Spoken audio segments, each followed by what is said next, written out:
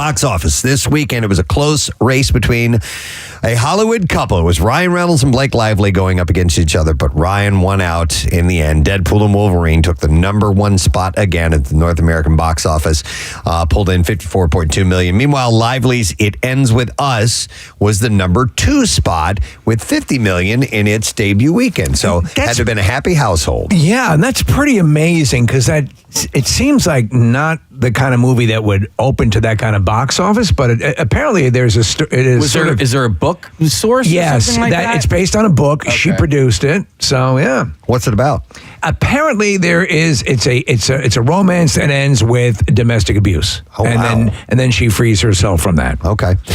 Twisters, third place this weekend, and then Borderlands did not perform well. The video game adaptation ended up debuting in fourth place with $8.8 million. I've never read so many horrible reviews. Oh, no kidding. I mean, they ripped the crap out of it. For a while, it had a 0 on Rotten Tomatoes. Wow. My kids went to see it together, and Caroline said they fell asleep during the Oh, no. By the way, this is like a beginning to end action movie, and she fell asleep. Yeah, rounding out the top 5 were Despicable Me 4, which took in $8 million.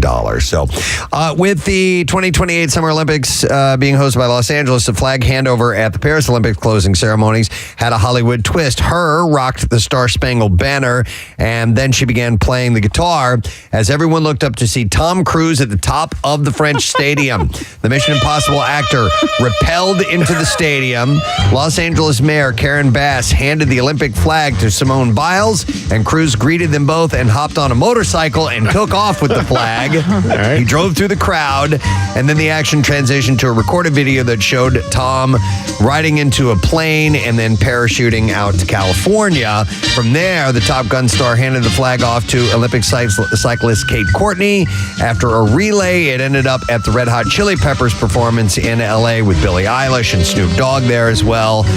Finally, the double O's in the Hollywood sign revealed to include the Olympics symbol. So that's how they did the handoff. Do you think he is just over time and all these stunts just beating fear of heights out of himself? I mean, you remember he did that thing where he hung to the side of a plane on taking the plane. off. Yeah, that's freakier than standing at the top of a of a stadium with a rappelling cable on you. But he's still a badass. But apparently it was a pretty cool way to show that it's all coming to California. The dude knows how to create a spectacle. Yep, most definitely. So, unfortunately, a couple of deaths passed along, and these two guys, one was a few days ago, and one just yesterday or the day before, but from the movie Scarface, two cast members passed away. First, we'll start with Mark Margolis. He passed away on the 4th at Mount Sinai Hospital in New York. He was 83. Casey, you would know him because he played Tio in Breaking Bad and Better Call Saul. Remember the guy who had the stroke who only used the bell to communicate? In fact, I was just talking about him. I don't know why the hell that came up. Convenient, isn't it, that you talk about him and he dies? Well, I thought he was gone a long time before that. He was also... he was Ace Ventura's landlord. Oh, really? Right. That's right. Yeah. He suffered from a short illness. The veteran actor had his wife Jacqueline and his son Morgan at his bedside. He had hundreds of roles in film, television, and stage stemming back to the 1970s. Best known for his breakout role of Alberto the Shadow in Scarface. And he played the character Hector Tio Salamanca on Breaking Bad and Better Call Saul. He was born in Philadelphia, by the way, in 1939. Wow. Briefly attended Temple University, and then he moved to New York City and started acting, going through the Actors Studio. Oh. He had a bunch of recurring roles on television in addition to Better Call Saul and Breaking Bad. There was The Equalizer, Oz, Kings, and FX's American Horror Story Asylum, as well as guest appearances on a number of popular shows, including Crossing Jordan, Californication, Person of Interest, Fox's Gotham, and Showtime's The Affair, and loads of other movies and stage roles. Yeah. And then actor Angel Salazar, who played Al Pacino's soldier Chi-Chi in Scarface, passed away. He was 68 years old. The Cuban-American actor's rep told TMZ Sunday that Salazar, who had dealt with heart problems, died while he was sleeping at the home of a friend. Oh, man. A friend checked on him and found that he had passed away. His cause of death was not immediately released. He played a criminal associate of Pacino's drug kingpin Tony Montana in Scarface and appeared in other movies such as 1982's A Stranger is Watching, 1980's Where the Buffalo Roam, 1979's Walk Proud, and 79's Boulevard Nights prior to his career-defining role in the Brian De Palma motion picture. Casey was also in a classic for you. He was in Hot to Trot. Oh, well then, of course. Well. Did he play Don? No, he wasn't Don. Okay. That was John Candy, I believe. So I think Mark Margolis died a year ago, Preston. I don't know why it showed up. Shut up. Are you serious? Let me tell you something, though. It lingers. August 3, the pain is... August 3, 2023. Son of a bitch. So on the story about Angel Salazar passing away, it had a link to Mark Margolis passing away, and I clicked on it, and the date was August 4th, and I'm like, oh my God, because we were on vacation. Yes, so I didn't look at the year. And I was like, oh my God, it's a 1-2 punch. Yeah. Listen, the pain's still there. The pain is still there. Yeah. Wait, I just want to tell you real quick, because I will check the date on some things before I send them to you guys, because I want to make sure, that it's not something we already did. And so I did check this, but I almost sent you an article, Preston, about a Florida man arrested for hanging on a traffic light and crapping on cars underneath him. But that was from last year. So send it again. Yeah. What the hell? Did I miss that one? Because I don't remember that story. Can a case be made that if you missed a story about a guy hanging off a sign and crapping on traffic below, that it's that timeless? It's timeless. I mean, the upper body strength that you have to, because you're also grunting while you're crapping. I'll get the story in case we didn't do it a year ago, and you can have it for Bizarre File today. And the mugshot is priceless. Kathy didn't have anything to do with Mark Margolis' death. It didn't. It was just so torn up. He was so torn up. His car skidded on the pile that the guy left below, and he was a head-on accident. So. I did say I thought he had already passed. Yeah, you were right. I was. You were correct. This guy's dead. My faux pas there, but thank you for the correction. I appreciate it. David Copperfield, the magician, has been hit with a lawsuit seeking over $2.5 million to repair damage to New York City condo that he owns. In the suit that was filed last Tuesday, the board of managers at the Galleria condominium, a luxury high-rise on East 57th Street, claimed that Copperfield trashed the unit in the building before abandoning it 6 years ago. We're looking at a few pictures. The bathtub looks pretty scuzzy, Kathy. Oh, gross. Yeah, maybe all sorts of mildew. Maybe the guy that was hanging from the traffic light hung out in that bathtub for a little bit. The suit alleges that the star left the penthouse in such a state of utter disrepair that it requires $2.5 million in damages to repair the unit, as well as neighboring units and in the building. In a statement, Copperfield's rep said, "This is a simple insurance claim. The photographs included in the lawsuit don't reflect the current state of the apartment. This is a court matter and will be handled in court." Copperfield's looking a little beefy these days in this picture. Yeah, a little bit. A little harder to disappear. So Catfish host Nev Schulman had a pretty nasty bike accident that left him with 2 breaks in his neck. Oh. He wrote on Instagram, "In a bicycle meets truck mishap, I was alone on impact, me and the truck, and then I guess the pavement." And he said, "I was alone and unconscious, and then conscious. Maybe I was fine." And then he wrote, "I wasn't. Maybe I can still do my run on Thursday. I couldn't." The end result was a neck broken in cervical nerves 5 and 6. Though thankfully he is not paralyzed. While not providing details about the crash itself or the aftermath, he wrote, "My hands were a question mark there for a minute, but the human body is incredible and so are humans. I'm lucky to be here alive, standing and hugging my family, projected to make full recovery." So, sort of inspiring because they showed a picture of him in the hospital. His body is in the bed and his head is on the table next to it. Oh, wow. But he's okay. Okay. So that's pretty scary, though. Congratulations to Christian Slater and Brittany Lopez, proud parents of a new baby boy. It's the second child for the couple. Slater has 2 children from a previous marriage. The new addition to the family came in July. No other details have been released at the time. I think he's around my age. Christian Slater? Yeah. Yeah. Which How old is Brittany Kind of Lopez? too old to be having kids. That's what I was wondering about. Yeah. Some people do. I think he's mid-50s. Wouldn't you like to have a newborn in the house? Oh, let's have a couple of them. Yeah, he's 54, Preston. Okay. She's 35. Okay. All right. What was the last thing? He was Mr. Robot, right? Yeah, and then Gleaming the Cube, obviously. Gleaming the Cube was before the that. last thing he did. I actually just watched that. So we have a birth, and then we have a relationship ending. Johnny Knoxville's second marriage is officially over. Oh! 2 years after he filed his marriage to It's over! It's over! a strange wife, Naomi Nelson, is legally over. Are you facing divorce? Yes. Stallone. or would it be Rambo? I think it would be Rambo. Nothing is over! Divorce Unless your marriage is over. Yeah. Hi, my name is Rambo. TMZ No one report. wants to fall out of love, but when you do, give me a call. And instead of wearing a cowboy hat, you wear a headband. Yeah. Right?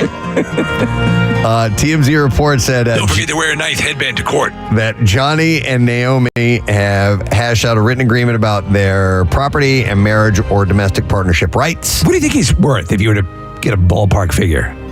Man, I mean, He's not super wealthy, but he's probably got tens of millions, don't you think? Right? Yeah. Yeah, I mean, the movies have been very successful. Right. And I would assume their budget is lower than, Right. The cost of making movies. Court documents also mention that the two have worked out an agreement on child custody and support for their kids, Rocco and Arlo. That's right. Yeah, so I don't know if you're handling the terms of the Everything! child agreement, so you're full service. A lot of marriages end in divorce. Don't become a victim. Rambo, and Rambo. Do what? It's actually just one of us. Rambo, and I have 3 Rambo. phones on my desk. Though the terms,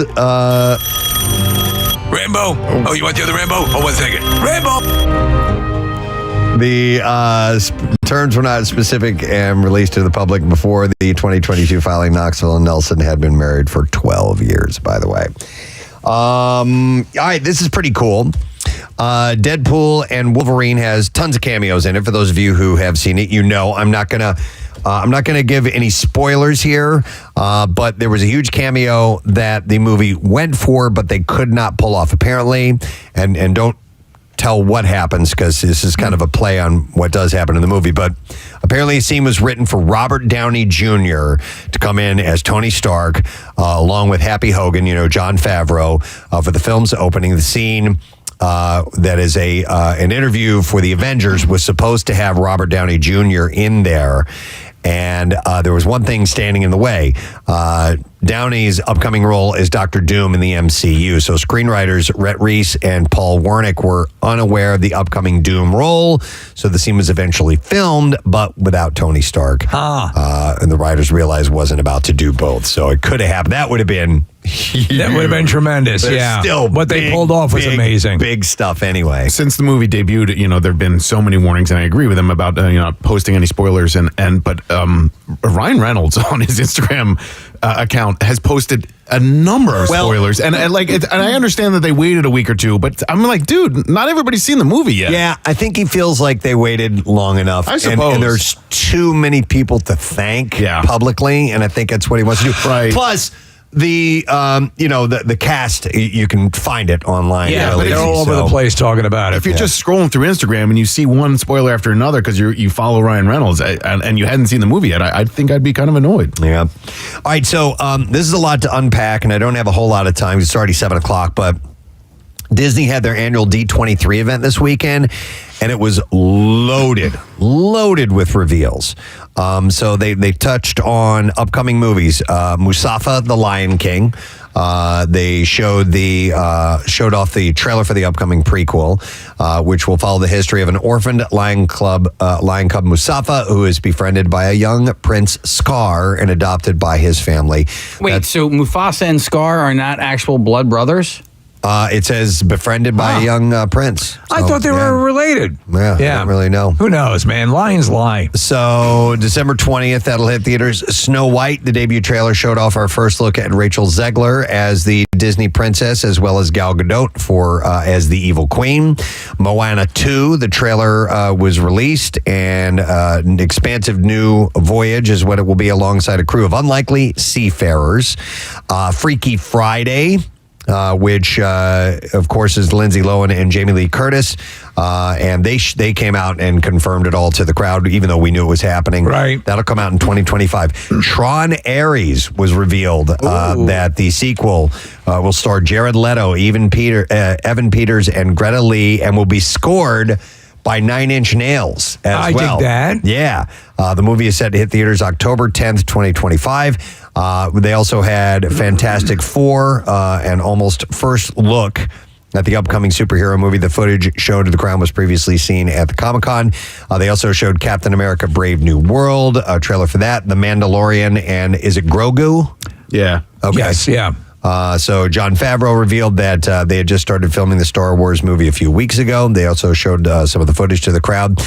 They announced that Frozen 3 will come out in 2027. Zootopia 2. I like Zootopia. I did too. I did too. love that. Ke Kwan is going to be joining the sequel as the venomous Viper Gary. He was Gary.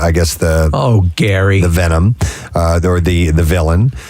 They also announced, and I was not expecting this, Incredibles 3. Whoa. Yeah. I hadn't heard anything about Incredibles 3. Yep, they have announced it with Brad Bird developing it.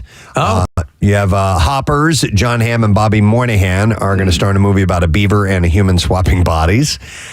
Toy Story 5. No. Jeez. It's revealed the toys may have met their greatest foe yet, which are iPads and smartphones. Also, Avatar, Fire, and Ash.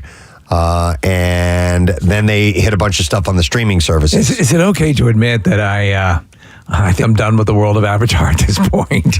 I didn't even see that last night. It was good. It was good. But I'm like, really, I mean, I don't know how much more you can strangle out of this. It took me I had to go, I watched a little bit of it and then I went away from it and I had to go back, start over. And I did finish the whole thing, but it took a few times. Well, the reason I'm saying it is that were there still 3 more movies? Yeah. See, I'll go see them in the theaters, and because I saw the second one in the theater, I just thought it was beautiful. It was a beautifully shot movie. It's an experience, and it's an experience. It's for me a theater experience. I don't want to watch the same thing on my. Would you say TV the best way to watch these is on your phone? No. Nick pulled up this information as well with the Captain America I had mentioned. The score, Captain America Brave New World, will be done by our composer friend, Laura Kaplan. Oh. Yeah. How awesome is that? That's awesome. And Giacchino's doing Fantastic Four. Oh, man. I know. This is the best. By the way, that is a period piece, Fantastic Four. It's taking place in the 60s. So all Avengers and everything? Yeah. Wow, okay. That's excellent. All right, so, and as far as Disney streaming stuff, they showed more clips and trailers for Agatha All Along, Daredevil Born Again. I watched the trailer for that. I'm very excited. March in 2025. Ironheart, which will follow Riri Williams, an Iron Man-like superhero who first appeared in Black Panther Wakanda Forever. Andor Season 2, Star Wars Skeleton Crew, and also a TV spinoff of Inside Out called Dream Productions has been announced as well. So, when they dream, there's the crew that puts on the production. I don't know what they're going to handle, but they released a lot of information. And if we want to talk more Disney later on, they also revealed a lot about the amusement parks and new rides and stuff like that. Let's do it. So we might be able to dive into that later on. Let me see one more thing and then we'll move on. Do we have clips today? Yeah, I didn't even check on that. Yes, we have clip. Okay, cool. And then let me see. I will add. Yeah, this last whole thing. This was kind of sad to see. Apparently, it's the beginning of end for Cartoon Network. What? Late last week, Warner Brothers Discovery pulled the entire contents of CartoonNetwork.com offline. Yeah, and redirected visitors to a landing page on Max and encouraging fans to sign up to watch your favorite Cartoon Network shows. They wrote, looking for episodes of your favorite Cartoon Network shows? Check out what's available to stream on Max. Subscription required. A pop-up message read on the Max landing page. That's what it said. While The online content has shifted. Cartoon Network will continue to offer 11 hours of programming from 6 a.m. to 5 p.m. daily. The move comes a week after WBD revealed that it was retiring the Boomerang classic cartoon streamer effective September 30th and migrating customers and the content catalog over to Max. So it's funny, they're getting rid of that. MeTV starting up with their own classic cartoon channel. Oh. Okay. Yeah. Oh, I like that. Yeah. But I guess Cartoon Network, I haven't watched it in years. I haven't either, Yeah. but it was nice to know it was there. Yeah, You know what I mean? I know. And Something you don't Nickelodeon and use. all these things that my kids grew up watching. So, all right, we're ready for clip. Wait, there might be two. Whoa! Okay. We'll start with this one. Yeah. The investigators, two unlikely criminals, are thrown together in this film to rob the mayor of Boston, and literally everything goes awry. And here, Casey Affleck, birthday boy, talks about how they ended up on this heist. Michael Stuhlbarg is hoping to steal all of that money on election night, but he can't find anybody to do this job. And he has to really kind of scrape the bottom of the barrel where he finds me and Matt. And we were willing to do the job because, in part, we don't really know any better or we don't really care. I don't give a f. It's not the investigators, it's the instigator. There we go. Written incorrectly. I would have bought either one. I don't know what the other clip Me is. neither. Oh. It just says, I don't know what this. I don't want to give any hints away. I have no setup, and so here we go. We do never ask for permission. They are very good. I mean, before Disney, Disney's a little harder just because it's a massive company, but we break the stories with the writers. We always sort of push as far as we can. Sometimes we'll send in an outline and be like, just waiting to see if they'll let us do it. For a second, I thought that was Charlie Day. Yeah, just a bit. Yeah, no. I'm at a loss. Solar Opposites centers around a team of 4 aliens who are evenly split on whether Earth is awful or awesome. Here are creatives Mike McMahon and Josh Beichel talk about working with Hulu. Okay. I don't give a f. Solar Opposites Season 5 Season is 5. streaming now. Solar Opposites Season 5. Wow. Is streaming now. No idea. All right, that's it. Entertainment report for today. First one back as we have been out. Did it feel good? A couple weeks. You know what? It actually felt pretty good. I had ample material. I have some left over I didn't even get to. How the about best that? of situations. Maybe we'll save some of that for tomorrow. All right, but today, let's talk about that. We have an announcement coming up with the Bizarre File. So roughly 8 a.m.-ish, we have this cool thing that we'll pass along to you. I think you'll like it. David Arquette is going to be joining us later on in the program as well in the 9 o'clock hour. So you got a reason to hang out for a bit. We will return in just a moment or two, so please stay with us.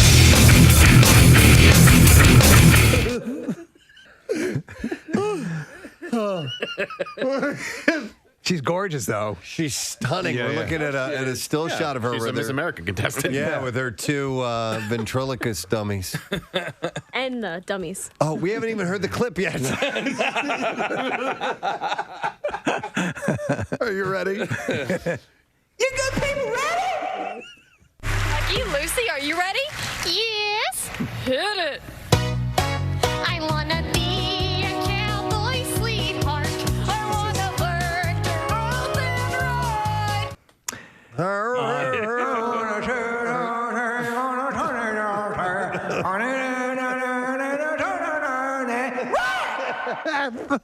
All right, I'll let it play. Hang on a second. I wanna ride on the plains of the desert, out west of the Great Divide.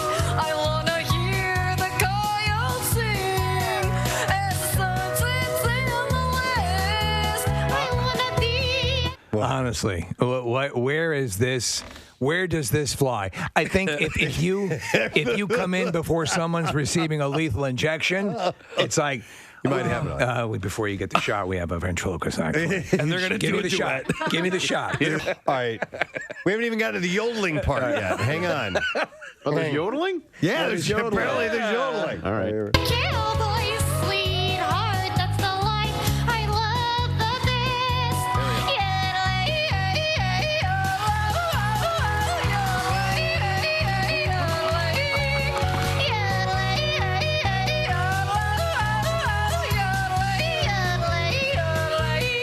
Oh my God. At that very moment, half the judges were booking flights to Naples, Florida. Wow, look at how hot she is. Super We're looking hot. at that video footage of her now. She's she's a stunner. And that's Miss who? That is Miss Louisiana. Miss Louisiana. Okay. Nick had sent me some information about this guy. His name was Xavier Atencio. And he invented Leopold, the FBI cat? No, he did not. He was the Disney Imagineer who helped bring to life iconic theme park attractions such as Pirates of the Caribbean and the Haunted Mansion. And he passed away just this last Sunday, and he was 98 years old. So when I was a kid, for a brief period when I was in third grade, which would have put me, I would have been about 17.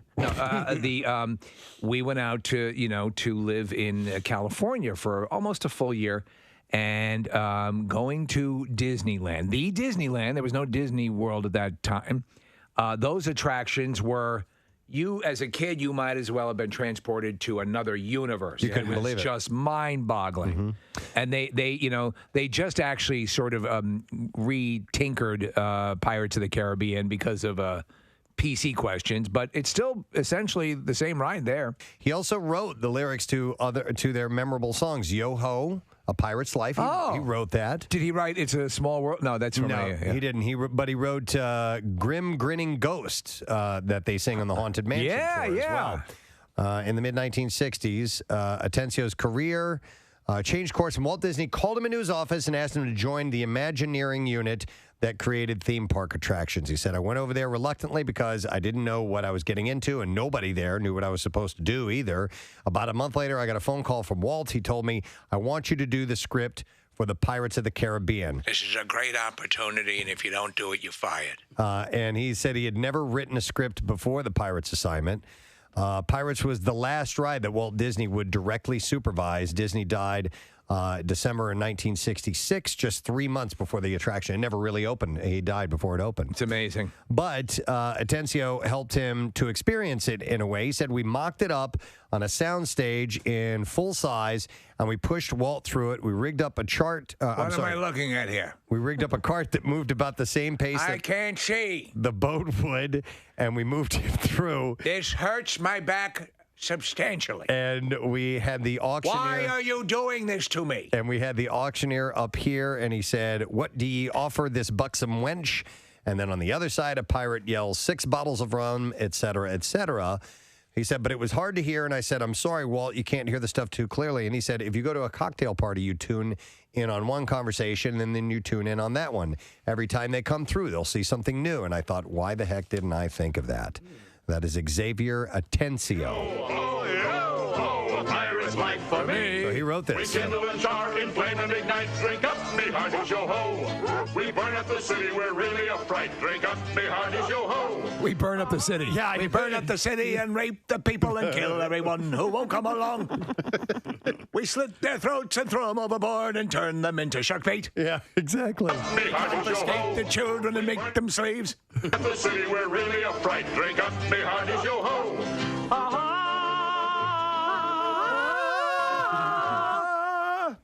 We're beggars and fighters and there's a well chance. Drink up, me hearties, yo ho. Allow me for love and mommies and dads. Drink up, me hearties, yo ho.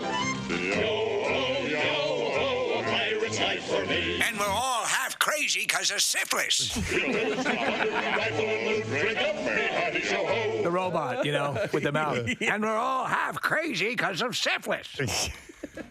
But you're right. They burned down the town. Burn down the town and kill the animals and sexually abuse the women.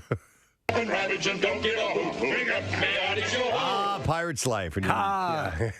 I think that's The how the salty old sea. I think that's how the first movie ends, with Johnny Depp singing "Drink Up Me Hearties Yo Ho." Oh, really? I think that's the last line of the movie. Hearties, your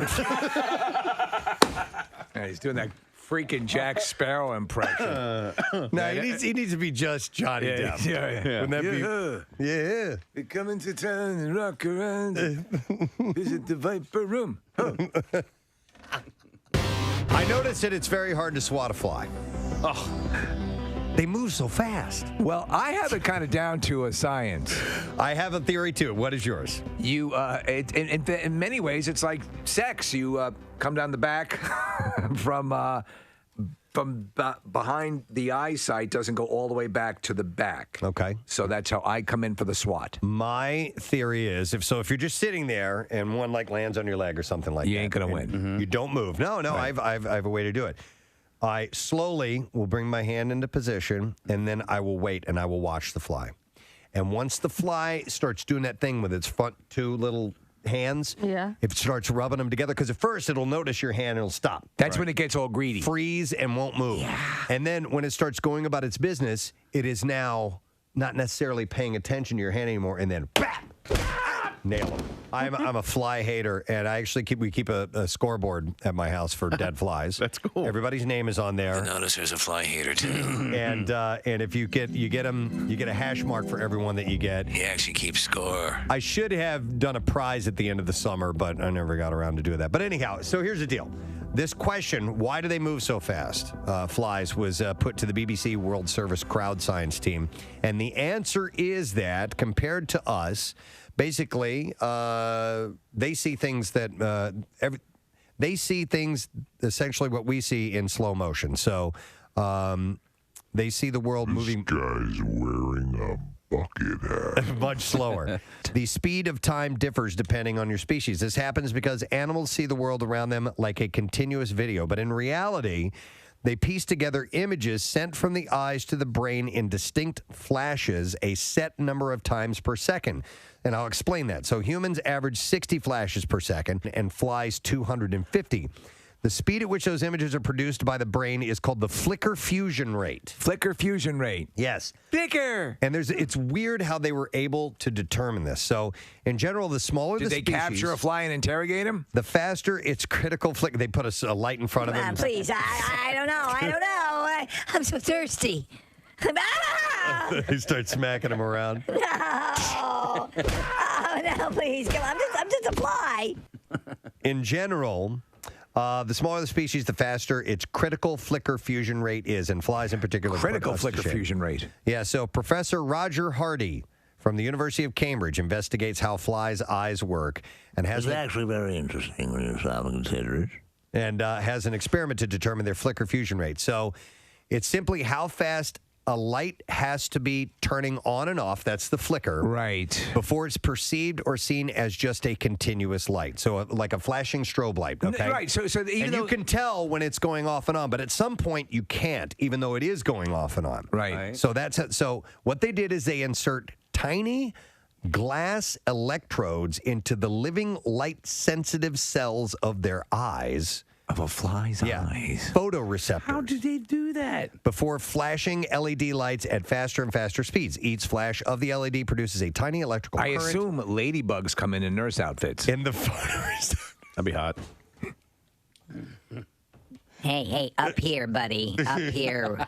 Here's where the 10,000 eyes are. Each flash of the LED produces a tiny electrical current into the photoreceptors that a computer can graph onto a screen. Tests reveal the fastest fly record distinct responses to flickering up to 400 times per second. Yeah, but I'm amazed at modern science and the fact that they can actually take something that tiny like that and actually... How do they get them to sit still to put those things in their eyes? The chair is very comfortable. Yeah, it's comfortable. They get a little foot Well, this masseuse. is good. What is this? Oh, my God. Look at this. The feet come up. And they have them relax. Somebody said that's why electricity cycles at 60 hertz per second, or HZ. Is that hertz per second? It's just hertz. Oh, 60 hertz? It hurts. God, would you stop it already? We're morons. All right. I have a list of things from various magazines of suggestions of what to do. For your fall activities. Local or anywhere? No, this is just anywhere. Okay. But no, these are stupid. A pumpkin spice latte date. Oh, my God. Treat your bestie to a PSL. Wait, what's a PS? A pumpkin spice latte. I know. And Yes, spend. I just wanted to let you know that your list stinks. How about dinner and a fall-themed movie? That's ridiculous. All right, what's Throw up? that list out. What's How a about buy fall-themed some movie? orange crayons and rub it on a piece of paper? Honestly, How about wait for them to come in and relax the straps on your hands?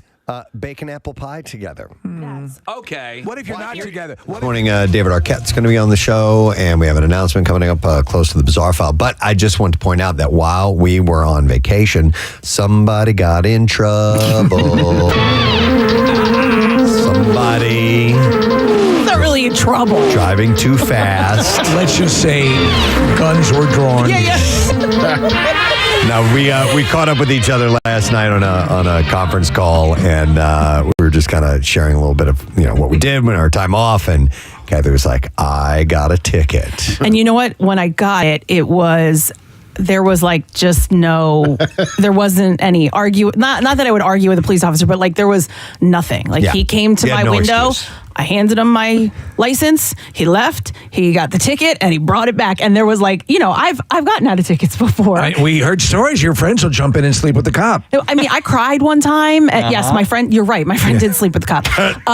No, I cried one time and like got a lesser charge or like whatever the hell You were it was. so resolutely guilty. There was nothing. Like there was nothing I could do, and he knew it, and I knew it. Was it a case of you would embarrass yourself? Yes. Like I'm not. Yes. Why are we even going to? Did you pull over before you even saw lights? Oh no! Did you arrest yourself? Wait, it was like a movie. Like when when the person goes flying by and like immediately the lights go on. Yep. That was it. Was that lights? And I was like, I just pulled right over. Busted. Like, I was like, I'm not I've even been going to busted. see if it's me he's coming at. It couldn't possibly be I was like, anyone There's else. no one on this road going faster than I am. Pull over, and even like the fine and all of that. Like when you get a ticket or anything, a parking ticket, you're like, man, I'm out. Whatever that money. Like I just didn't even think about it. I was like, you did this, and this is your fault, and that's it. It's very adult. Let me ask you, how much in excess of the speed limit were you? So that's the story. So I was on the Northeast Extension, and it was very early in the morning on a Saturday, and nobody was out. And I really was I wasn't in a rush to go anywhere. There was nobody pacing traffic. That's an issue. That is a big issue. I was just cruising and I was enjoying my ride, and I was almost where I was going, and it was just cruising along, and it, like I said, like a movie. I didn't even see him. I blew right past him. The lights came on immediately, and so he did say something when he came up to my window. I pulled my window down, turned my radio off, got my license out, and he came up and he went, "So I clocked you at 97." Oh. And I just went, "Sorry." I said, "I'm so sorry," and I handed him my license, and that was it. Wow. So, all right, let me ask you whereabout on because that's my stretch of road. Yeah, I was in Lehigh County. Okay. So All right. So somewhere between like the Lehigh Tunnel and. Oh, so you were up a little further. I was going to say I could tell you where the spots are until you get to the landslide. But he wasn't hidden, by the way. No. He was just. Well, you just couldn't see him because you were going back in time. Seriously, he was not hidden in any way. He was in plain view on the side of the road. I was like in a zone and driving. Okay. By the way, Did he pull you over in a horse and buggy? I'm sorry, Kathy. Somebody just texted us, Kathy, you dumb bitch. Seriously, it could have been avoided in so many different ways. Kath, I feel like I use the cruise control in my car so much more often these days for that very reason. Like if I'm driving, Do you have a lead foot? I don't have a lead foot. I mean, I feel like I've eased off over the years. I don't have a lead foot. I like on a highway, I like 80 miles per hour max. I set the cruise control usually at like 75. If it's an open highway like you're talking about, right? Because. And the cars these days, they're such smooth rides. You don't even notice it. You're right. And it's funny because you mentioned that last night, and immediately after that, that's what I did for the rest of the ride. I put it on cruise control, and then I was driving back and forth to the shore a couple of times, and same thing. I was like, I can't like down risk the shore, getting another ticket. I cruise control at 25 miles per hour down the shore. I'm like, I just don't feel like we talked about this not that long ago because we were talking about cruise control, and I was telling you guys I use it every morning because I take the Northeast Extension. It's 3 lanes, it's wide open, it's straight, there's no exits or anything like that, and I just pop it on and and just let it ride. I guess I should. I never use it, and I think you also have a heads up display on the windshield. No, I don't have that. Okay, because the speed limit's always yelling at me right from the windshield. Okay. So that kind of.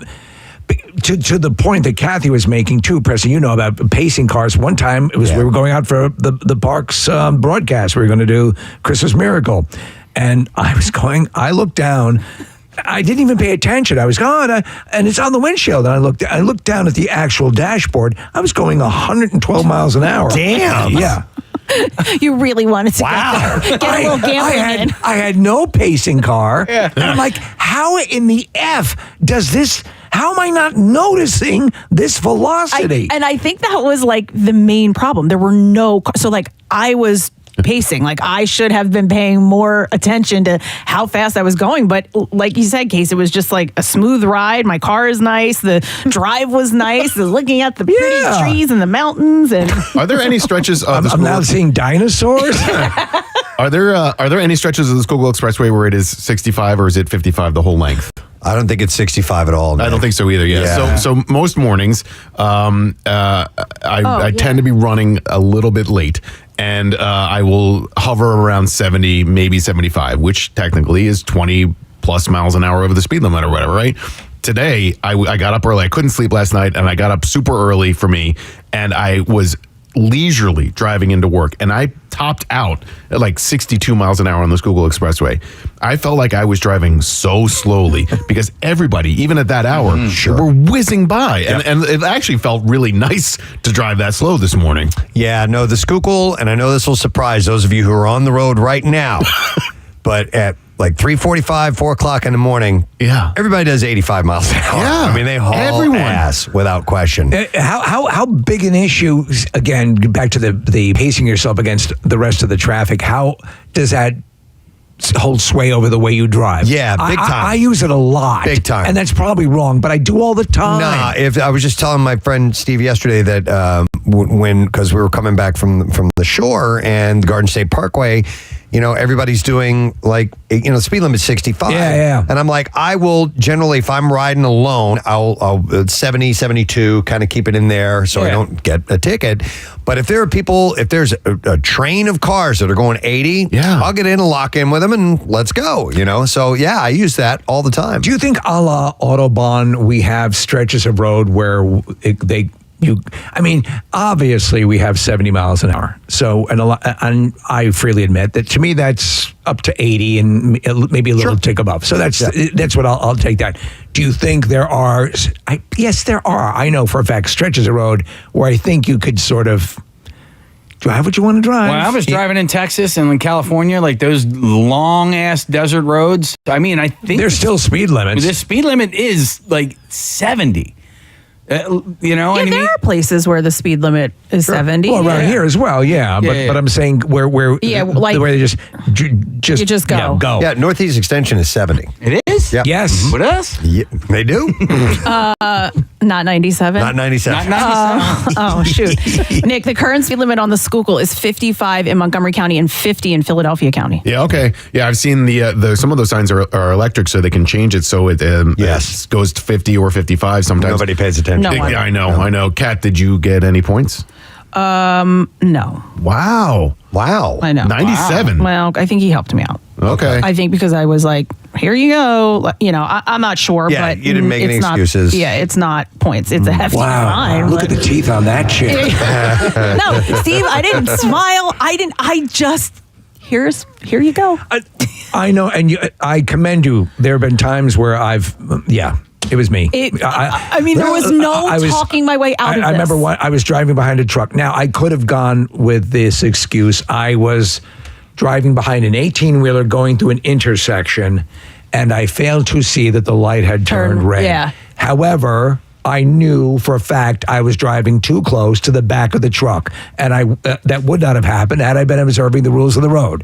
So I had the same situation. Here you go. You got me. Kathy, you said, it was a nice day out and you were kind of distracted by just, enjoying going. Or Shell and I were in Wildwood Crest and speed limits, and this was right before summer started. So, right.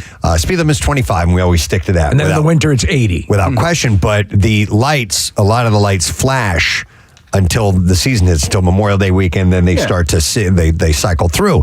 And so we're just driving down New Jersey Avenue. Yeah. And she just goes, you just drove right through a red light. Not paying attention. And I go, my excuse was, I'm like, I was looking at the clouds.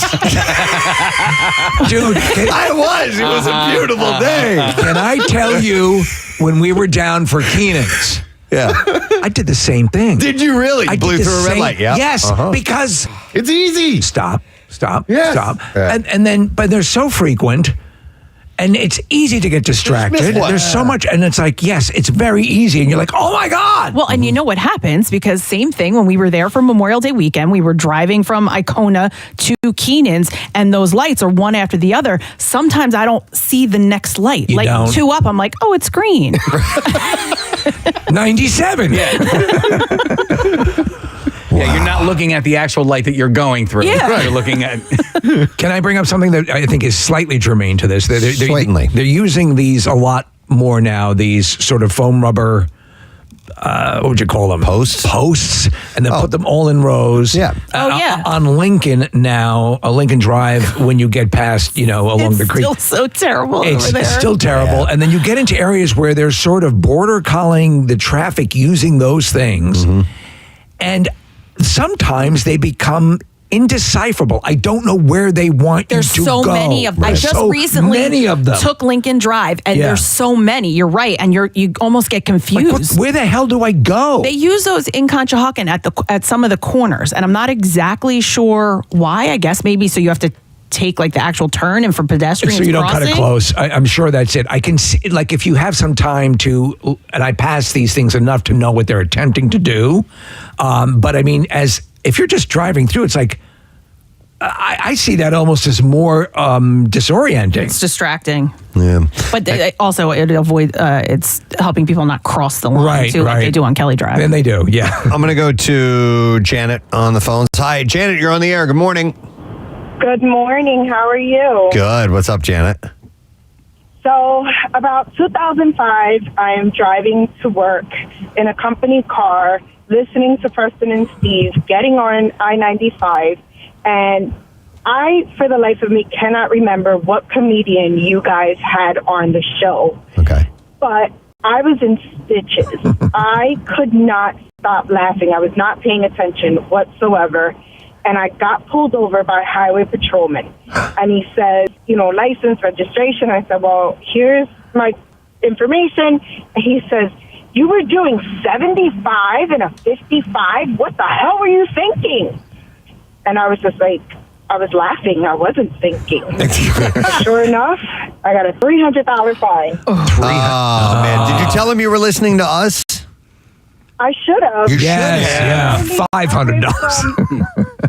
Having a blast, cracking up, No. to my whole day ruined. That sucks. We used to do this thing, Janet. We called it Jerkman's Comp. Yeah. And if you got pulled over or you got in an accident or hurt yourself while listening to our show, We should reinstitute that. we would give like a T-shirt or Yeah, something like that yeah. in compensation for that. Maybe we need to reinstitute. I can kick that Jerkman's off for Comp. you guys. Wow. We had a sponsor at one point for that. Yeah, Germans, we should bring that back because it happened frequently. Yeah. Thank you, Janet. We appreciate it. And Have a great day. You too. I didn't even let it ruin my day because it was just one of those things where it was my fault. I was going that fast. I could You have took avoided ownership of it. So- so because I took ownership of it, I didn't ruin my day. So after you get the ticket, this whole thing is settled. It's time for you to leave now, and you got back on the road. I and I'm cracked sure- open a beer and took off. I'm kidding. But Listen, I'm going to give you the number of my friend. She will sleep with you.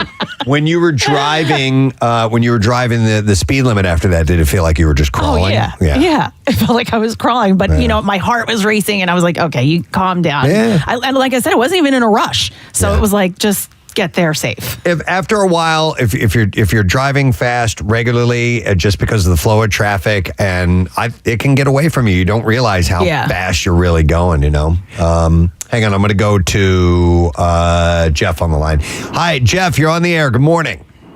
Hey guys, how you doing today? Good. What's up, my man?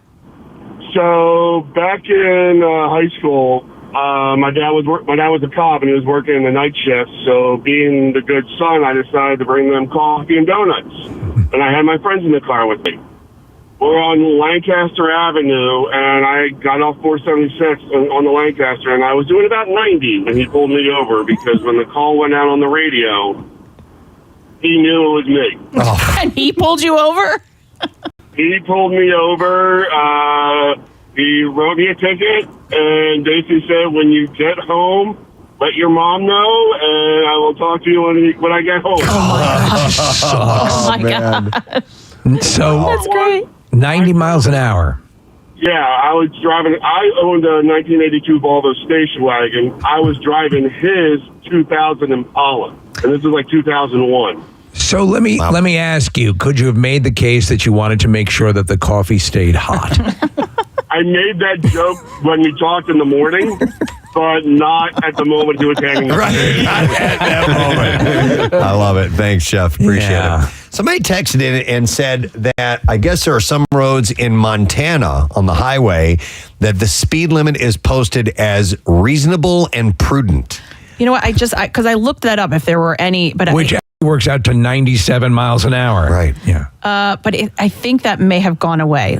Okay. Because don't you think there are some stretches of road, and clearly, so probably not around here, but if you get out like in, there, Montana or, the Midwest, the sprawling areas where you could open it up.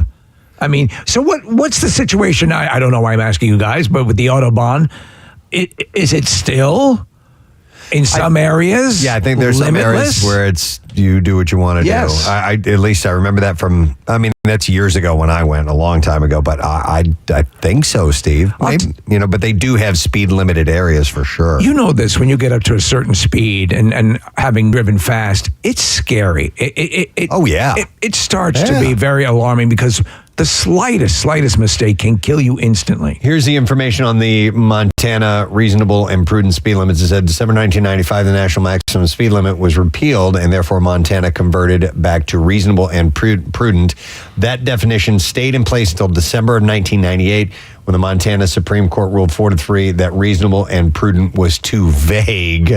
So they went back and they put in the limit of 75 miles per hour. Starting in May of 1999. They are looking at adventurous and sassy. As the potential. Wow. But I mean, early in the morning, which is a different story than when you were driving, Kathy, there are people that will kind of do what they want to do. I had someone today. I was pulling off of the Schuylkill Expressway onto Belmont Avenue, where I make a right turn at the light there, and there is a no turn on red sign. Yeah. And so I wait for the arrow because I have seen at the little Sunoco station right around the corner. Cops will sit there from time to time and they'll bust you for running a red light. So this guy pulls up and he's not behind me, which is good because I always hate those impatient people that don't want to wait for the arrow and the honk at you. But the guy pulls in the left lane next to me. We both have a red light.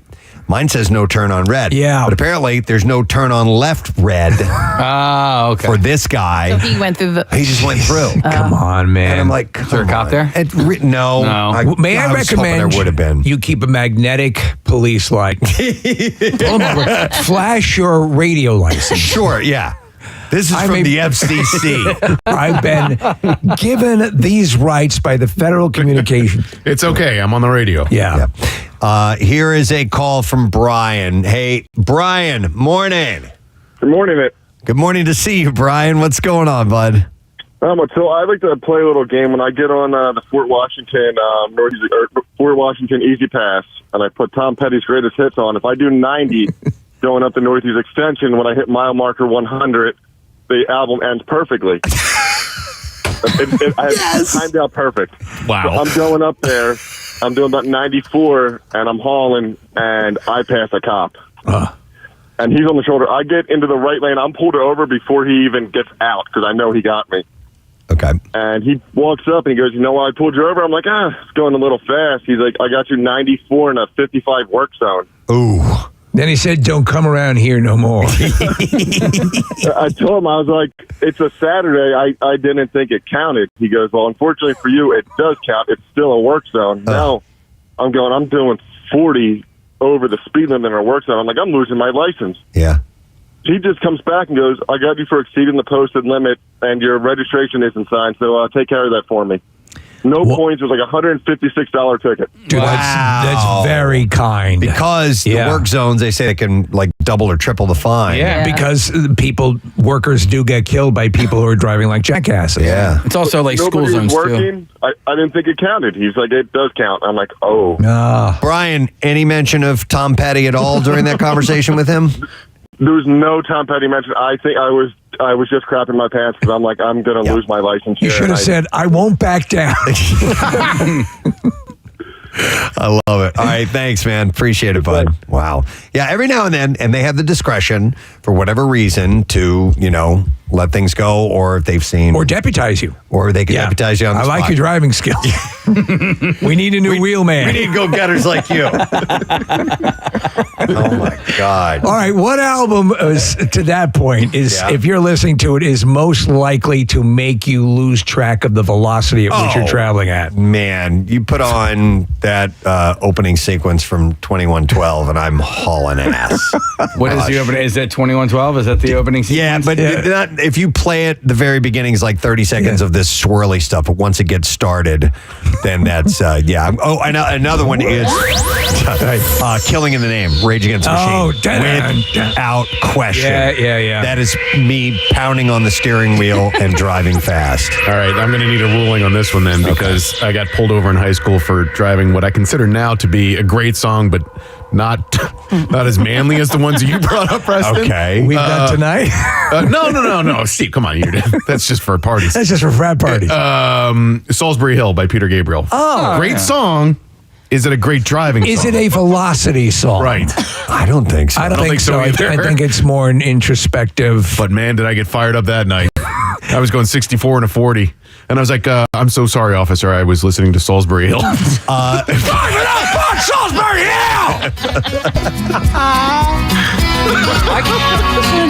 I can see the city lights! You think it's okay, Case? I mean, listen, I work out the Bonnie rate, so I got it. Thank you. Another one would be Uprising from Muse. That one. That one will get me hyped up and driving fast. There's a bunch of good ones actually. There's parallels between driving fast songs and good workout songs, other than Bonnie Raitt. I was listening to I Can't Make You Love Me If You Won't. That's why I was driving 97. Yeah, this is a good driving song, I think. Hang on a second. I want to go to Kyle, a former police officer, who wants to chime in about something. Kyle, morning.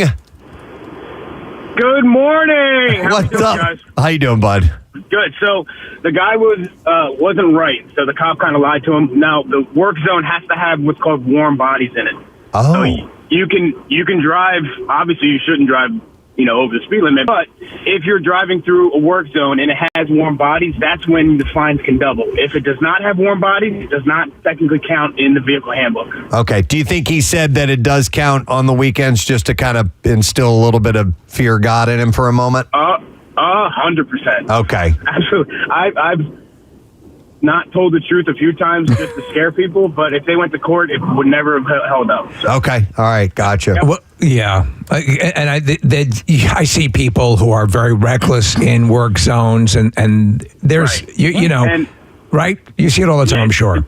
Yeah, please, like that. It's just when you see a work zone and you don't know when they're in there at all, because sometimes they do work weekends. Yeah. So it's best just to just go under stay at the speed limit posted. Keep it at a modest 97. Hey, do it. Obviously, a modest 97 is exactly where you want to go. Yeah. And then Kyle, what about school zones? Because only flashing. that's when I will absolutely. Yep. If it says 15 miles an hour, Hit that gas. I am doing that, because there are sometimes, especially in smaller towns, like they wait to get you. I had a woman flip me off. She drove past me. The last thing you want to do is hit a kid. Yeah. Yeah. All right, thanks, Or get Kyle. a ticket. Appreciate it, bud. Or get a ticket. or even worse, get a ticket. You had a woman flip you off? Flip me off. I was driving through St. Dot's, and the school zone was on. Now, listen, it's Township Line Road, so normally it's like a 40, 45 mile per hour. But the lights were on, so I went down to 15 miles per hour, and this woman was honking behind me, and then she went around me and full on had was flipping me off, and she drove past me. I was like, Didn't you follow her? I did. And then you beat her up. I exacted revenge in a way that I found fit. This is what you call Wild West justice. Yeah. One of the schools in our district is next to the police station, and people, you see them all the time. They still fly through and get pulled over all the time. I remember for a run, I was coming back when I had workouts at Vertex Fitness. I was coming back, this would be later on in the day, and I was coming back on Montgomery, and I was passing one of the schools, and almost to the inch where the sign said they were nailing people right and left. Yeah. And there are some times when on holidays that the lights will still flash. Oh, yeah. I still slow down for it, man. Absolutely. Even though I know there's not kids there or whatever, it's just because I don't want to mess with it. Kathy, you'll bring it down to 65. I go so slow, like 60, 65. Let me see. I'm going to go to Roy here real quick. Hi, Roy. Good morning. Hey, sorry to bother you guys at work. No, we're happy to have you, Roy. What's up, man? Welcome back. All right, you. great to hear you. Yeah, so I play in a band, and I was on my way home to New Jersey from Philly late at night. Preston, you know how it is. Late gigs, tired on the road, 2 a.m., and I'm headed back to Marlton or, Medford, New Jersey on Route 70, and I'm coming up on a car, and I'm probably doing like 65, in a 50, and there's a dotted line, there's a passing lane, passing stripe on the road, so I just pulled out. I'm going to go past this guy in front of me that was coming up on me, and all of a sudden I realized at the same time it was a cop. The line went double solid. So I'm in the on passing. Yep. And everything all happened at once. Where I'm like, do I abort? Do I go? Do I abort? And I'm like, forget it. I'm committed. I'm just going to go for it. I went past him, and I knew he was going to pull me over. Yeah. So, I didn't even wait for the lights to come on. I just pulled right over. I think simply by starting that maneuver, you would have gotten a ticket anyway. Yeah, probably. So I pull over, and I had my license, registration, everything out, and he came to the passenger side. So. I didn't realize it, but I got power windows. I put the window down, and his head was coming down, right in time with the window, staring at me and he's like, "Are you kidding me? Passing a cop on a double solid line?" And I'm like, "I am so sorry. I'm so sorry. I'm so sorry. Oh my God!" And the utmost, I was just, so sorry. And so he says, "Well, where are you coming from?" I told him I play drums and I was in a gig, and does anyone wait home, and I can't wait to get home and get to bed with my wife, and I'm super tired. And he said, "Well, have you been drinking?" And I said, and this is just a few years ago, I said, "No, I haven't been drinking since 1996, November 6th." And he's like, "Well, that's a start." So so he goes back to the car, and he literally came back a minute later. So I thought, I think I'm in good shape. He let me get away with it. Wow. You got lucky. All right. I totally lucked out. All right. Thanks, Roy. Sometimes that does not happen. No, definitely. Doing it, Roy. Yeah. So, well, Kathy has been she's been snipped a little bit here. She's gonna pull things back, and I'm going to use cruise control a lot. Cruise control. You should have said when he walked over. You should have said, "Congratulations, you passed the test with internal investigation." And we wanted to make sure you We were thought awake. that they were getting too lax with speed enforcement on the stretch of the road. They sent me out as a decoy. Doing an undercover evaluation, and you, Mister, have passed. Here's my broadcasting license. I had Take the rest of the day off. I had no words. No words. Wow. All right. Well, thank you for sharing. We do appreciate that. All right. We're going to break and come back in a second. I got some great bizarre file stories, as you can imagine. They've piled up. And we also have an announcement to make, and we think that you're going to like it, and you may win something out of the whole process. And you might learn something. You might, if you're not careful. So stay with us. We'll be back in a moment. All right.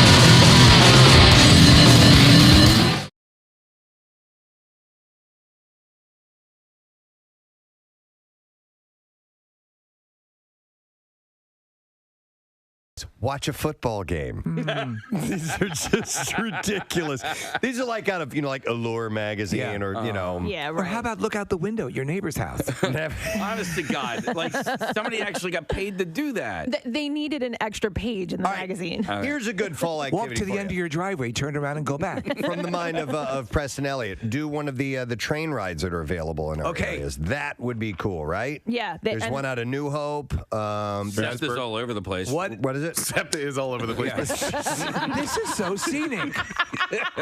Is that chest? Hey, man, I'm sorry I pissed on you. Yeah, especially the houses that live right next to the train tracks. Those are always lovely. Strasbourg is the one you're thinking of. Strasbourg. Or is that's the best in the area, right? They have the ghost train. It's like the old style locomotive. That's out by Lancaster. And didn't we have a Not Your Average Listener? Was she from? She was an engineer. Yeah, An engineer, for them. That was cool. And That that was one really cool. goes for about 40 minutes. From what I understand. something like that, yeah. 40, 45 minutes. Most of them are like a half, anywhere from like 40 minutes to an hour. That's still cool. But Case, along the lines of what you were saying, and if you're in Jersey, New Jersey Transit. Yeah. Yes, of course. I'm sorry. Does Listen, go over it's there? not exactly the same experience, but the buses are always a blast.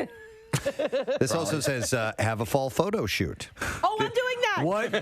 What? Who put this together? Sling Blade? We're doing a family photo I got some shoot. great ideas for all of them. No, don't make fun of that one. Go outside looking out there, like raccoons out in the field. So you're doing a fall photo shoot? Yeah, we're Family doing photo shoot? it, Steve, on Forbidden Drive. Yes, it'll be. I'd love to. Forbidden Drive is close to me. Huh? Actually, that's a good idea. Do you want to bring us hot chocolate in the morning? I will absolutely. All right. With spice latte, SP. What is it?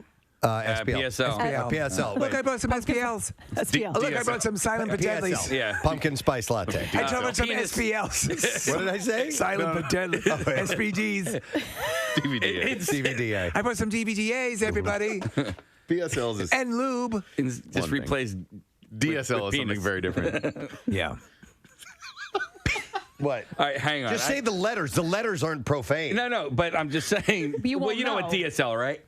Oh, yeah. But a PSL. D-sucking lips. Yes. Yeah. Okay. So now you're P-sucking. Okay. All right. Thank you. Okay, guys. We used to say it's a DSB, little- deadly sperm buildup. If you hadn't gotten laid in a year. Oh. Yeah. I have Happy DSB. year. man. Where's that taking My place? pupils are white.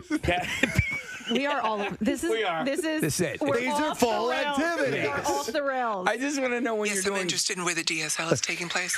I believe I qualify. I definitely qualify. Romano, ROMANO. That was my nickname, by the way. What? Are you kidding? Shut up. DSL? My girlfriends would call me that. Yes. Wow. How ironic. That is. No, I wasn't actually using. I them for know. that, That's the but definition of irony. It's. Oh my God. It does, yeah. That's like talk about Sling Blade. That's like nicknaming him the Brain. Right. Hey, genius. DSL. That's funny. Wow, we still find things out about each other after all these years. So, the Warner Brothers movie A Star is Born remake is pushing its release to May 18th, 2018 from September 28th through Why is that? 2018. You know what? They don't really give a reason why, but they're moving it up. This is Bradley Cooper and Lady Gaga. Yeah, exactly. Cooper plays Jackson Maine, who discovers a talented unknown named Allie. That's Lady Gaga. Her eventual fame puts a strain on their romance, and previous versions include the 1937 film starring Frederick Mark and Janet Gaynor. And the one with James Mason, where I played Norman, Maine. Yeah, in 1954. Judy Garland's Esther Blodgett. Yes, James Mason and Judy Garland. It was the first time. It was a musical version, and that was the first time. It was a musical? The original was not. Oh, okay. Like they sang. They sang. There were songs sung. But did they sing? Often. Did they sing dialogue to each other, or was it just songs were in it? There were songs performed. Okay. Yes. Thank right. you, Mr. Mason. And have some Thunderbirds. Yeah, thank you. When Yeah. friends drop by unexpectedly, I break out the Thunderbird and beef jerky. Beef jerky? Absolutely. Okay. And everyone leaves with a small Tupperware container full of taco dip. Oh. That's how we roll at the Mason house.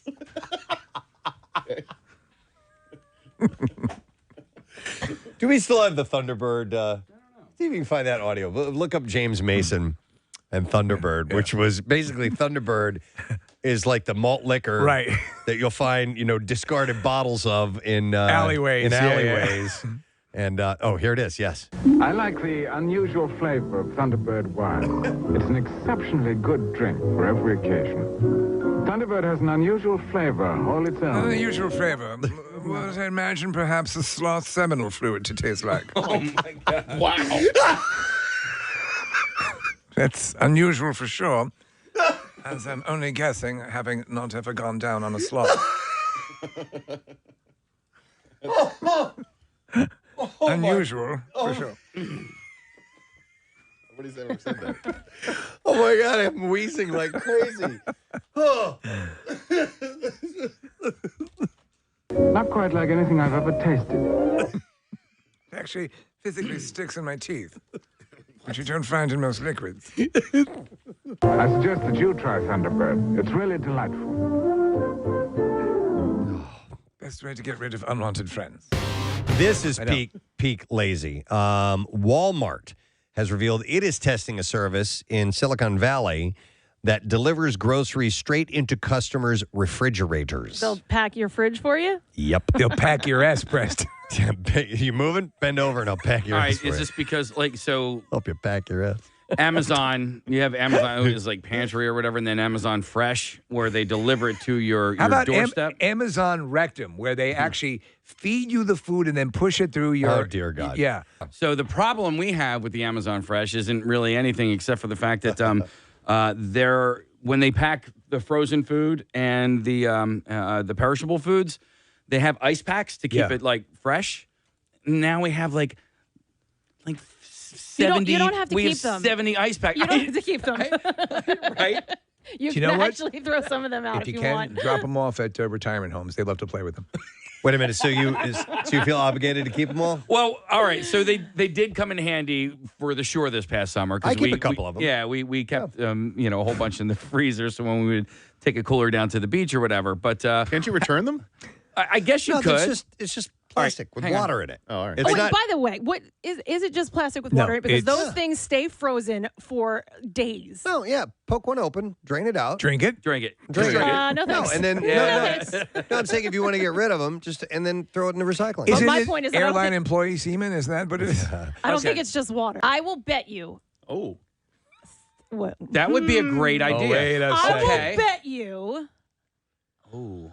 a shopping spree Oh. that it is more than just water. What do you mean no? Make it more interesting. Than Well, shopping what's spree. his? I want your ripped shirt. Yeah, complete the You have rip to on wear your it. shirt. Back. Rip With it the all the underpants way down. down. Rip right the now. rest of your shirt. Yeah. And you got to bet. We now rip it below knocker level. You have to puncture them first, right? You can't No. just throw them away full. Yeah. Yeah. Is that too much effort? Did you say yo? Or did you say no? I said yeah. yeah. Yo. Okay. I said yeah. Yo, buddy. Yo. Anyway, yes, we started hanging on to a few of those as well, and then what am I doing? And I just started throwing them away. So I'm done with the coat I wanted to make out of these. all right, hold on. What? We may Breaking news? No, it's not. No, it's not breaking news. Don't do it. Too late. Breaking news. Breaking news. A lot of texts are coming in Breaking news. Do. saying that they've opened those things up, and there's all kinds of blue stuff and sticky and Oh my gosh. things inside of it. Kathy, where's he going to take you? Where are we going? Saks, Preston, right after the show. Sex? Sex right after yeah. the show. Sex Wow. after the show with Kathy. Here's another one. So it says the packs say on it that you can cut them and empty them down the drain. Oh, well, I don't read things. Here's somebody says I'm the owner of Amazon. The fluid is from aborted babies. Oh, good God. Another level. Okay, I don't know. That's not funny. But what see? Now you may be taking about your service. Is yours from Amazon? No, mine's HelloFresh. Oh, okay. Yeah, I do. Hello, Fresh. Blue Apron. I want to go to this call on the line real quick, and then we're going to take a break in just a moment. So I'm going to go to Harry. Hey, Harry, how you doing? Good. Hey, guys. How you doing? Good. What's up, bud? Hey, most townships have a thing like once a year or so. They call it, one of the names they use is called Clean Sweep. Yeah. And if you have like paint cans or drain cleaner or something like that you don't want any kind of chemical like that. Household hazardous waste. Yeah. Yeah. You could take it there, and most of them don't charge you anything for it because they just want you to get rid of it safely. I got to look for that because I have a whole bunch of paint cans I'm looking to get rid of. I have all the stuff Harry. from my meth lab I'm looking to get rid of. Yeah. No, I have a ton of stuff that I need to throw And you never out. know, and you don't want to like battery acid or you know what else I have a lot of those old kerosene, not kerosene, those old the fuel for the little Oh, yeah. Barbecues. You know what I'm talking about? Yeah, the, little containers. Propane tanks, right? The mini propane tanks. Go to your trash provider or trash, whatever you want to call it. Trash provider. Not your I trash didn't provider. get my trash delivery this week. I'm sitting here without any garbage. Everyone looks like they're far more. Your disposal provider. Where is my trash delivery? I put the cans out at the curbside. I'm waiting. Everyone else has their trash. Do you want me to look like an idiot? Sorry, sir. What am I paying for? Do you want general trash, or do you want hobo trash? Do you want the classic fish bones and flies, or do you want? We go with large, Boxes, styrofoam, stuff like that would be fine. Yeah. Shredded paper, documents that make me look important. All right, sir. I'm sorry for the confusion. We are the nation's number one trash provider. Anyhow, if you call it your trash service, or go on their website, it will tell you how you can go about disposing of household hazardous waste. I always forget to do that, so you end up with 45 cans of old paint in your house. Yeah, that's true. If you're just tuning in, it's Michael Cudlitz who is here with us. The earlier roles, you have 90210. You're also in Dragging the Bruce Lee Story, right? Hey, Chinaman. Yeah. Teach us those moves. Wait a minute. You were in that scene? Yeah, he's one of the. I am that scene. Wait, where I'm Bruce Lee. No. Dude, you were phenomenal. I'm amazing. You looked Asian. You looked Asian. Wait, when he was in the going to college and he's training in the. I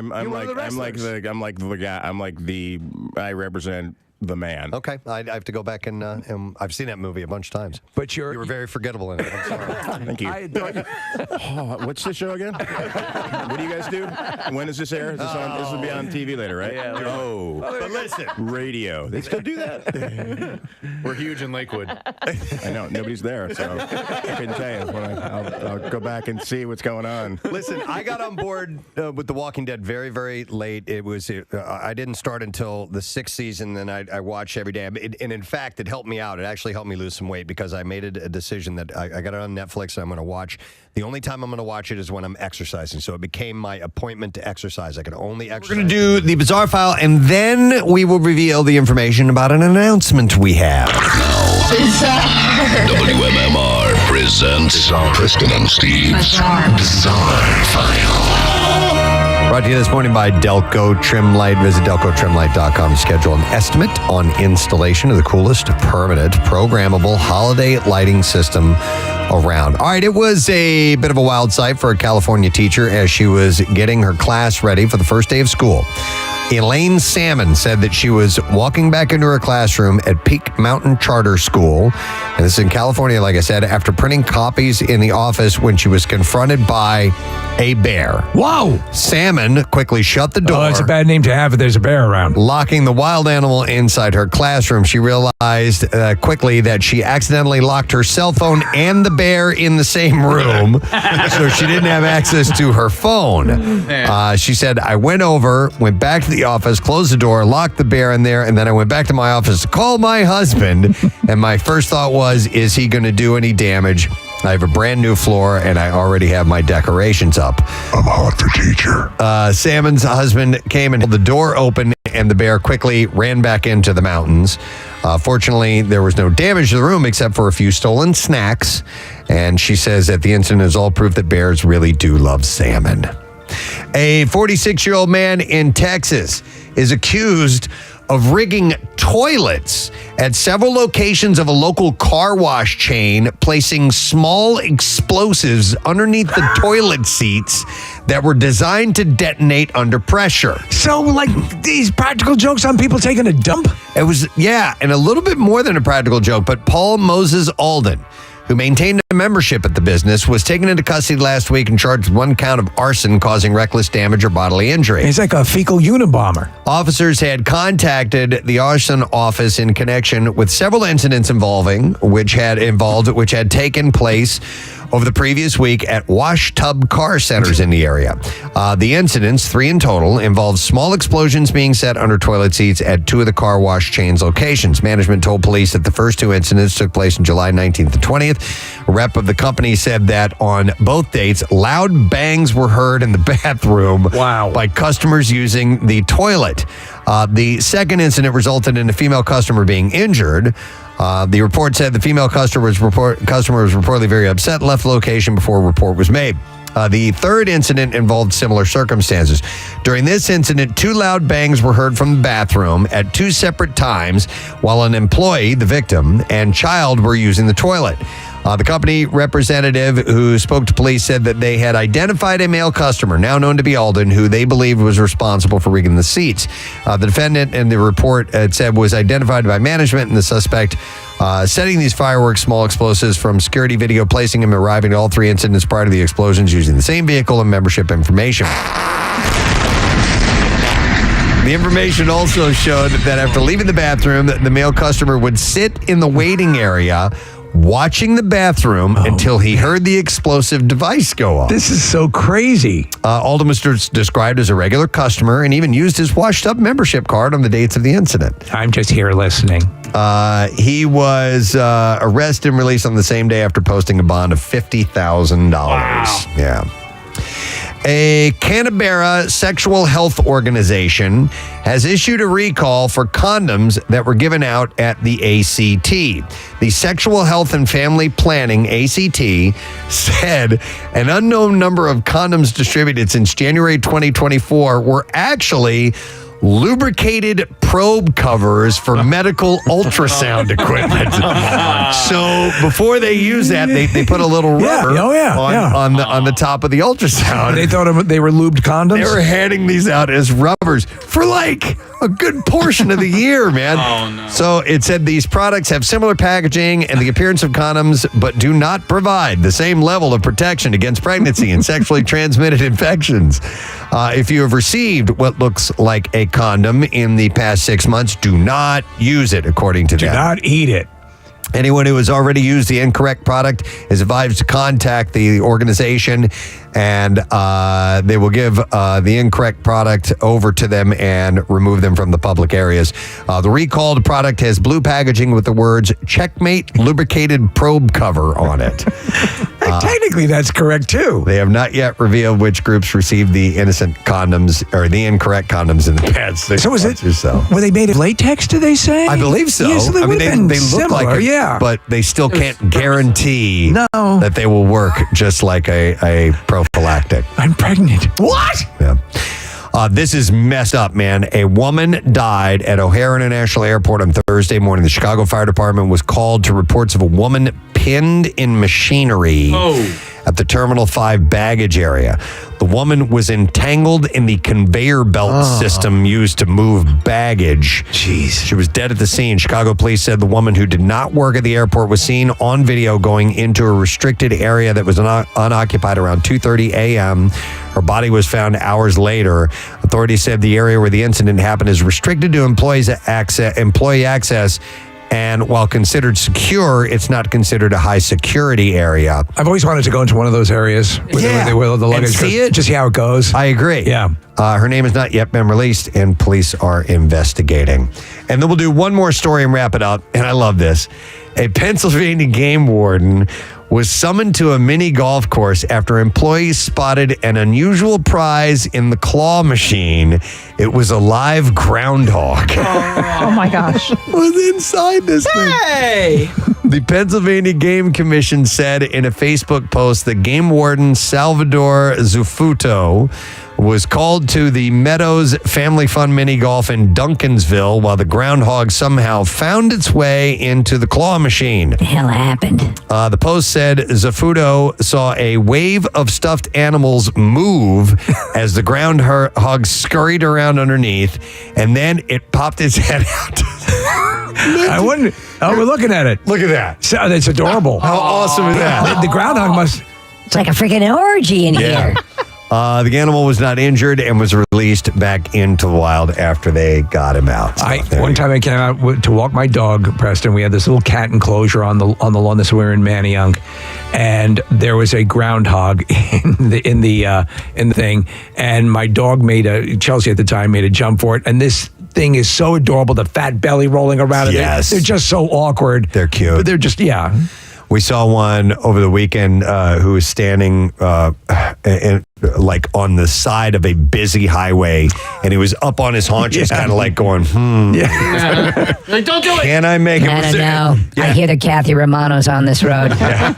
She's 97. As we drove by, we said, "Don't do it, buddy. Do not do it." Hey, is that Preston? Yeah. All right. So we have an announcement to make. This is really cool, and I can't believe we're talking about this already. It's not until next year, but there is a really cool giveaway with this. We are teaming up with Philly Sports Trips and PJ Willahans to give away a trip or two to join us for spring training 2025. My friend, if you win this, you will get airfare, 4 nights hotel accommodation at the Wyndham Grand Clearwater Beach, a boat party on a private yacht, a tailgate party for the game, and an invite to one of our live broadcasts as we are in Clearwater, Florida. That's friggin' awesome. Yeah, so here is how you enter. You need to go to any PJ Willahans location. You can scan the QR code on the Preston and Steve spring training display that you will see at PJ Willahans and complete the entry form, and you will there be in the running to win the trip to join us at spring training. We had such a ball this last year. It was by far the best one we've ever Clearing been to. away. And makes us so excited for this one coming up. A big part of that was the partnership with Philly Sports, because the best. They do. Vince and the crew there, they're just great. They take care of everything for you. And you can win this trip for free. Yeah. All right, so we want you to get to PJ Willahans, and the contest will end Sunday, September 8th. You have a little bit of time, but don't let it get away from you. Head out there now and get set. It is open to listeners 21 years of age and older. The contest rules and complete details are available at WMMR.com, including how you can purchase this trip package as well. So you can enter to win, you can purchase, you can reserve one now if you want to, and just get ready for that. But we would love for you to be there and travel with PhillySportsTrips.com, because you travel with the pros when you go with those guys. We were down there, and obviously, as you just said, we had a fantastic time, and there were so many people, so many listeners. The next one is going to be that much better. Just do top-notch stuff. Yep. So PJ Willahans between now and September 8th. Stop by. You'll see the QR code on the display there. It says Preston and Steve spring training, and hit it, fill it out, send it in, and maybe you will win that trip. Pretty sweet deal. All right, we're going to take a break. Come back in just a moment or two. Please hang out for a bit. Dad, I only watched Walking Dead when I was exercising. It was actually a really cool thing to do. So I became a huge fan of this. I've gotten all the way up to the end of season 6. And then it stopped on Netflix. It ends. Oh my god! And then I had to wait because I couldn't go watch the current. I had to wait until it came back around. So that just recently. And we kept you protected. We kept you in the Nobody dark. told me anything. And Casey says, "Listen, before Michael comes in, watch the first episode of season 7." He's a giver. He is. I didn't watch it, but I read on my little prep sheet a little spoiler alert. So I found out today, man. I'm sorry. All right, it's okay. I may or may not come back by the end of the season. There's always flashbacks, man. And no, maybe, last year. She's over here going, no, end of season 7. I mean, even now, there's still some people who are not quite sure what happens to your character. I know. Well, yes, Yeah. and that's the thing where does that line drawn? Where you can't talk about that. Yeah. Like, bro, it's like, come on, dude. It's been a year. Yeah. We get to talk about it. Abraham's dead. Dead. Okay, if you're listening in your car and you're driving your kids to school, Abraham is dead. Not only Abraham is dead, then they kill Glenn. Yeah. Oh, and that was You're pretty right. brutal, There needs to be an expiration date. Like a But come you know to what? Jesus moment. Yeah. There should be, like in the Hunger Games, an announcement across on some universal PA system. Yeah. Okay, now we can talk about it. For some reason, the final scene in the end of season 6 stuck with me. for a long. I thought about it every single day, just because it was gripping, and obviously it was you don't know who's on the receiving end of the bat, and I just I don't know why, but every single day, at least once a day, I would just think Negan, bat, head. And that's Who is it? Who is it? And it wasn't. And we all thought it was gonna be Maggie. Let's beat up the sick pregnant lady. Yeah. Right. Network television. To me, it Oh, didn't look matter at who him. it was. I just knew that somebody that I had cared about for a few years was going to be gone, and I had preferred it to be Eugene, but it was. Yeah, me too. I was hoping for that. That annoying bastard. The reaction. I'm a fan of the show too, so I was kind of like a little part of me was pissed off that they did us both at the same time. But it's kind of brilliant too because it's so brutal, and it is that reminder that Kirkman always says he wants to constantly remind the audience that it's a dangerous world that we're living in. It's not Star Trek, where Captain Kirk he's in danger, but that's okay because he'll be on next week. Exactly. It's like, exactly. he may actually blow Captain Kirk's head off this week. Yeah, and that changes the whole viewing experience. It does. And I would argue that these two deaths were not actually any more violent than anything we've seen on the show, but you don't care about any of those other characters. That's a good point. About these characters, because other characters have been ripped apart. Oh, Noah got it nailed in the revolving door up against the glass, getting ripped apart. We've had people literally holding their guts, going, "What? I don't." Jeez. I mean, there's been some really nasty, awesome visual stuff. I think for me, I got to the game a season late. It might have been 2 seasons late, and for me, it was because I didn't want to watch a zombie show. And then I realized that this is not a horror show. And I didn't realize it until I was probably about halfway through the first episode, maybe the second episode, because I kind of watch horror movies with my hands over my eyes, and I realized that I didn't have to do that. And then I realized that the zombies are a background almost like the trees are. You know what I mean? And it was really all about the relationships between these people and what that type of situation will do to a person. Yeah, turn into when there's a overwhelming crisis. Well, it's like if you had a chance to rebuild society, what would you do? Yeah, if a you feudal society. And how would it fail? What are the same mistakes you would make? Right. Even though you think, this time we'll do it different. And you see through the show, that absolute power does corrupt, absolutely. And you see people change, and you see people make mistakes. The show's very human. I want to ask you, how much does the Talking Dead series add to the fandom of this show? Because the show's a very emotional show. You get very connected to the characters, and horrible things happen to them, and then you're left home alone with that. And this is a way to, I think, share what you're feeling, to sort of know you're not alone. And Chris has described it as the warm hug after the show, and we laugh at that, but I think it is. You get to process the show. You get to hear what other people thought about it. If you were, maybe you think, well, I think he or she is feeling this, or they're going through that, and then you hear people talk about it, and you get to sort of bounce your ideas off their ideas. So it is an extension in a way of the sort of the social media of it all, and that I think we like. I mean, we like that interaction. We like, knowing we're right or wrong, or being not necessarily corrected, but sort of like, what happened there? And if somebody talks about it, and that is what happened there, it's brilliant. It's great. Yeah. Michael, I wanted to ask us. I know you've voiced some characters in Call of Duty. They have a new World War II game coming out. Steve and I are massive fans of the World War II. I know they've spanned all kinds of different campaigns and so forth, but my favorites have been the one in the World War II. Did you voice any in that particular Nothing game? recent. I've been out of town for the last 4. Okay. Is voice acting for a video game a much different animal? Is it? We always hear it's sort of weird because you're kind of just freelining it, and that's it. You're like, basically, this is a session, except you do it for 2.5 hours. Reload! Reload! Over here! Over there! Under there! Under here! Behind the tank! Behind the Jeep! For 2 days. 2 days. 2 days of that? Yeah, and that's like, I wish I was kidding. I wish I was kidding. That's great. So, with the cutscenes, at least, you have a little bit of. Yeah, reload! Can't use that one. Reload! Reload? That's great! Yeah. What? No, it wasn't great. Great to have you here. Thanks, man. Thank you, guys. Michael Cutlets, guys. It's here from Walking Dead. 93.3 WMMR. Visitor to Oktoberfest noticed a man slumped over at a festival exit with a baby attached to his front on Thursday.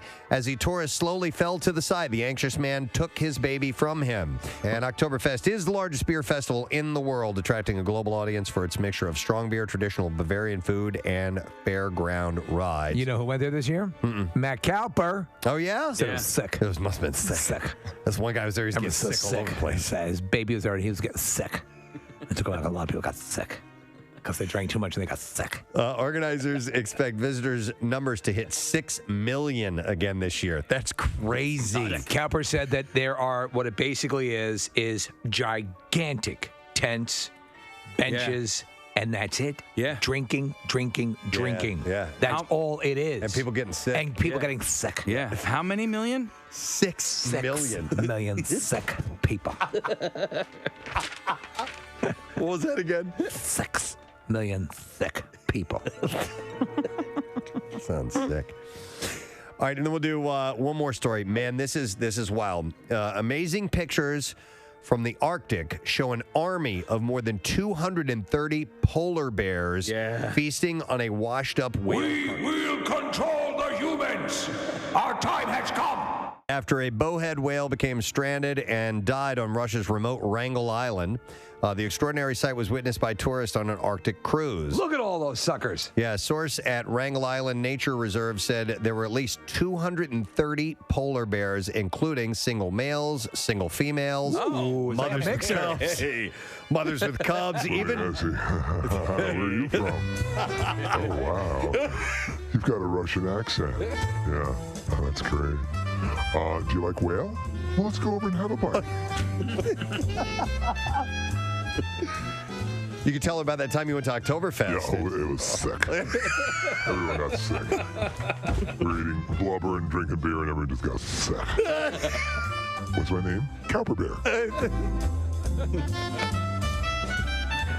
It's a big singles. It's a big polar bear singles mixer. You kidding me? It was, there were single males, single females, mothers with cubs, and even 2 mothers with 4 cubs each. MILF bears. Sick. Cowper Bear. Cowper Bear. Experts called the This is site. going to be a new thing the kids are going to. Where's my Cowper Bear? You can't go to sleep unless you give him his Cowper Bear. Called the sight of so many polar bears together unique. You pull the string. Sick. Pull it again. Sick.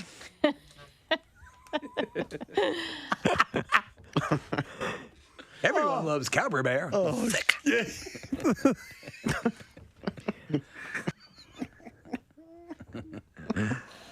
Oh, my God. Okay. So anyhow, the huge number could, in fact, amount as much of 1% of the entire world's population of the creatures. Yeah, tourists initially thought the bears were a flock of sheep. Sheep. Sheep are sick. Although after viewing them from a distance, but as a boat drew closer, the lucky Those aren't sheep eating that whale. vacationers realized that they were what they were witnessing. The mainly Russian tourists had Just some to sheep eating a whale. depart from a stopover on the island when they spotted the bears. That seems normal. Just seems like a flock of sheep eating a whale, the way sheep do. I think they just saw them on the hillside and they thought they were sheep. One of the things that I've been wanting to do for a little while, I have Kathy and I both share a common ailment. We have lower back pain. We have a mildly herniated discs, which causes pressure on the nerves in your back and all this stuff. And our backs hurt all the time. But my neighbor has the same issue, and he's gotten past his problems. And so my neighbor Jaime he had done all these things, and he also goes, oh yeah, and I get acupuncture. And so it's all of this together has helped completely alleviate it from his life. And I'm like, well, I'm game. Oh, yeah. I'll do whatever I can to help get rid of this pain. So I've never had acupuncture before. And we're going to stick me with these little needles. Today. From Virtua Acupuncture, we want to welcome Heather Schultz to the show this morning. Hey, Heather. Thank you. Hello. Hello. And how long have you been doing this, by the way? I've been practicing acupuncture for 7 years. 7 years. Mhm. Okay. Well, she was zipping around the highways and byways in our vacation. I know if you missed it earlier, Kath got a traffic ticket. She was a little bit of a lead foot.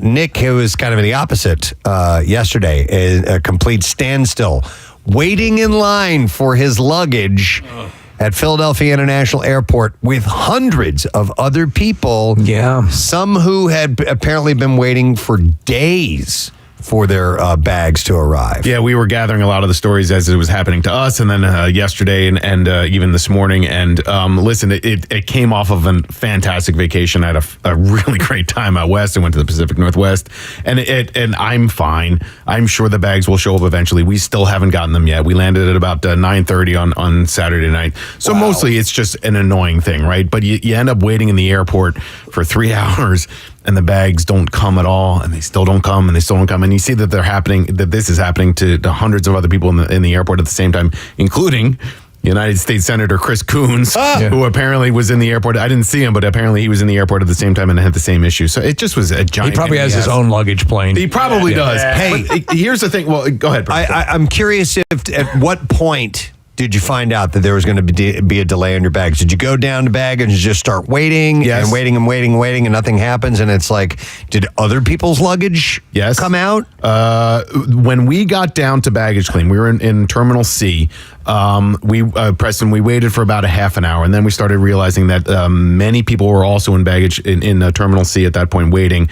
And there was a carousel, 2 carousels away from us. It was a flight from Boston. They had already been there for 3 hours. Jeez. So that they was getting to be about 10:30 at that point. Their plane had landed at 7:30 that evening. Oh my gosh. So then you just start sharing stories, and I guess I'm mostly just curious as to like how it happened. Apparently, there was a non-strike strike that happened with people that work at the airport. What is a non-strike strike? It's not an organized official strike, Steve. Oh, all right. It's a sick out? A sick out, a walkout, and apparently they were way understaffed at the airport on Saturday night. So I don't know if it's an airline issue, if it's an airport issue, if it's the baggage claim themselves. I mean, we were talking about it earlier. Like, it is kind of fascinating to see how it gets off the plane and then to the carousel or whatever. They should at least allowed you to take a tour. Right.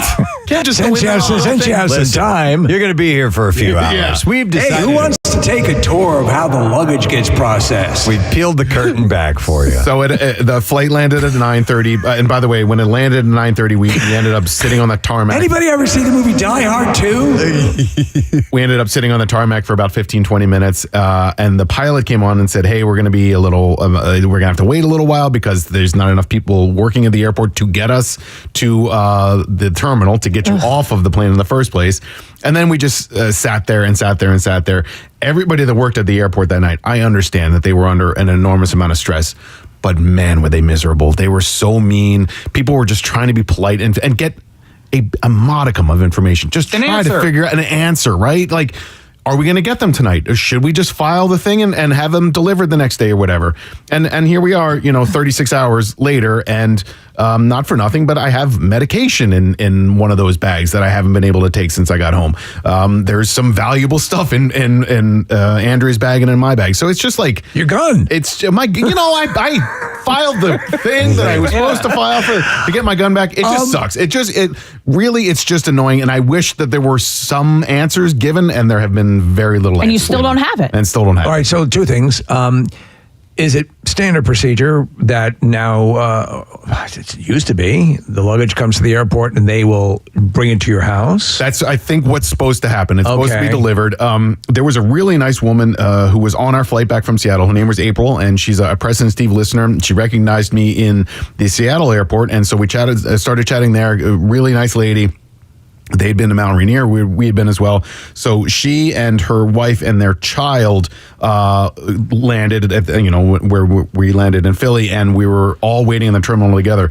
Her kid, who's 8, started getting like cranky and tired. So she said to her wife and to her child, "Why don't you guys just go home?" Yeah. So April emailed me yesterday. Apparently, about 15 or 20 minutes after Andrea and I left the airport at 12:30 in the morning on Saturday night / Sunday morning, April's luggage finally showed up.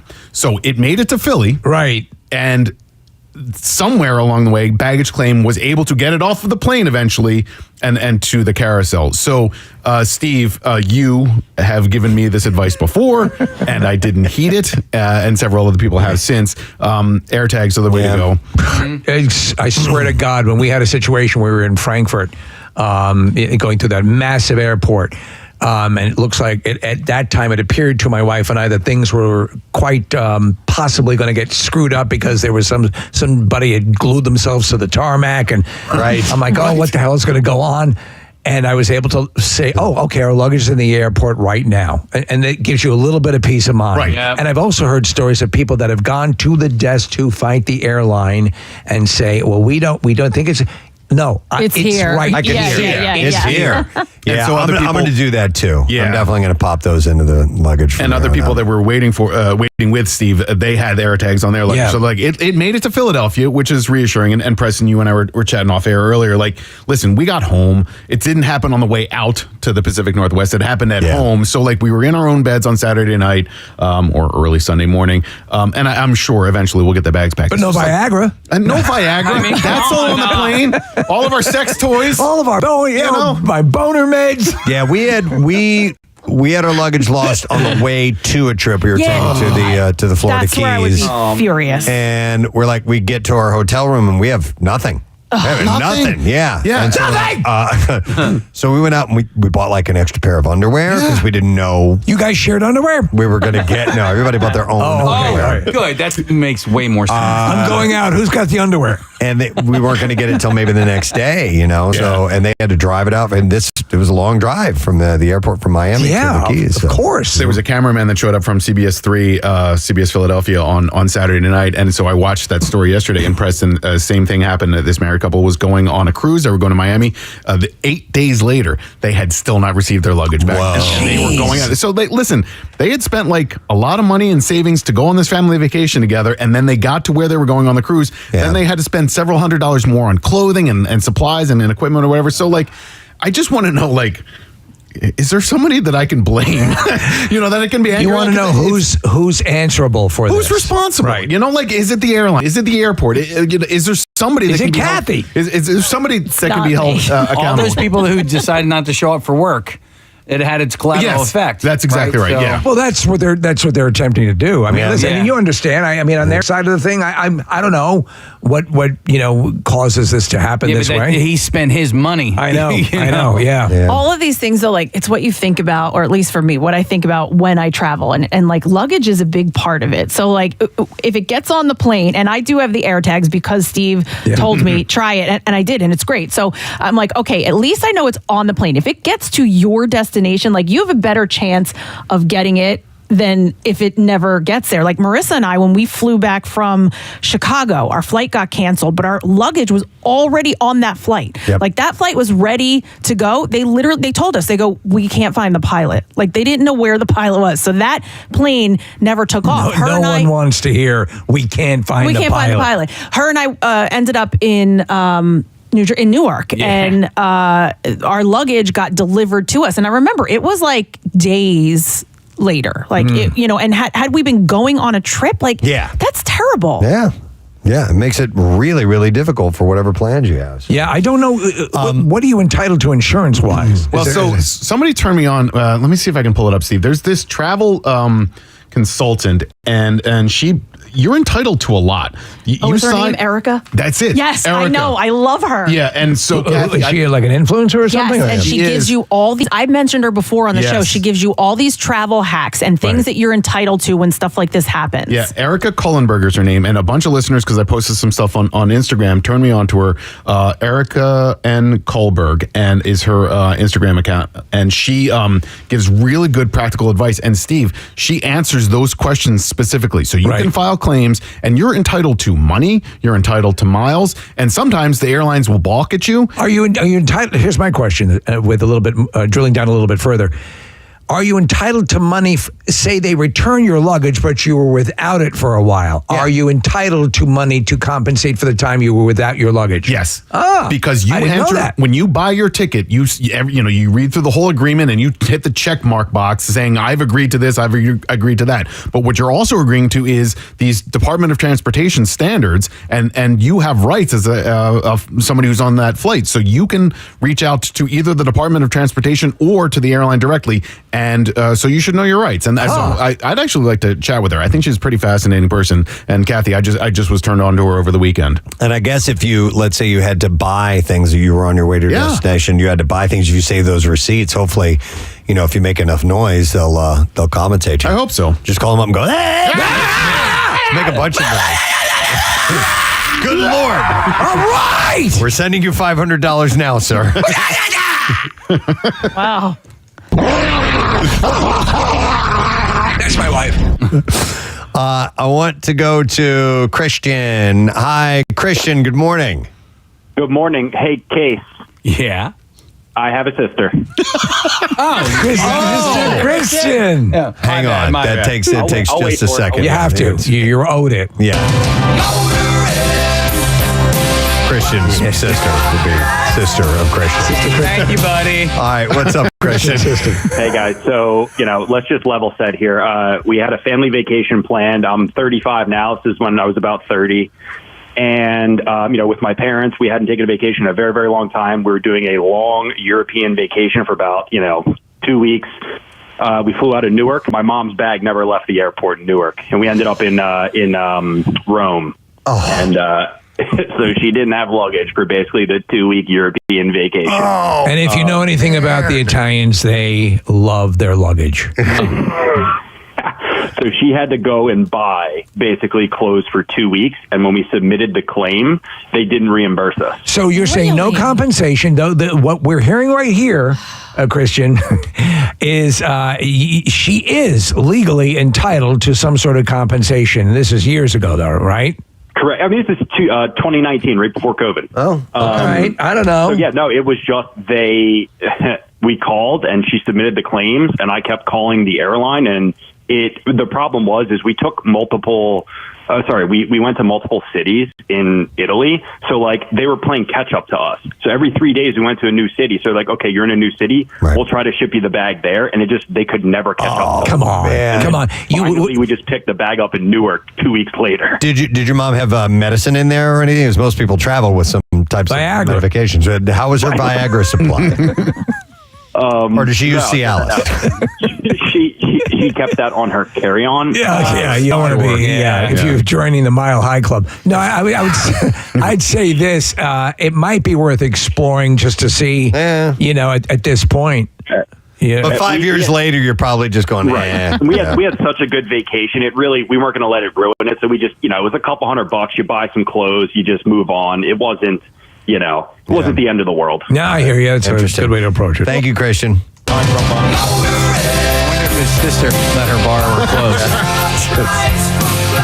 Trish in our sales department traveled to Italy. Her luggage never made it there, and then she never got it. She still doesn't have it. I forgot about that. She told us the story, and they were basically saying, "Well, come back and get it." Yeah, they said the only way we got it, but you have to come back to Italy to get it. You have to come to the whatever airport she flew into in Italy, and she was gone home. The trip had ended. Yeah, and she was back in the United States, and they said the only way we can get it to you is if you come to the airport, which is a flat out lie. Wrong. You can ship it. Last time I checked, you have airplanes at your disposal. Throw it on there and send it over. Have you ever heard anything as absurd? No. That's Crazy. obscene. From Do the you place remember- that brought us lasagna? I told you guys about that place. I believe it's in Texas. It's essentially a warehouse Yes. where they send all the unclaimed Alabama. It's in Alabama. Yeah, okay. yeah. Unclaimed baggage. Nick's and- Viagra's there. And they sell it all.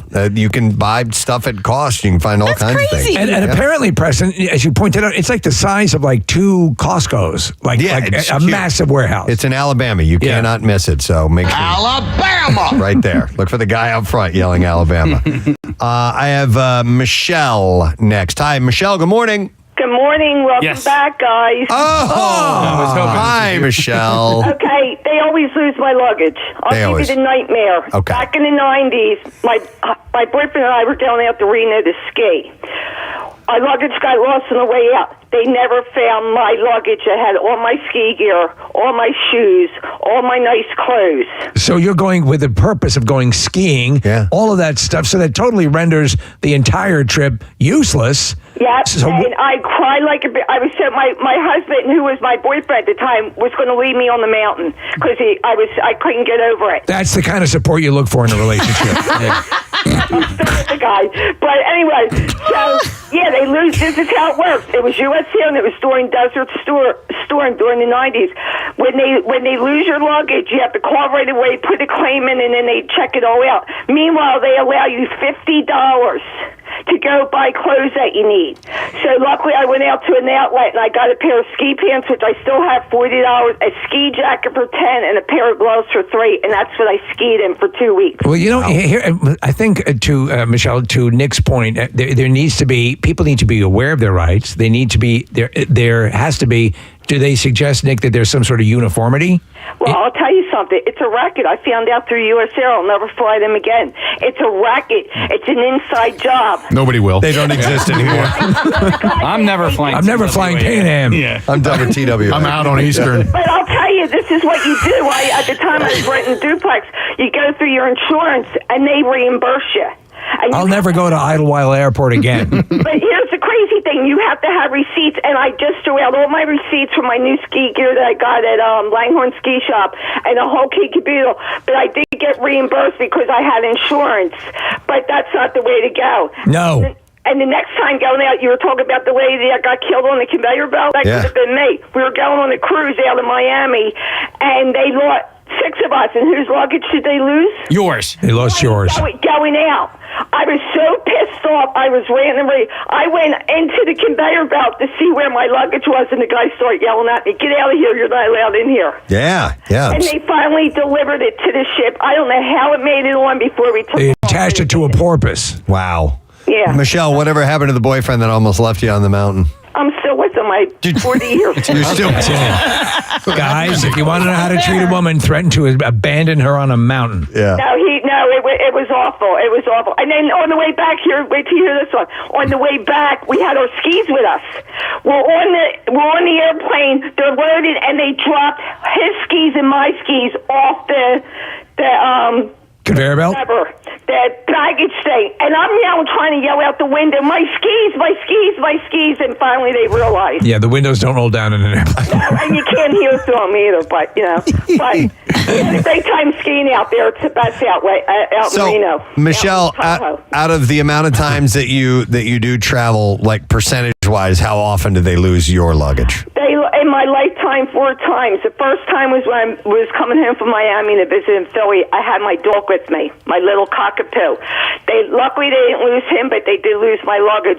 But they finally delivered it days later. But I had plenty of clothes back home with my sister, so it was no big deal. All right. Well, okay. Well, listen. Take out all the insurance you can, and follow this person. What's the name of the person? Yeah, it's Erica N. Kohlberg, Kullberg, and she really does give practical advice. So thank you. Yeah, well, they have certain laws they have to abide by, but it's nothing Exactly. worse than losing your luggage, especially a woman. Yeah, women with their. They didn't lose my underwear. They didn't lose your underwear? No, they're selling it now to vending machines in Japan. Right. All right, Michelle, good to talk to you. Take care. All right, see you later. A little cockapoo. By the way, this information just handed to me. It says delayed baggage compensation broken down by airline. So I'll start with American Airlines, Nick. At number 1. They will reimburse customers for items needed if bags are delayed. You must submit itemized receipts within 30 days of your baggage delay. If you submit a reimbursement request to American, here's a few things to remember. They will reimburse you for reasonable and necessary items. To seek reimbursement, you must be traveling away from your home. Keep all receipts. Hold on a second. Which must be original, dated, and itemized. Hey, that's stupid that you can only be going in one direction away from your home to be reimbursed. Seriously. Well, to be reimbursed for, like if you need to buy a change of clothes or something like that. If you're heading back home. But why wouldn't you be reimbursed if your luggage was lost on the way returning to home? I think it just means the purchases that you need to make. I gotcha. Okay. In order, you have to buy some clothing. I misunderstood because so when you talk about itemized, I'm like, how many people keep an itemized list of what's in their luggage? No, I mean just things what you have to purchase. Purchased. Okay. I was going to ask Steve because you gave me all those gold bars right before vacation. I did, yes. Yeah. And you took them. God damn it, them in the Nick, bag. these are heavy. You sure Right. you want? I really want to bring them with me. So it says you'll be Pack them next to the Viagra. Any reimbursement will be deducted from your settlement amount of your if your bag is lost. So let's see, Southwest Airlines. They do not make any explicit customer service promises about compensation for delayed luggage, but it is referenced in its contact of carriage. Here's a few key points. Southwest will compensate you for reasonable documented damages you incur because of delayed bag. You must make a reasonable effort to reduce the damages caused by the delay of your bag. If Southwest determines that your bag is lost, it will provide reimbursement of the original purchase price minus any depreciation. United, you can submit a claim for your reimbursements. You must be traveling to a location that is not your home airport. You have to submit the receipts for expenses. And if your bag can't be located after 5 days, you can claim it as lost. And they will pay you $1,500 per bag without requiring further documentation. So if your luggage is lost, a bag, and this is 5 days, they will pay you. They can pay you up to $1,500 for that bag. Yeah, I read over the weekend that American Airlines, if your bags are damaged or destroyed, American can owe you up to $3,800 per bag. Wow. Yeah. However, any reimbursement you've received for delayed bags will be deducted from this amount. So that's from United Airlines. And the last one is Delta. They will reimburse you for reasonable expenses, including if your bag is delayed, which offers up to $50 per day for 5 days. You must submit receipts, expenses claimed. You have to submit a baggage claim to receive reimbursement for expenses. They will provide a rebate for any checked bag fees that you paid for if your bag is delayed more than 12 hours. Any reimbursement will be deducted from your final claim settlement if your bag is deemed lost. I don't have anything for U.S. Air here, unfortunately. That's why I think it'd be wise upon U.S. Air or Pan Am as you're packing your bags, put a camera on a tripod and show everything you're putting in. You're putting in it. Yeah. Toothpaste, half. Well, as that Erica person, Steve suggested you take pictures of your luggage before you get on the plane in case there is damage. Right. Then you have proof of it. And also, listen, there are object lessons here, right? Like, I shouldn't have put my medication in my checked baggage, but like, I also expected to get my checked bags back. I bring the electronic. I know. Yeah, I mean, I put that stuff in there because you think at the end of the flight you're going to get your bags. Yeah. Yeah. Besides that, a lot of times, where are you going to put your gun? Yeah. I never put that stuff in there. But just for this reason, and I always pack one extra outfit in my carry-on so that if the luggage does get lost, The naughty one. I have something. Okay. She puts the naughty one in there. Kathy's wearing a full corset. Very tiny straps. It showed a bit of my bosom. No, but like if we're going to a beach location, I make sure there's a bathing suit in there. So if I get there and I have no luggage, at least I can go to the beach. One thing you never do is never pack your computer, never pack any iPads, never pack the electronics or cameras or stuff like that. Steve, in the days of digital cameras, I got to go to spring training, and my brother and I carry it on him. I'm saying. Well, my brother and I my brother had a digital camera, and we got a picture in 2008 with Harry Callis, and they lost his luggage, and we never got the camera back. I know. And it was just like, poor Harry passed away the following year. Yeah, look, it's 2020 hindsight, and you make mistakes, or you think about doing it the next time. Steve, I'm definitely going to take the advice of getting the air tags because I think that's a great advice. Maybe if Harry's around locally doing a commercial for United. I don't think we're going to get that picture. No, that's gone. It's gone. Yeah, that sucks, man. And really, it's just annoying. But whose fault is it? Not Tell yours. Me. Tell me, who can I yell at? By the way, what is the status as of now? Do they have it? Well, let's see. It's 8:48 on Monday morning, and still no updates. So they are probably somewhere in the airport. It's 2 checked bags. At least roughly 48 hours. No, 36. Oh, okay. Yeah, because it was 9:30 on Saturday night. I guarantee you, right now at the airport, there's a bunch of baggage handlers walking around with boners. Yeah, because they found your all meds. that Viagra. Right.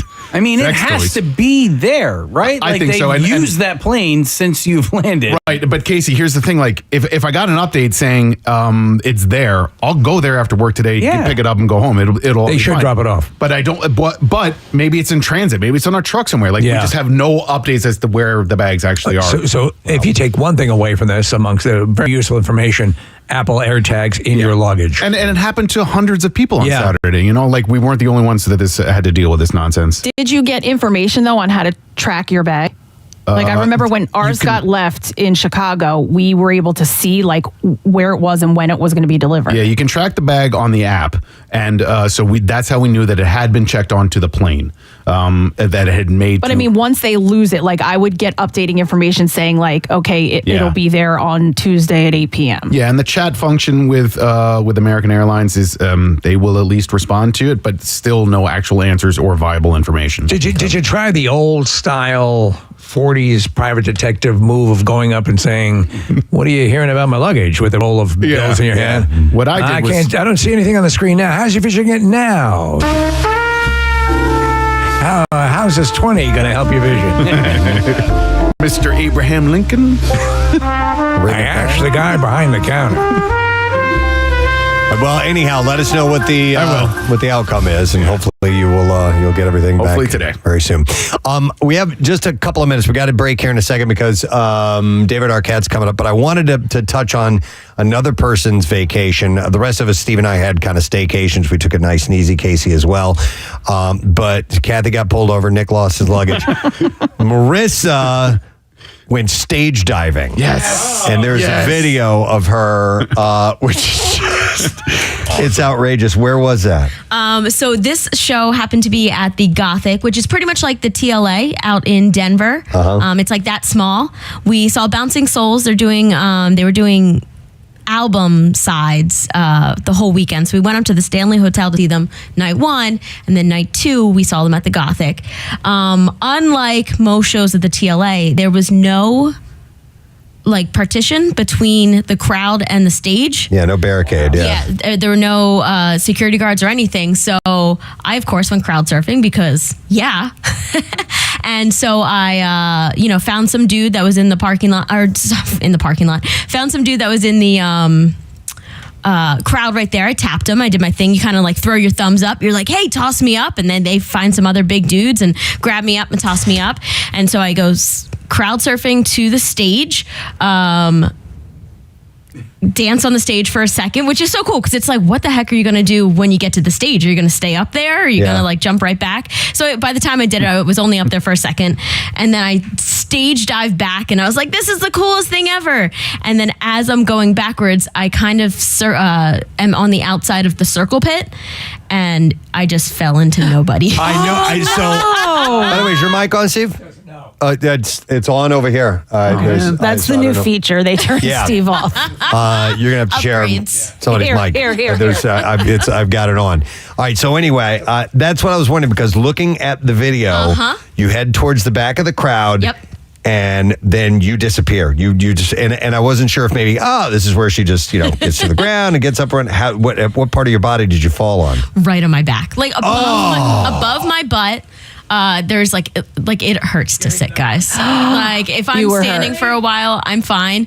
But it was like above it would have been great if it was on my butt because there'd be padding, but it was right above that. And when I fell, I don't know if somebody grabbed my foot or if my impact, but I lost my shoe. I lost my sock. No! What the hell? Never to be seen again, your shoe and sock? Some dude walked up and handed my shoe to me. Like, if anyone's ever been in a pit, they are the nicest people. Like, as soon as somebody falls, everybody stops what they're doing. They make sure that the person gets picked up and that everybody's safe. So they picked me up immediately. Some guy hands me my shoe and I go, well, my sock is gone. Now, have you ever stage dove before? You ever jumped off a stage like that before? I was thinking about this. I did at Keenan's. You were kind enough to fire up the crowd to let me stage dive. That almost doesn't kind of count because we're in Yeah. charge. You know what I mean? A bunch of years ago at the MMRBQ, Jackson and I did it. Okay. But that's far. When you look at really how far it is from the stage to the beginning. At Freedom Origin Pavilion? Yes. Yes. That- There's a big barrier Yeah, there. there's like 6 feet, right? Yep. Like that's a lot.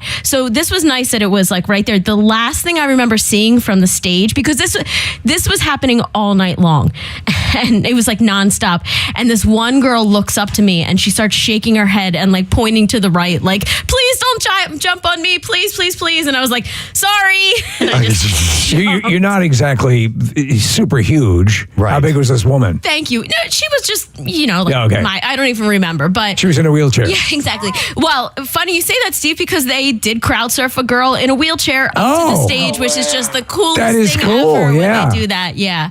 I was so scared when that happened though, because the wheels were up and like her chair part was completely flat. Yeah. And so the guys in the band were kind of like trying to pull her towards without trying to like hurt the situation at all. But yeah, I mean, you're hoping that the people that are in the first 3 rows of people are into lifting you up. Are trustworthy. Yes.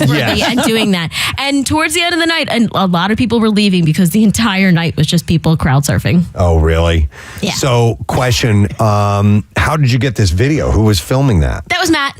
My Okay, husband. because Yeah. you're a ways away from that. Yeah. He had a good vantage point. Did he know you were going to do it? Yeah, he's been to enough punk shows now where I just hand him my purse and like any loose clothing, and I'm like, I'll be back. Because you crowd surf from time to time? Yeah. Oh, I did not know that. It's really fun. Okay. Well, I'm sure it is. God, your legs are like over your head, and then is that the fall at the end? Like we see it? Yes. Yeah. Yeah. You'll see. I'm watching it right now. A lot of people who go to punk shows know a guy named Banana Man. He's this guy that just wears a banana costume. He lives in Denver, but he comes out to Philly for a lot of shows. You can actually see the top of his banana costume. Is he also a trained medic? I wish, Steve. All right. He's a very nice guy. I don't want him to help me with Right. health. Well, it is, if you want to see this, you got to check it out. It's Marissa's Instagram account. Do we have it linked on WMMR.com yet? Yeah, it's up there. We went to a lot of shows when we were out there. I saw the Foos at Mile High Stadium. I saw Streetlight Manifesto. I went up to the Stanley Hotel where they shot Dumb and Dumber and The Shining to see Bouncing Souls. It was really cool. Nice. Excellent. Well, it looks like a classic moment, so we just had to share that for sure. I don't think my mic works either.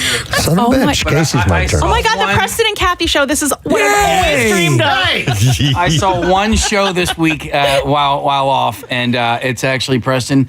It's our local shots of the month, so and that's our promo coming up. That's all I wanted to say. Okay, all right. We do have to take a break. We're going to do that now because we've got David Arquette coming up in just a moment or two. Stay put. We will be back in a sec. About acupuncture. Now, this has to do with the body's nervous system, or that's what I've always been led to believe. The acupuncture's effects do have positive effects on the nervous system. It also deals with the musculoskeletal system. Okay. And when we put acupuncture needles in you today for pain, it releases your endogenous opioids. So you're natural painkillers Okay, that are in your okay. body. Well, also, we've had some really exciting research lately. It affects brain neuroplasticity. So your brain changes in response to stimulus. Okay. And so acupuncture over time can have positive brain changes that help you manage pain better. Okay. And with that, and with doing it over time, how often should someone get treated? You know, say somebody like me who has described what my issues are. So generally we recommend with chronic injuries, you are going to come in once or twice a week in the beginning for a couple of weeks and see what happens. And then you start spacing them out more until you don't need to come in that much. Okay. All right, so you're going to get in my back and where else? Hands and feet. And Casey, can I get some appropriate music for... Absolutely. Preston, are you encouraged by this? I think because, this could be... I know a number of people have had very good results with this. Chinese music, by the way, because this is a Chinese art, I believe, or Chinese medicine. Well, especially my neighbor, because I believe him. He's a smart guy, and he's had pain for years, and he believes this has worked for him. So I'm like, you know what? I will definitely give it a shot. So He's like the neighborhood Fonzie too, right? he's so cool. Acupuncture school. It's crazy. All right, so I got my shoes off. I can just head over there now. All right, Preston's going to walk over. We're watching the process, and Preston soon will be pricked all over his body. All right, and then a question. Can I see one of the needles first, please? Let me see the needle.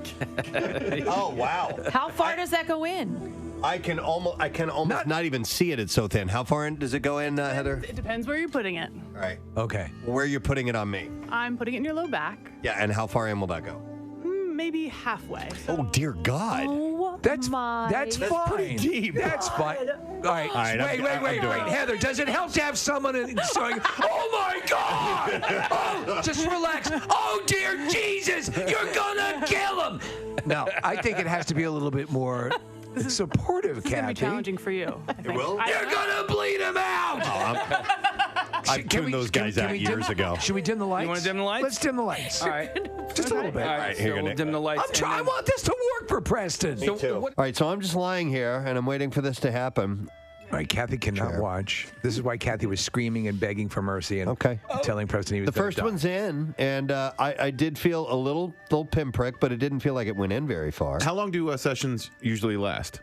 So it's going to take me just a couple minutes to put the needles in. Okay. And then I would usually let him hang out for about 25 minutes to let them kind of do their work. We'll try to give him a good run. You know, we can run the show. Preston can do most of the show. A lot of people don't know. Most of us do the show completely on our stomachs anyway. Kathy. How much? How horny are you right now? How much would it take for me to pay you to get one needle? Well, listen, if she put it in my back and I couldn't see it, it's having to look at it. You offer $500?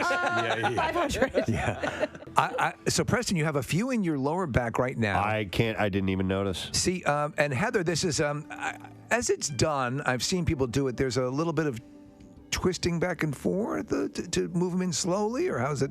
How do you manage to do that without him feeling it at all? The needles are so tiny. So tiny. Okay. You can fit 20 to 30 of these needles in the head of a injection needle like you had earlier okay. today. All right. So, Heather, should I just relax and try to center? Or Preston, I would what? think of things that you enjoy. Think of your family. Think of, I don't know. Bukkake videos? Your favorite bong. Bukkake videos. Favorite bong. I would think of... Sorry. I snorted. I would think of MILFs. Oh. Kay Parker, Preston. That's old school. Yeah. I would think of a cup and two girls. Oh, dude. All right, so how many needles are in now? 9 needles. 9 total so far, yeah. Are you done putting needles in them? I was going to put one on the top of his head. Please but do his, it. Do it. He cut his hair extra short. Yep. Oh, there we go. Now, this is the one, Heather, you said has to be driven in with a hammer, correct? Wow, on the top of my head. Yeah. You feel that one, Preston? No. Okay. Is it already in? Yeah. No, I didn't feel that at all. I'll say this. Do you seem at peace, Preston? I know you usually come in here screaming and throwing things around, and here you're at peace. I'm enjoying this. Do you feel anything? No, I'm just trying to relax, not move, and accidentally roll over and jam these needles all the way into my skin. Well, as Heather said, this isn't the optimum condition, but if you were to follow up and stay at it, do you have every confidence he would start to experience the benefits of it? Yes, certainly. Okay. He would start to see benefits within a treatment or two. Within a treatment or two, Preston. Yeah, and I plan on it. You remember I'd said earlier in the week that I think it would be nice if everybody tried to do one nice thing. I want to thank my buddy Casey here. What'd he do? Well, the past few days, I've come into the studio after doing my prep work in the other room here, and then I come in, about 5 minutes before the show starts to get ready to begin, and there has been a nice, piping hot mug of coffee sitting. Wow. Isn't that that's made my week, dude. Thank you. You're welcome. And it might make my wake too. It made your wake. Hopefully not. We're just planning ahead because obviously the whole Alabama thing. I mean, who knows? You never know. You're flying into a hurricane. But it made my week. Thank you. Simple little gesture like that. Today, I was only paying it forward because Steve brought me a nice piping hot cup of coffee as well. You see? The movement is spreading. It's like cancer. No, I mean, it's that's not good. It's like it's a wonderful thing. Yes. So it's awesome. So do that. Have a cup of coffee ready for somebody when they come in today. They'll be so delighted and happy. Spit in it. Yeah. No. Don't spit in it. No, it's the wonderful. You feel good when you pay it forward. And you know what else has been nice? What? Kathy's been extra gussied up the past couple of days. Yeah. Really? Oh, yeah. I think it's the glasses. Yeah, maybe it's you a look different really, look That's for a you. sexy look on you. Jesus. You looked much better yesterday. Until you just made that face. You ruined it. Dear God. All right, thank you. Well, thank you. I'm having issues with my contacts. That's why I'm wearing my glasses. She smushed her face when she said, thank you.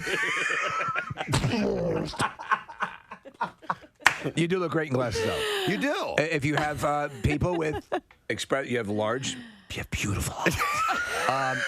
Thank you. The glasses look. I think girls with glasses. That whole thing is BS. I think I think they look. It's a great. When my wife got these great frames, I'm like, keep wearing. They look awesome. Yeah. I wear glasses every day, but at night, right before bed. Where I'm in my house, I don't usually go out in them. But the past couple of days, I've been wearing them. Why not the contacts? Sometimes they irritate after a while. No, it's called pink eye. Oh, really? Oh, okay.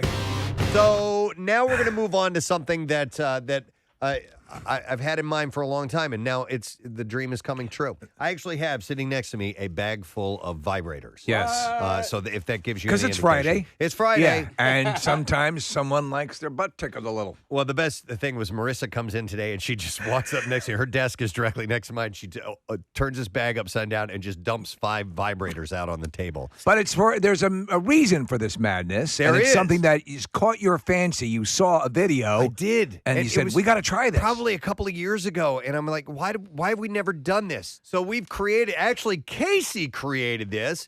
I said, dude, can you build me this? He said, well, let me look into it, and sure enough, he has done it. We have in our studio a vibrator racetrack. So we're gonna do a live test of this track here in our studio, and if this works, then we'll have an idea of something that we can expand on this, and I'll get you that in a moment. So we'll expand on dildos. Do you want to try this out? I do very All right, much. so I'm gonna reach in and just randomly grab one. Now you've and never met these dildos. I've never met this. So I grabbed a. You picked a good one. Is this a pink one? Yeah. Yeah. So that's yours? Yeah. So this will be me. Okay. And then here.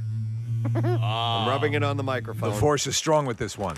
And we'll do a couple. We'll try a couple of these and see if it's I don't want that one. And just grab one. Preston, at the adult store, is this the way most people select their stuff? Yeah. They reach into have a big bag. You reach in. Here you go. All right, thank you. I went with this one. You can see it vibrate. That one's much louder than mine. Hang on. It's big. Take it away. This is mine.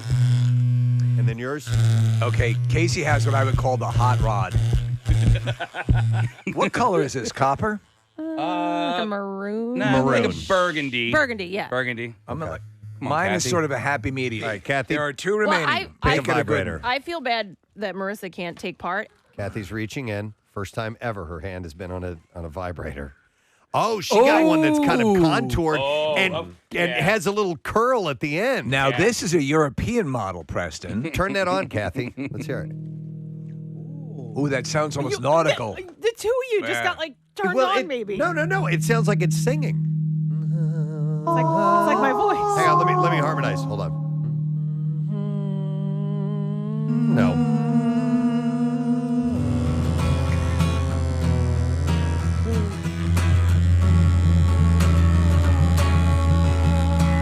That's how I'm playing chords on the guitar.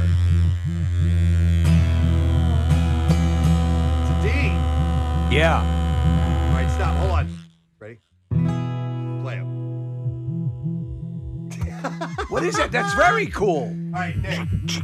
Pull yours up. All right, so in typical McElwain fashion, I got the skinny pink one. Yeah, you did. You got the littlest one. This will get the job done fast. Hey, let's go racing, fellas. Yeah!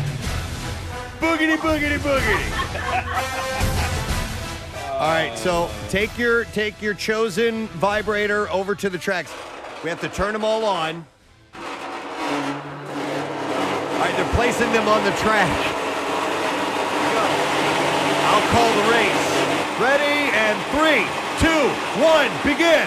And they're off. Steves is taking off down the middle. Steves already crossed the finish line. In second place is, who was that? The blue one. Casey! Casey came in second, followed by Nick McElwain, third. Look at me. I'm Kathy Romano is fourth, and mine is not even halfway down yet. Oh, my God. That a is despicable display. It's still just taking its time. Where's Kathy? Kathy's finished. Wow. Here comes mine rattling down. Still not across the finish line yet in 3, 2, 1, and there it is. Oh, wow. Preston, does yours have the most girth? No. Casey's does. Surprisingly. Let's put him back up on the track again, and I'll turn the mic back up over there. You're out! Yeah, I think it's too fast. It's too fast? Man, do I know how to pick a fast dildo, though. Get him in place. Oh, my God. Preston, we've been to both the Poconos and Daytona. And Dover. That same sense of excitement.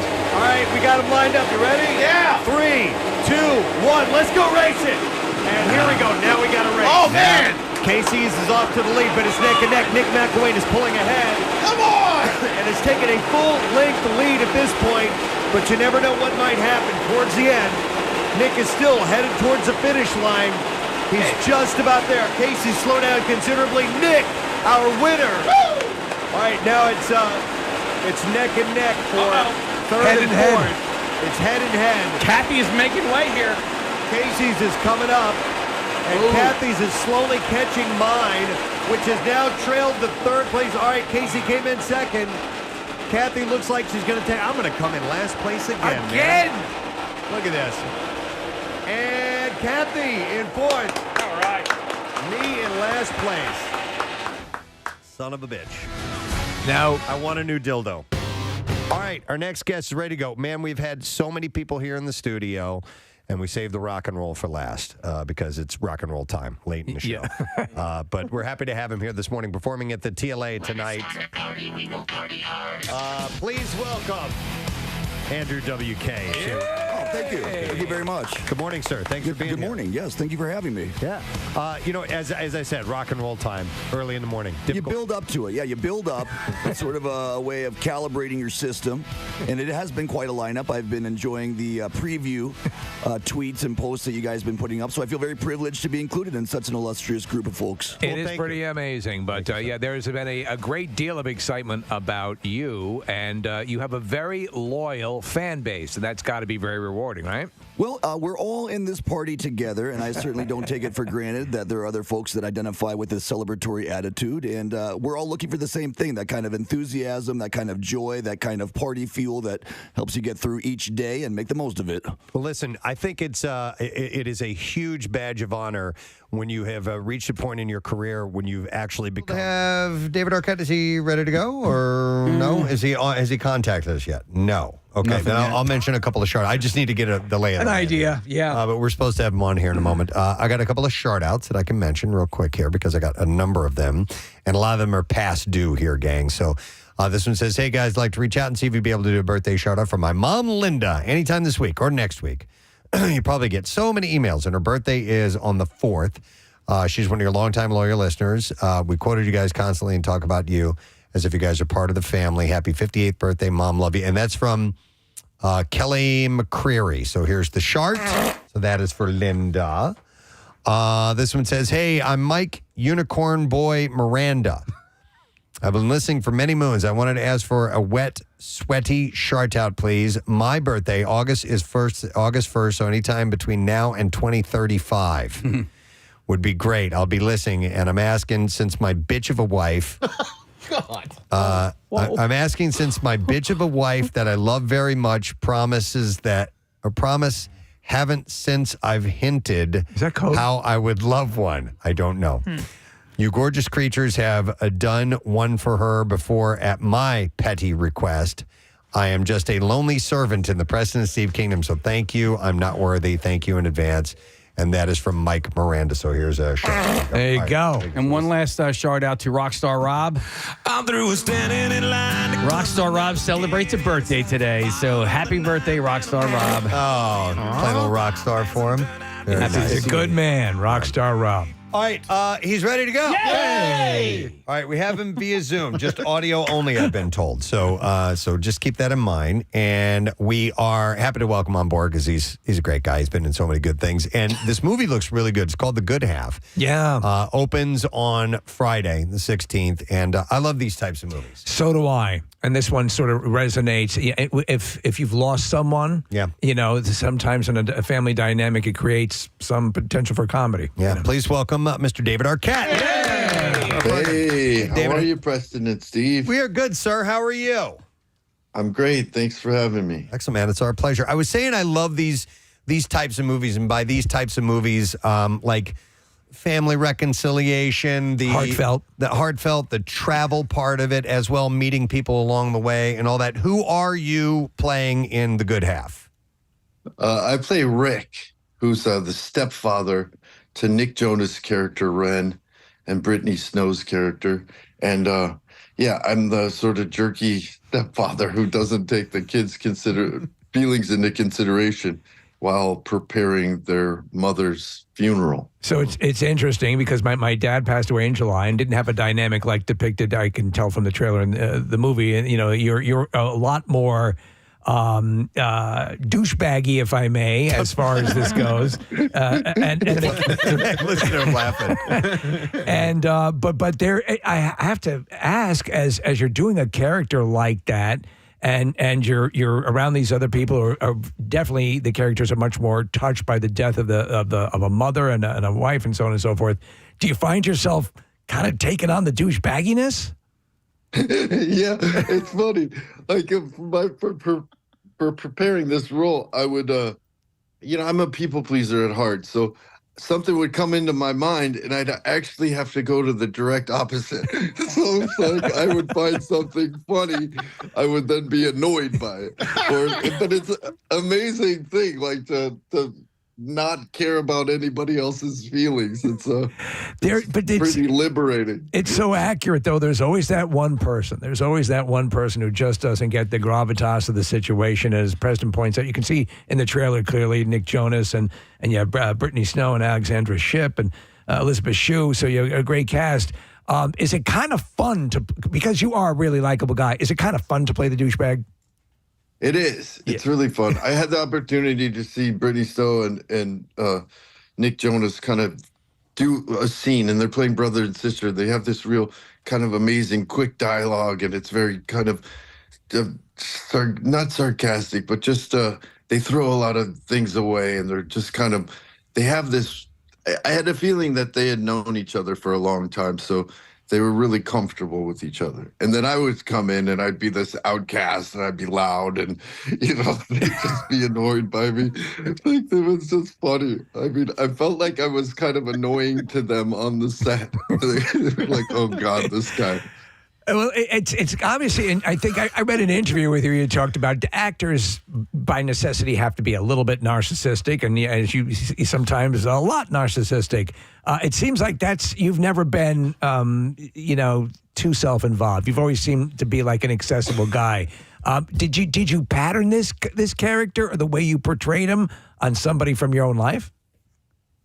Yeah, I mean, I've met some narcissists in my time. I once asked my therapist, I was like, do you have any narcissistic clients? And he goes, no. Do you want to know why? I said, why? He said, they don't need me. And that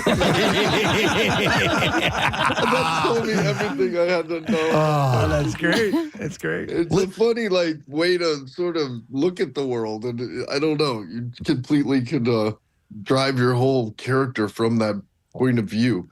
Every decision he makes, it's for these weird reasons. I don't know. I loved playing that character. David, I got to ask, because you seem like so much fun and not pretentious or anything along that lines. But in your long career, you have had to have, and like you said, you've met some narcissists in your time, but work with people who have a more strict approach on things than you might. And how do you end up working with that dynamic when you have diametrically opposed methods and you guys all have to work together, Yeah, it's interesting. I mean, sometimes, you have to have like good boundaries because you don't want like someone to be mean or cruel or disrespectful or certain things. So sometimes things come up where you have to like put down a firm boundary. Be like, hey, why don't you shut the hell up?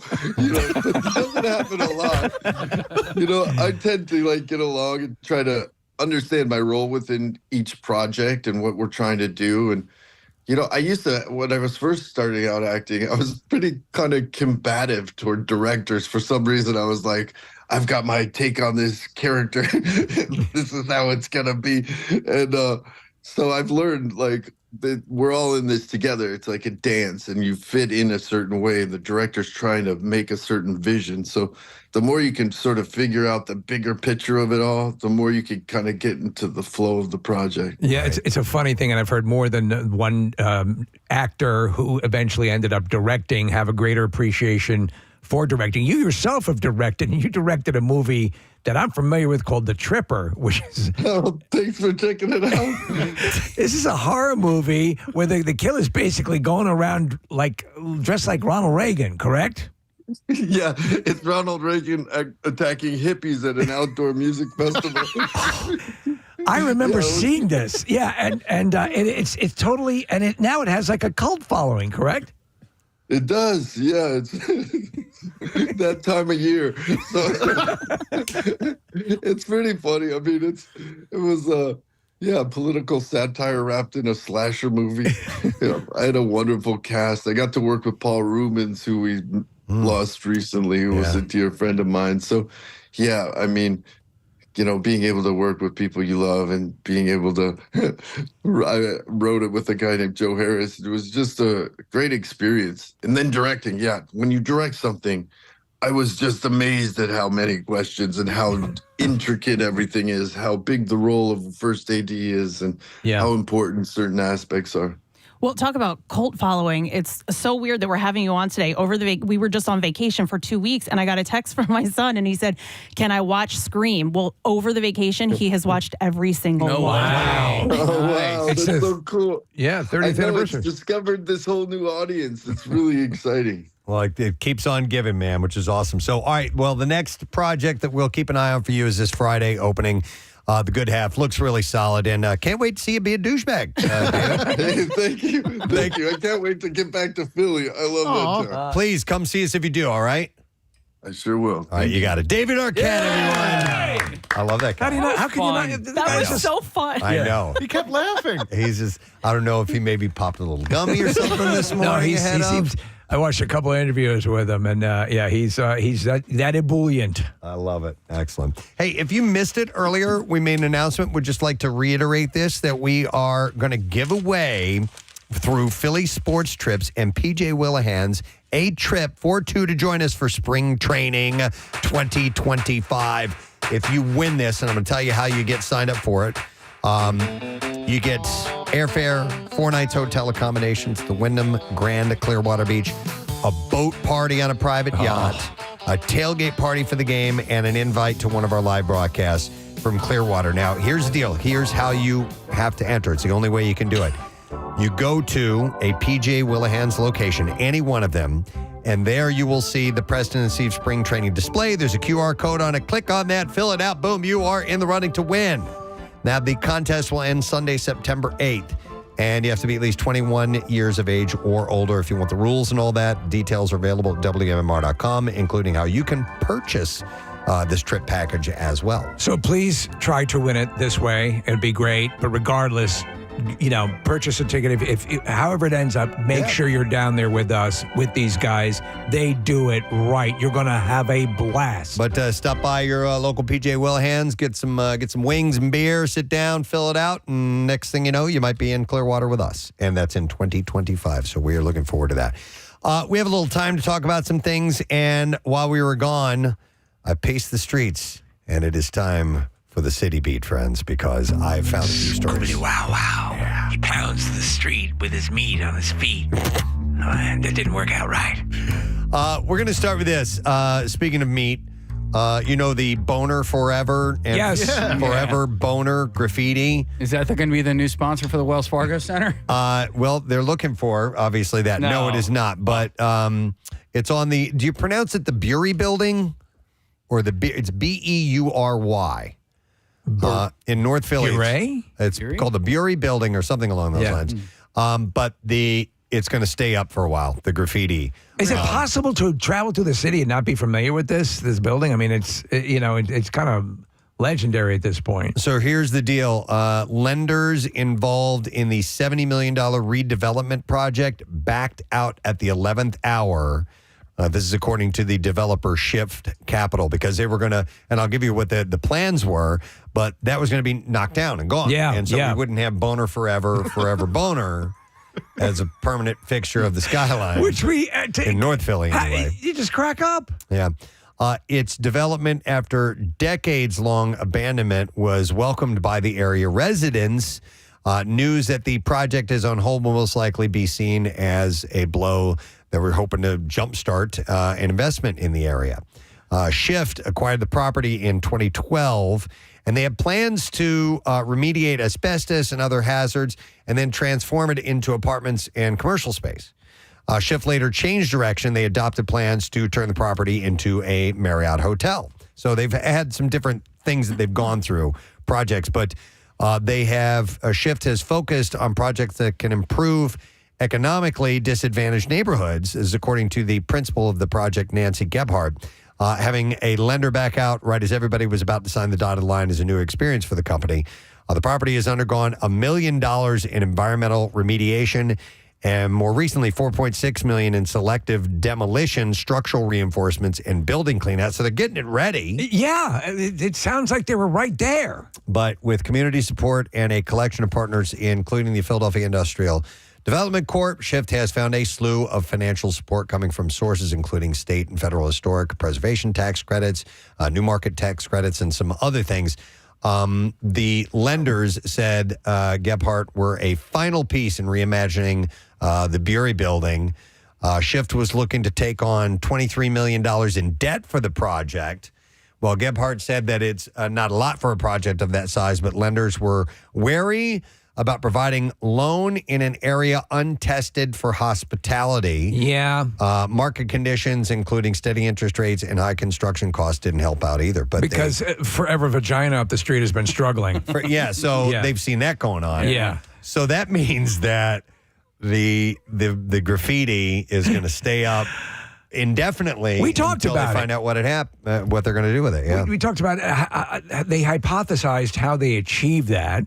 Or, I've never entertained this notion, is it possibly a misspelled school spirit sign and is actually Forever Bonner? Forever Bonner, maybe. I have noticed a big uptick in graffiti. I don't know if you guys have. Yes. Yeah. There's been a lot more of it popping up. Where are you seeing it predominantly? Along Everywhere? the Schuylkill Expressway. Along the Schuylkill, yeah. Well, you know what? I think maybe one of the reasons why we're noticing it is because they cleaned up a lot of it. They cleared it, so now the taggers are just back out. So I think maybe it's fresh and new, and that's why we're noticing. How do you see it go 97 miles an hour? I don't want to call out any taggers because I was going to say one because that's what they want. I know. But there is one in particular where I'm like, okay, your artwork's not that bad. Yeah. Listen, if your tag is sticks, right, and you're just writing sticks in horrible handwriting that you basically didn't even learn how to write in grade school, leave that at home. I don't need that. But if you're going to actually take some work. You know? Something that's creative and artistic. Like a beautiful KAZ, for instance. Casey, do you remember Curtis Mang? I do. Yeah, on Mang. 202. 202. Yeah, and so eventually that bridge was removed. Like that was a I don't know, Sweetsford Road or whatever, but it was on a bridge. That bridge is no longer there. Somebody came back and did a much smaller Curtis Mang on another bridge on 202. What is it? South, I guess. The one I've been seeing lately is Sham Cow. Sham Cow. I don't have a sham.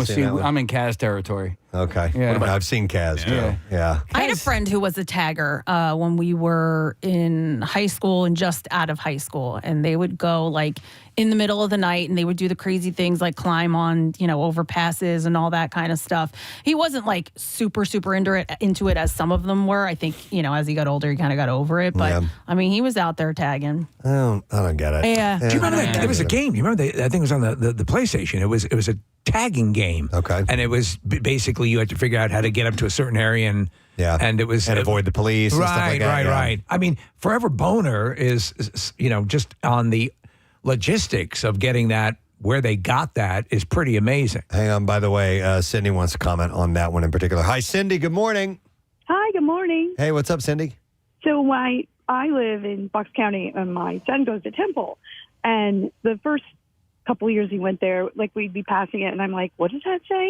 And, like it's all these Snickers. And then, but now actually we use it as kind of a landmark. If I'm running stuff down to him or whatever, I'll text him a picture of the building.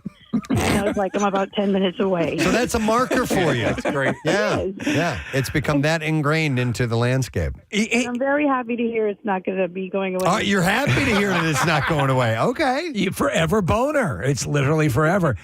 Do you ever have? Thank you, Cindy. It happened to me just over this weekend where a building that is going up reached a next level of completion and threw off my landmark perception. Yeah. So I drove past the pharmacy I was looking to go to because now the environment and the landscape looked different. Completely threw me off. I can do that because I'm rather than a street guy, I'm a landmark. I'm a landmark guy. Yeah, as likewise. Well. Yep. So I could see that being a little confusing. All right. So interesting. We'll follow the fate of Boner Forever Boner, and see what happens. All right. So here's one for you. Big Lots plans to close as many as 315 stores in the U.S., including 4 in the Philly region, as the chain tries to rein in financial problems. Very sorry to hear this. Yeah, because it means jobs, but also a lot of people kind of rely on Big Lots. Yeah, we do a couple of different Big Lots stores. We're big fans of those guys. It is pretty wild though. You'll be in couches and mattresses, and then you step over and there's the Pringles. Yes. I know. Yeah. Was Big Lots, did they buy Kmart or did they just take over Kmart stores? Oh, I don't know. So Kmart's gone, right? I haven't seen any affiliation with Kmart. I think in this so, story. Steve. Yeah. The Columbus, Ohio-based company, which sells low-cost groceries, home furnishings, and toys, has increased its number of projected closures from 150 in a recent filing. Big Lots lists the following locations in our area. 199 Franklin Mills Boulevard in Philly, 713 East Baltimore Avenue in Clifton Heights, Delco, Casey. Yeah, we go to that one. Okay. That one that's right near our discount shopping stores. It's all an overstock kind of scenario, right? That's what Big Lots. Unless I'm misremembering, I haven't been in one in a while, but it's just. Yeah, I mean it's anything and everything all in one place. Right. And Preston, that one on in Clifton, I'll have you know I hit a home run right across the street from that store.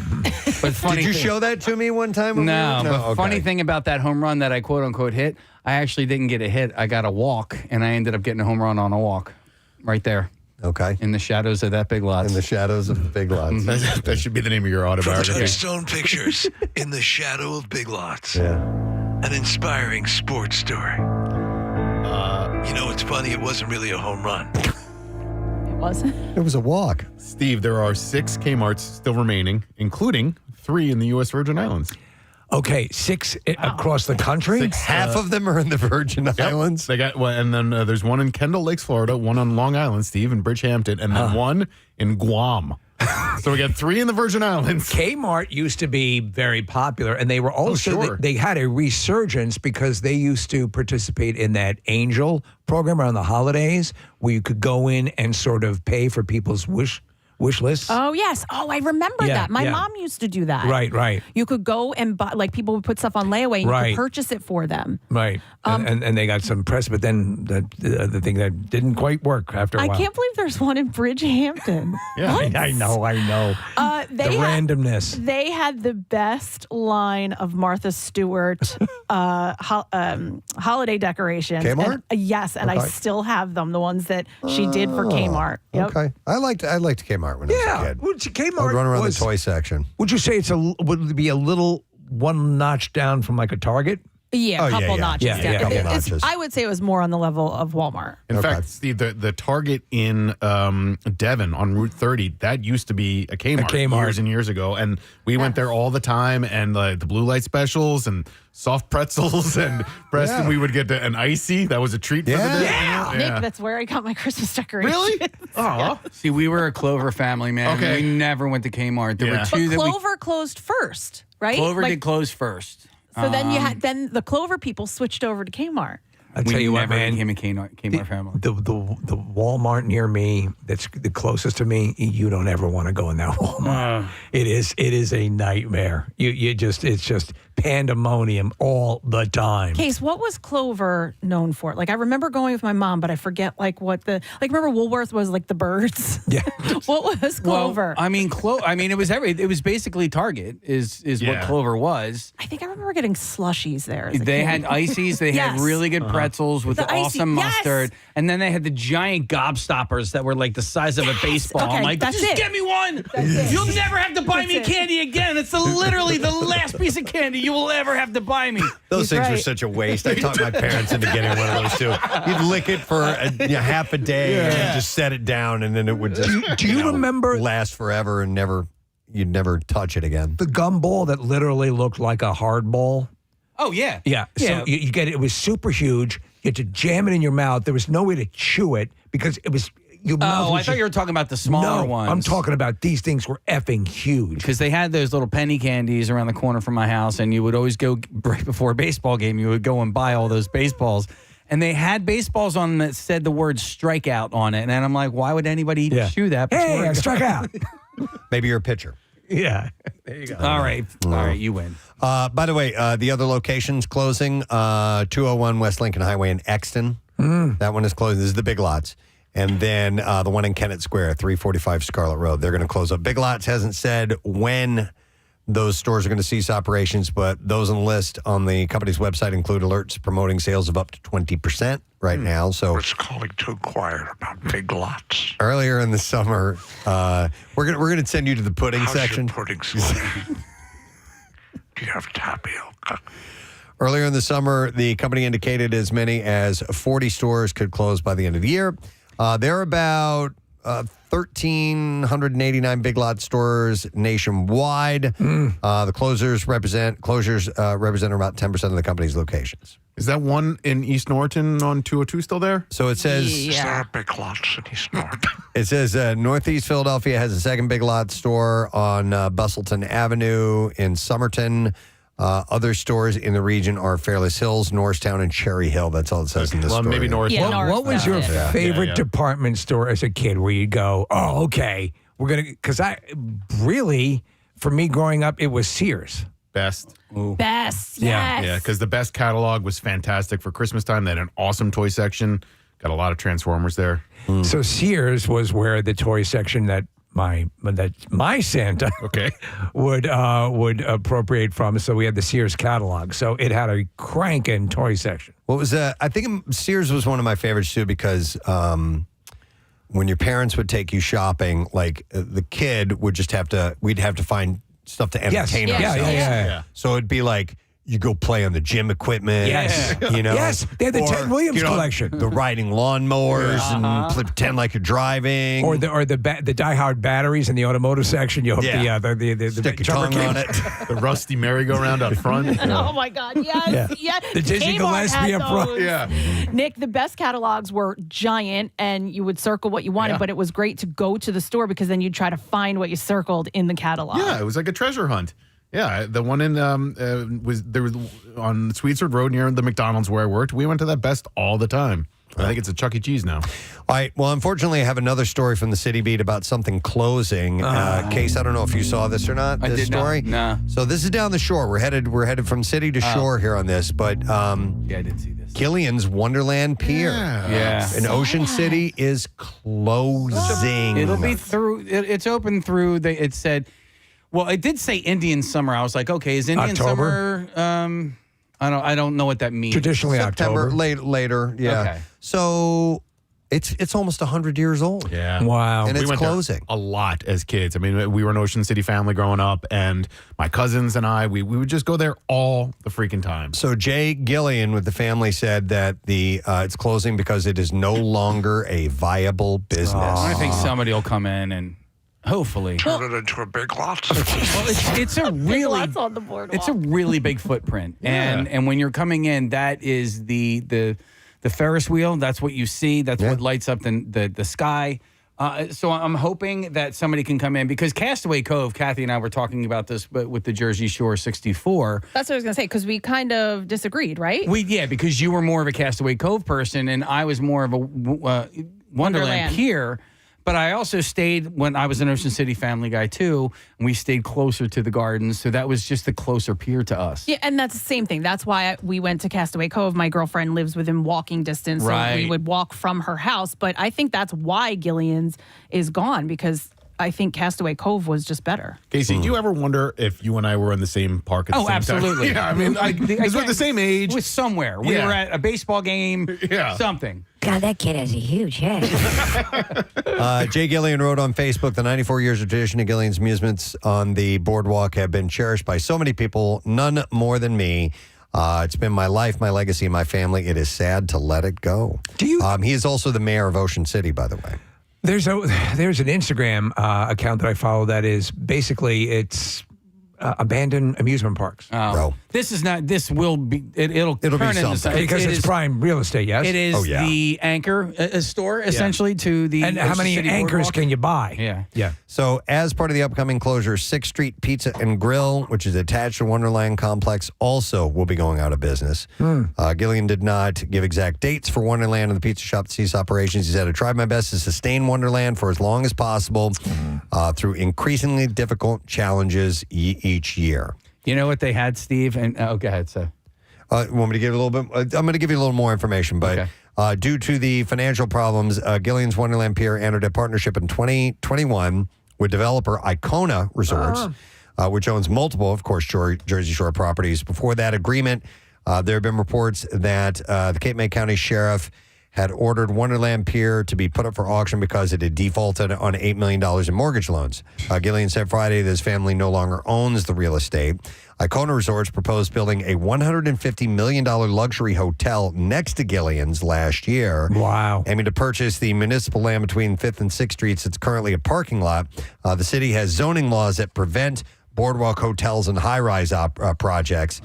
Gillian, in his role as mayor, said that last year that he would not support the Icona Resorts project due to community opposition. People don't want a big building on the. So it probably on would the have boardwalk. saved. You would have had a major hotel right next to your business, to that business, right? Wow. What if they could turn that whole business into a hotel resort type of On the boardwalk. on the boardwalk? They're doing something similar to that on the Wildwood Boardwalk, closer to like where Sam's Pizza is. And I was walking. Well, I just was walking on the Wildwood Boardwalk, with those shops and stuff like Looking that. down the boardwalk. Nah, it's just there are places that need a facelift, and there's one particular section of the boardwalk.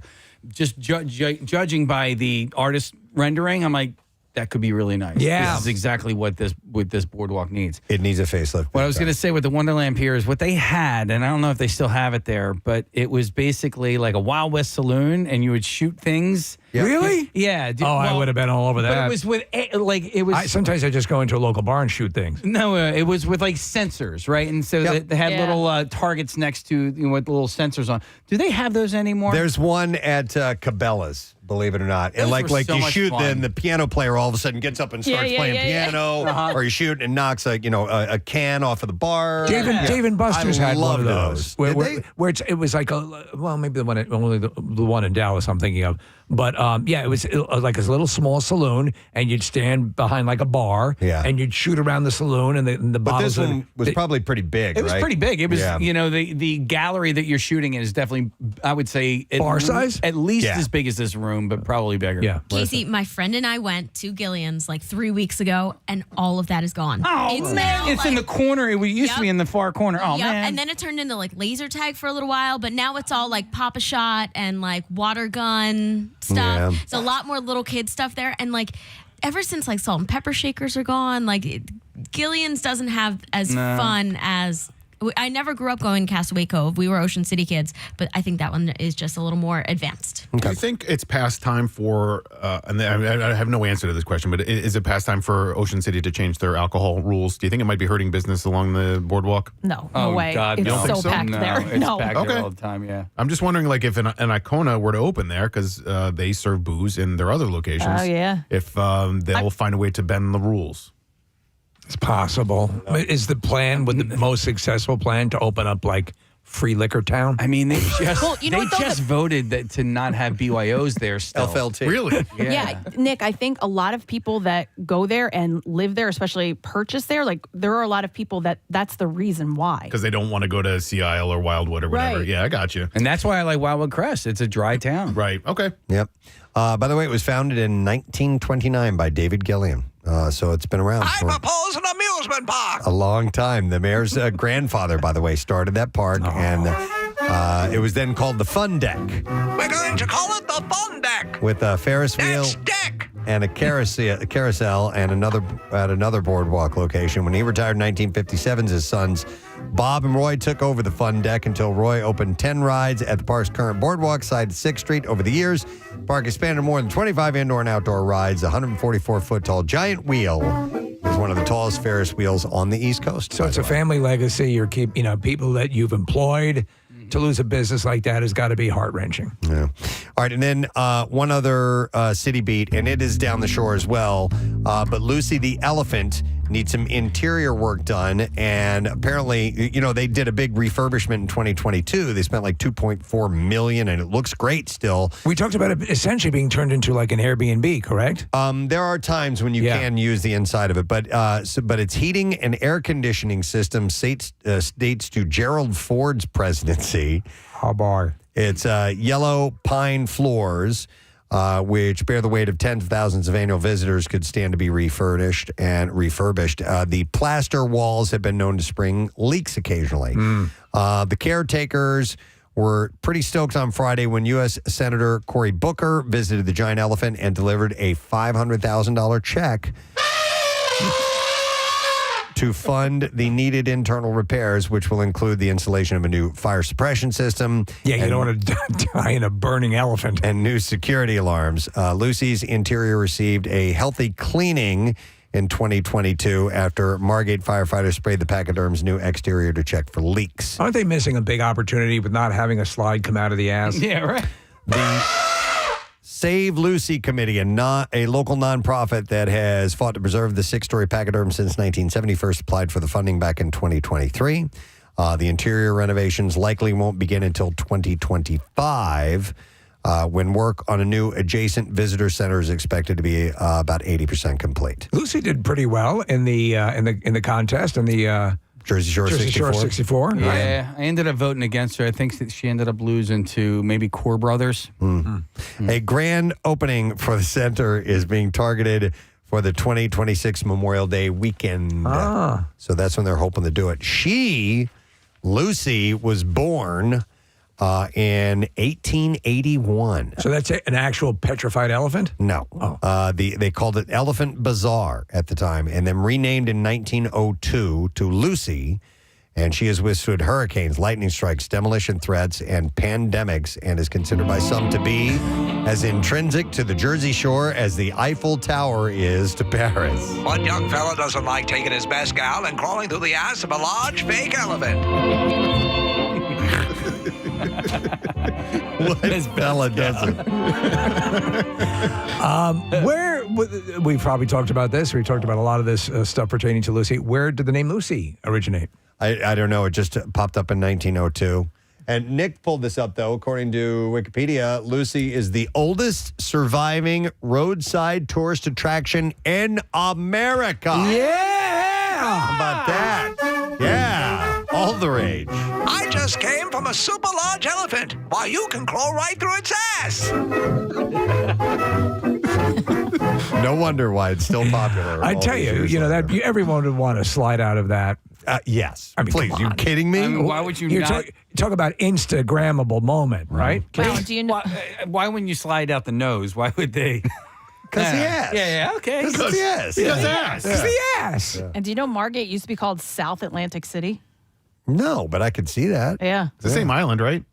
That goes AC, then Ventnor, then Margate? Yeah. Right? Yeah. Yeah, okay. All righty, well, that's it for City Beat, folks. A little news you could use in and around our region. Thought we would pass it along for you this morning. We will take a quick break. Come back in a second. I got more news passed along via the Bizarre File, though, so we will have that when we return. Stay with us, please.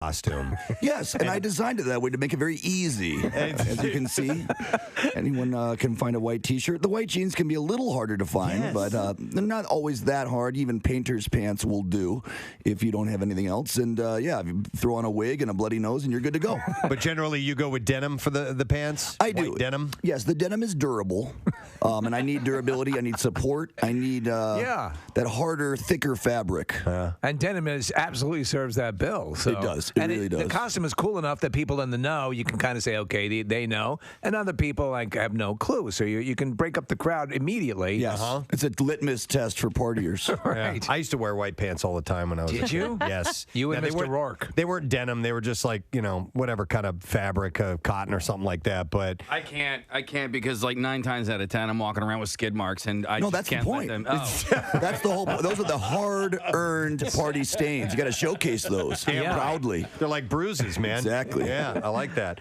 We wanted to welcome somebody else here into the studio because she's a massive fan. She produces our afternoon show, so she came in very, very early for this. Sarah Parker is here with us this morning. Hi. And Sarah made it a point to be here nice and early in the morning. What is it you love about Andrew WK? Oh my gosh, the fact that he is so very positive, especially nowadays. So many crappy things are happening in this world, right? You look at the news and you just get upset, but Andrew is the shining light of positivity. So I'm thinking that perhaps you should explain what partying means to you, because someone who's not familiar with Andrew WK might think that's just drinking all the time. So what does partying mean to you? Well, it certainly could mean drinking all the time for someone. I'm not really here to tell someone what it is. I guess I chose that word because I thought it was actually something that everyone did understand, that everyone was familiar with that. It didn't take a lot of explanation or elaboration, that a 4-year-old or a 94-year-old, I should say a 93-year-old or a 33-year-old, they all understand in some way how to enjoy the fact that they're not dead. And that's really the beginning and the end of the party mindset. You can apply it as vastly or as simply as possible. There's a great video of Andrew. If you haven't seen it on YouTube, you can find it. He's being interviewed, and the interview is asking a pretty long, drawn-out question. And in that time, Andrew's face contorts into a scowl of sorts, and then you answer the question very quickly. And it's hilarious. It's got over like 3 million views. But are you, faces? Is that something you were always good at as a kid? Were you making gurning? Yeah. Yeah, hamming it up. I mean, the face is a very fun thing if you can control it. I don't have complete control. I think in that video you're talking about, maybe some kind of demon took control of my face. But very much so. Let them have at it. Let them out. Yeah, let them have their fun with my face. You seem to be obsessed with pizza.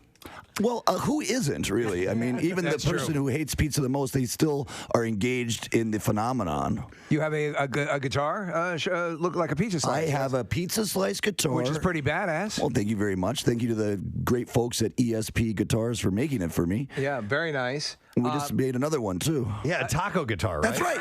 Yes, literally, it's just days old. It's still a very fresh. Yeah, I've only played it, I think, maybe 5 times now on stage. We just got it during this tour. Okay. Hey, Andrew, with your signature look, the whites and the bloody nose. Did the bloody nose happen by accident at some point, and then you were like, "Hey, that looks kind of cool." That was part of the initial vision I was presented with, so I executed that in a rather painful way. But I have gotten bloody noses on stage by accident, much to my dismay. Right.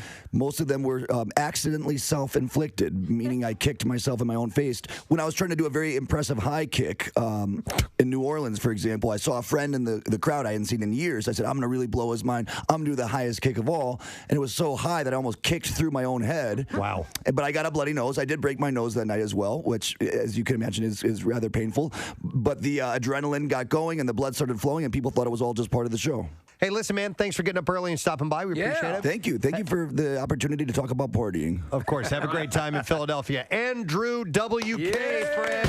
We love this guy who's in our studio. He's a great guest. He's a great star, and he's got a film that he is promoting. It's coming up on Netflix, and it is called Wheelman. Let's welcome him back to our studio, Frank Grillo.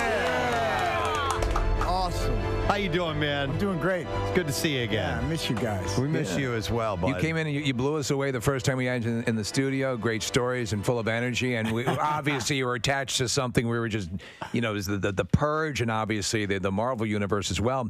Got to tell you, man, the Wheelman is a solid movie. Yeah, you saw it? I did see it on we got the advance. It's going to be on Netflix, which is turning out to be Valhalla for these kind of films. It's amazing. I mean, this film, cost $5 million.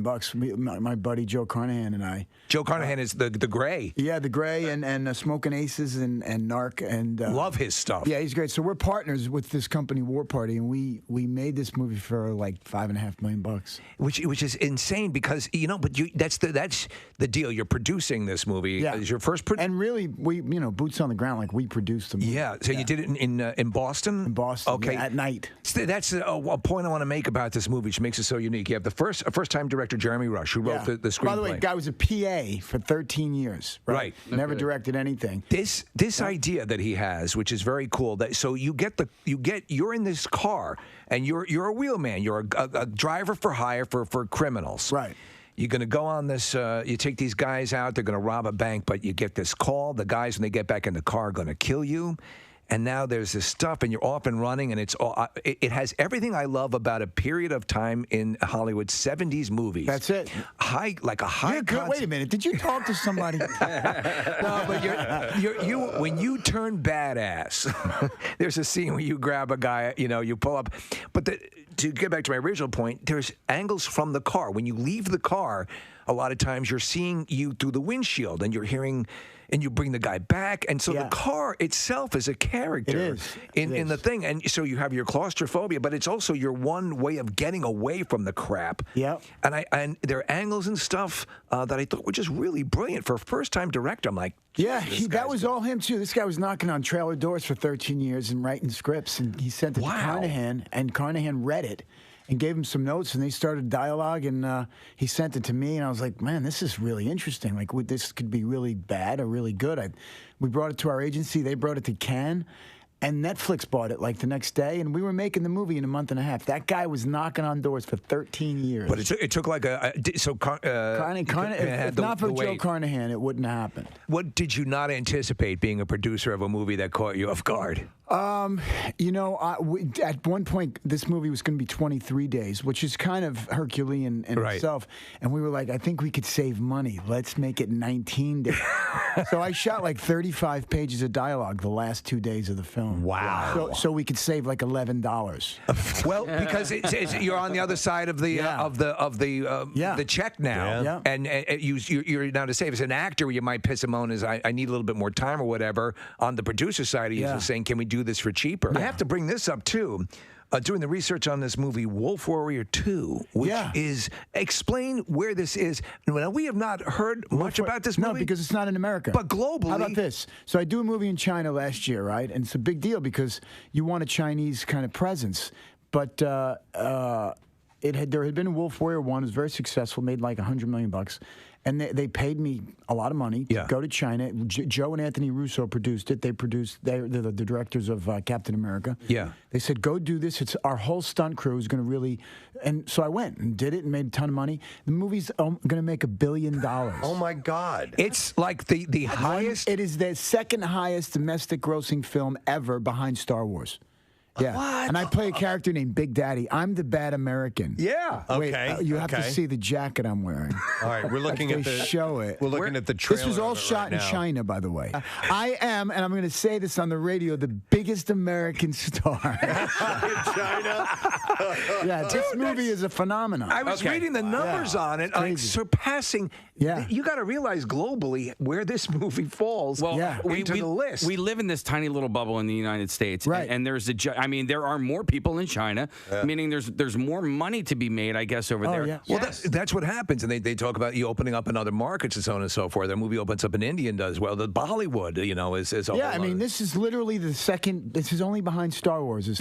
So, like, Joe Russo called me and goes, "You are a unicorn now in China. We're gonna go make Lethal Weapon. It's with you and a Chinese movie star. We're gonna go do Lethal Weapon next year." So when you play a bad guy and you're known for you're sort of a bad guy, and I played it campy, like I was over the top. Oh yeah, Oh, I was that's in gotta China. be I didn't think great. anybody was gonna see it. I was like Al Pacino in Scent of a Woman. Hoo-ah! That's great. Look, that's Big Daddy. Oh man! Yeah, I represent everything bad about the world. Wow. Hey, where did you guys shoot for Captain America: Civil War? Was that in Africa? Part of it was in. I think part of it was in Africa. I didn't. I was always in Atlanta. And by the way, Crossbones is not dead. Is he dead? Oh no, he seems dead. Come on, man. He seems dead. Dude, Seems dead. I was just down at Marvel, with every said nobody mentioned that he wasn't dead. He's dead. They don't. That's one of the. I think he's definitely dead. He's definitely dead. He's dead. Man. That uniform's too freaking cool. No, he's dead. I know. So, I'm too old. Listen, I think at some point they're gonna have to change the Avengers. They're getting a little long in the tooth. Can I ask a question? When they about that scene? first get their AARP card, I got a question about your scene in Civil War. Yeah. The spit on the side of your mouth. Was that makeup spit or was that your? No, it's real spit. I have it right now. I get excited. I'm really sweating right now. That's got to be wild, though. Just listen. You are part of one of the greatest movie fights ever filmed. Yeah. That elevator fight, which we know you had a lot of sway over. Yeah. I can watch that over and over. That's got to be a sense of It's pride fun. for you. It's fun. It's all fun. And knowing being part of also now that you could just demolish Chris Evans. He's so skinny now. I just saw him. He's so beautiful. But I was with all of them. Like, they were all there. The whole, every Marvel character was assembled. It was like 45 people. Like, I'm sitting with Cheadle and William Hurt. You don't realize how many people have been in those movies. It's amazing. Yeah. Wow. I think I would cry if I was I in cried. the presence of all of them. Yeah, I mean, it was fascinating. All right, let's hear it for Frank Grillo. Regis Philbin did not like to chat with Kelly Ripa when the cameras weren't rolling. What? No. It's not the way it sounds, and we all will understand this. Regis had a mandate. She said, absolutely no talking off camera. So save it for the TV, right? Yeah. I'm such a professional. She tells the New York Times about her dynamic with Philbin. She said he had almost a superstition about it. You save it for the show. Save it for the show. She said, Kelly, look at me right in the eyes. Save it for the show. She'd said, I'd be like, good morning. And Shut up! He'd say, save it for... Shut up. Shut your mouth. Shut. Save it for...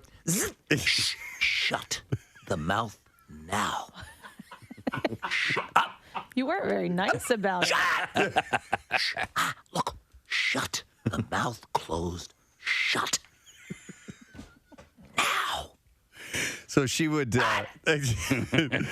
he would say, save it for the air. Save it for the air.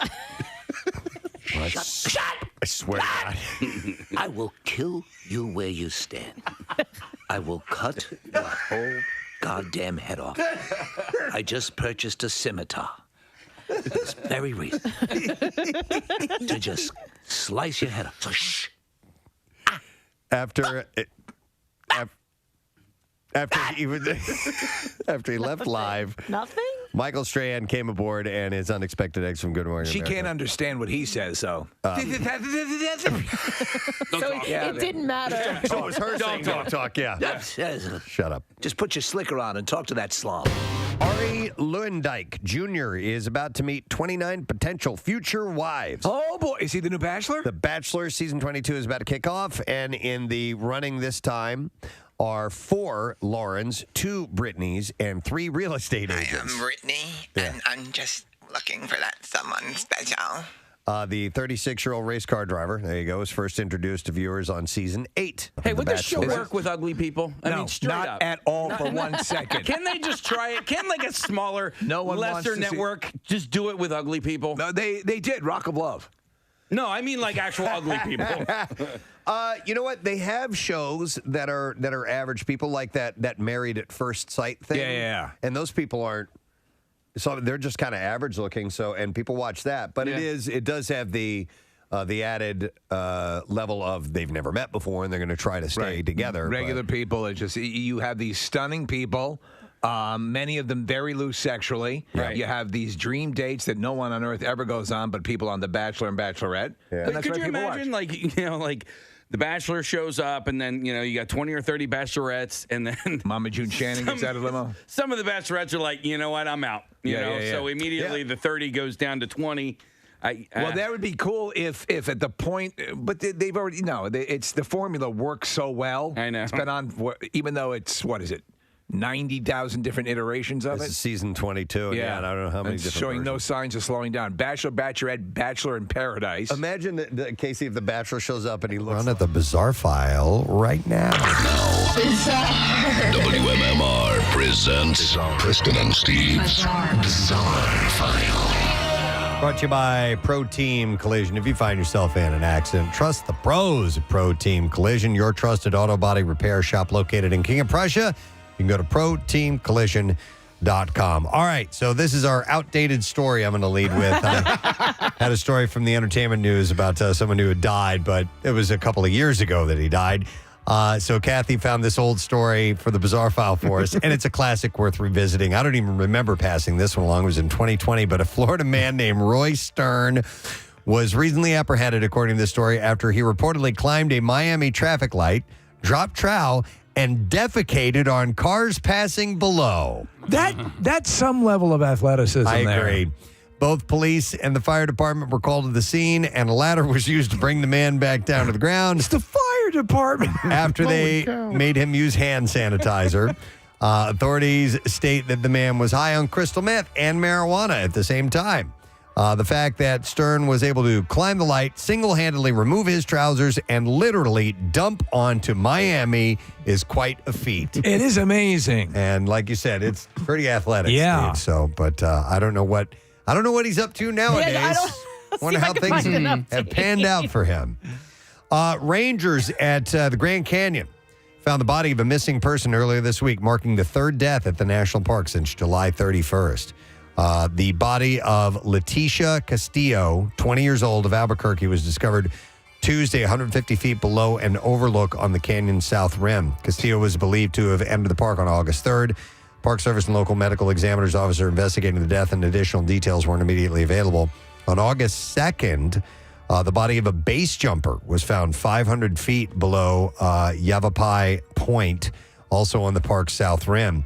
Base jumping is banned in the Grand Canyon, and it's generally been prohibited across the national park system. On July 31st, Indiana college student Abel Mejia fell to his death near an overlook on the park's south entrance road.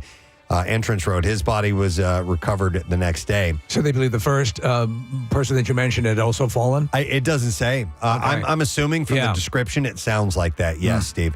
And an investigation into Mejia's death, it's ongoing and additional details are not available. Summer months present challenging conditions at the park, including extreme heat and increased visitor activity, and have prompted an increase in the number of dangerous incidents and fatalities. Between 2014 and 2023, there have roughly been 17 deaths per year at the park, by the way. So, yeah, it's wilderness. And If you're going into that area, Preston, fill up your flashlight with beans. Yeah. Yes. We have one case where that is proven to work. So, Bobby! Yeah. Cindy! A man who says he broke his ankle jumping into the sprinkle pool at the Museum of Ice Cream in New York City has filed a lawsuit alleging that the facility was negligent for not warning visitors and it is unsafe to jump into the sprinkle pool. You didn't tell us we couldn't jump into the sprinkle pool. Plaintiff Jeremy Shore says in his lawsuit that he visited the museum with his daughter and suffered severe and permanent personal injury while he jumped into the sprinkle pool, a ball pit-like installation full of oversized plastic sprinkles. Shore says in the lawsuit that the Museum of Ice Cream, which has 4 locations in the U.S., encourages patrons to jump into the sprinkle pool through its advertising and promotional materials. It says in one of them, it says they create the reasonable but false expectation that the sprinkle pool is fit and safe for that activity. I'm never going to walk again. I saw footage of a girl jumping into it. She had no idea what to expect. She went in to do a cannonball, and it was only like 2 inches deep. Oh, my God. Yeah. Well, maybe they have an issue then. Yeah. The website of the museum, which offers ice cream-themed installations and all-you-can-eat ice cream, encourages visitors to, quote, dive into fun with our iconic sprinkle pool. It shows photos of children and adults playing in the pool, which appears to be about ankle depth. So people are perceiving it as being like a ball pit. I guess so. Yeah. Not a sprinkle pool. There's like a slide and a, yeah. So Shore says that his sprinkle pool encounter left him with injuries that required surgery and may require future surgeries as well as physical therapy and diagnostic testing. He is seeking unspecified damages to cover his medical and legal expenses. How do you guys feel about things like this for kids? I mean, to me, it seems like it's a... there's a lot of kids in there, and there's like a disease pit. You know, anything to pass the time. Sometimes, doesn't bother me. Go play with the diseases. I want to go to this museum though. Yeah, the ice cream museum, please. All right, here's a follow-up story. A funeral home where 190 decaying bodies were found has been ordered to pay $950 million to the families of the victims. I think that's only right. The Return to Nature home in Penrose, Colorado, had given fake ashes to grieving relatives instead of their loved ones' remains. A judge ordered the payment in the civil case, but it's unlikely to be paid as the funeral homeowners, John and Carrie Halford, have been in serious financial difficulties. So what were the ashes, like burnt popcorn? Neither attended the hearings. Mr. Halford is in custody while his wife is out on bail. Christina Page, who hired the funeral home to cremate her son's remains in 2019, said, I'm never going to get a dime from them, so I don't know. It's a little frustrating. Yeah, it's $950 million. These guys don't have any money.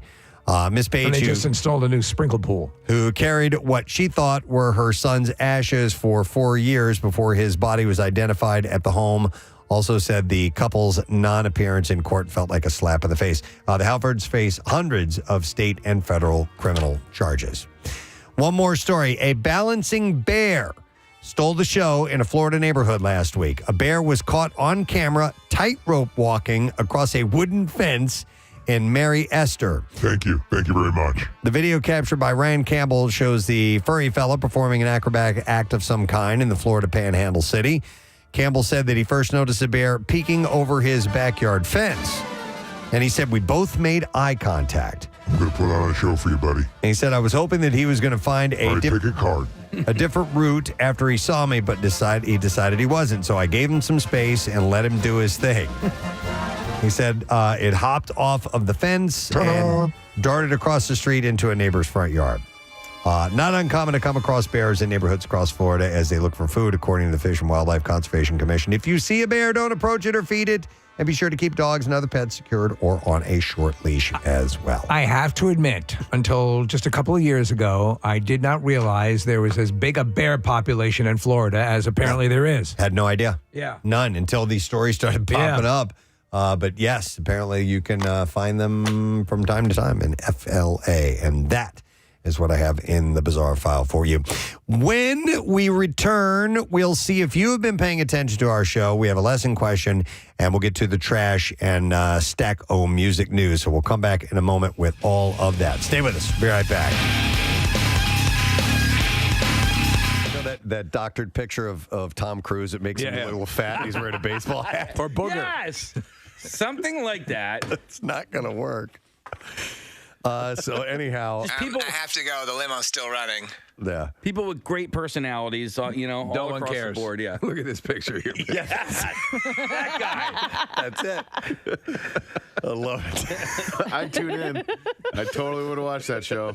At least the first episode. You know, it's a fantasy for everyone. I got just what love is really like. But if you're one of the girls and you show up and Fat Tom Cruise is waiting for you instead of Ari Lewandike Jr., you got ripped off on that season. You're gone. Yeah. You're out of there. So anyhow, he was first introduced on season 8 of The Bachelorette when he vied for the affection of Emily Maynard. So he goes. I love you. He goes, I want to be with you. He goes forever. I love you. I love you. I look into the future and I see you and I together, like two people together. Poetry. I want to walk down the aisle with you, the same aisle, and get married. I want to write our own vows and use ventriloquist dummies to convey them. Please welcome Mr. M. Night Shyamalan. Hey guys, I like the music. You like that? That's a cello actually played through, through an electric. Thing Oh, that's really cool. To Yeah, make it sound like a growl. That's, Oh, really? That's music from Split. Yeah. Yeah, this was. Hang on, wait. Yeah, Yeah, see now that you on can that- hear it. Yeah, and the composer actually plays the cello. He played it himself, like in a bathroom, like off the tiles, and you can anyway. Who's the composer? No. I mean, Wes Stortson. I got him from the HBO show The Jinx. You know, making. Yes. So just an amazing talent. I want to talk about, or ask you about Split, and so I don't want no spoiler alerts, but I recently went to a screening of Unbreakable. Do you look at Unbreakable differently than you did 10 years ago? Split and Unbreakable are very, very connected, and they've always been. Even when I wrote the original movie, both these movies were in my head and actually on paper. Okay. So it was just one of the things when I started doing smaller movies, which give me a lot of creative control, and for me, whether it's even just in my own head, a sense of being able to be daring and different and original and not worry because the budgets are low and I can do something that's unexpected. I felt like, wow, I could do this other part of this story in a very unusual way. In fact, in a way that hasn't been done before, which is not even tell you how it's connected to something else unless you come see the movie and then forbid it to be mentioned in the marketing. It was really strange, I'll tell you, because I write only originals, but this is the first time I've ever written something where I already knew the characters, so it was very bizarre. Like, as soon as I started writing, I knew all the characters' voices and how they were going to react. So it was a very different process. And, Okay. Yeah, really interesting. Well, speaking of that, I apologize, but how did you come up with all the different voices and characters for the one character in Split? Yeah, James plays, if you guys haven't seen it, Split is about James's character and who suffers from DID, and he has 23 personalities, and there's a 24th one coming, which is a very threatening personality. And in this movie, he plays. I don't want to tell you how much because I think it's going to be fun, but it's an enormous number. But that's crazy to have to come up with 23 characters for one. You know what? Really, it's not any different for me as a screenwriter because they are who they are. So they're real characters. They're just being funneled through one person. Yeah, it's James that has the problem. I have to. I'm just writing different characters. I watched the Blu-ray had a different ending. Which I find this stuff fascinating. Yeah. And one you didn't go with, and it was the exact right call to go with the one you went with. But do you when you shoot those things and you actually just sit there to see them side by side and run them, do you go, that's it, or are you back and forth? Well, I mean, part of art is listening, right? Yeah. So you can have an agenda. Again, if I write you this movie about you guys, you 5 guys right here in this thing, I can have an agenda. Oh, I want Preston to be this person and that person, and but you have to really listen because the character of Preston or the character of Kathy will start talking to you and telling you something, and if you're being arrogant in the process, it's literally in a relationship, and if you're not listening, to say, oh, wow, the Kathy character wants to be the dominant character. It doesn't want to be the way you were thinking of her. And so it's listening to it and making the movie and looking at it. You go, wow, I thought James's character was going to do this, or I thought Bruce's character was going to go this way. But actually, it's Sam's character that wants to do this. And that process of, I've gotten better at listening. You sort of step aside and let the voices come. I know it seems very it's all sounds bizarre, really, bizarre. And overly artsy, but I would understand that when you're writing for multiple characters. I mean, they're all living within you. Yeah, so James, we were doing a scene, and just a random moment, just to give you a sense of what I'm talking about, and James was playing the 9-year-old boy, and he did something that he didn't know he was going to do. He was walking down the street, and he did something with something on the side of the building, and he, a half second before he did it, he didn't know he was going to do that. Right? And then he did it, and then he reacted to it, and like a 9-year-old, and it was hilarious and wonderful, but he didn't pre-think that. He was being the character and listening, basically, is what I'm saying. What does the character think? Oh, wow, the character's eyes went to this thing that happened to walk by. And that in that same way, being present as, having empathy. I guess as an artist, that's really what you're cultivating, is your ability to have empathy. But I've always, coveted the opportunity to do something where there was a pre-existing mythology and something so well thought out. Why Lord of the Rings and Harry Potter and even Star Wars, Lucas's Star Wars, why it's so effective is the backstory has been thought out so much. The backstory is the front story. All that work has been done. And when you guys see something on television or a movie that rings a little hollow, that's because the person walked in the room and that person didn't exist before they walked into the room. So with that kind of just leaving things, just letting it funnel through, can we expect to see Glass face off against Stuart Little? Maybe. Is it possible? Yeah, it's possible. I wrote Stuart Little for you fans out there. That's why that joke actually is funny.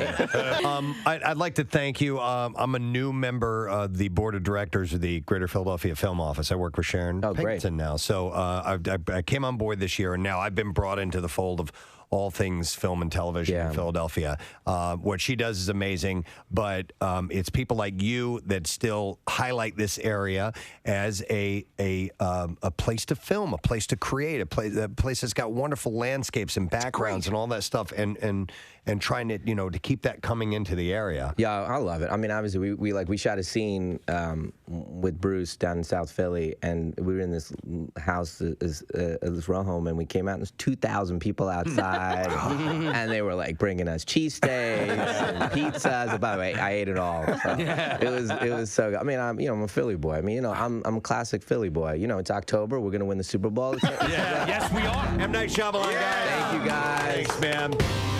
Yesterday, we got on a discussion for a moment about weird phone lines. Yeah, I remember. Yeah, well, what was it? It was you. Yeah, there was a number we used to call that would just. And it was something stupid to do as a kid that when you would call it, it would dial or it would ring once and then it would pick up and it would go,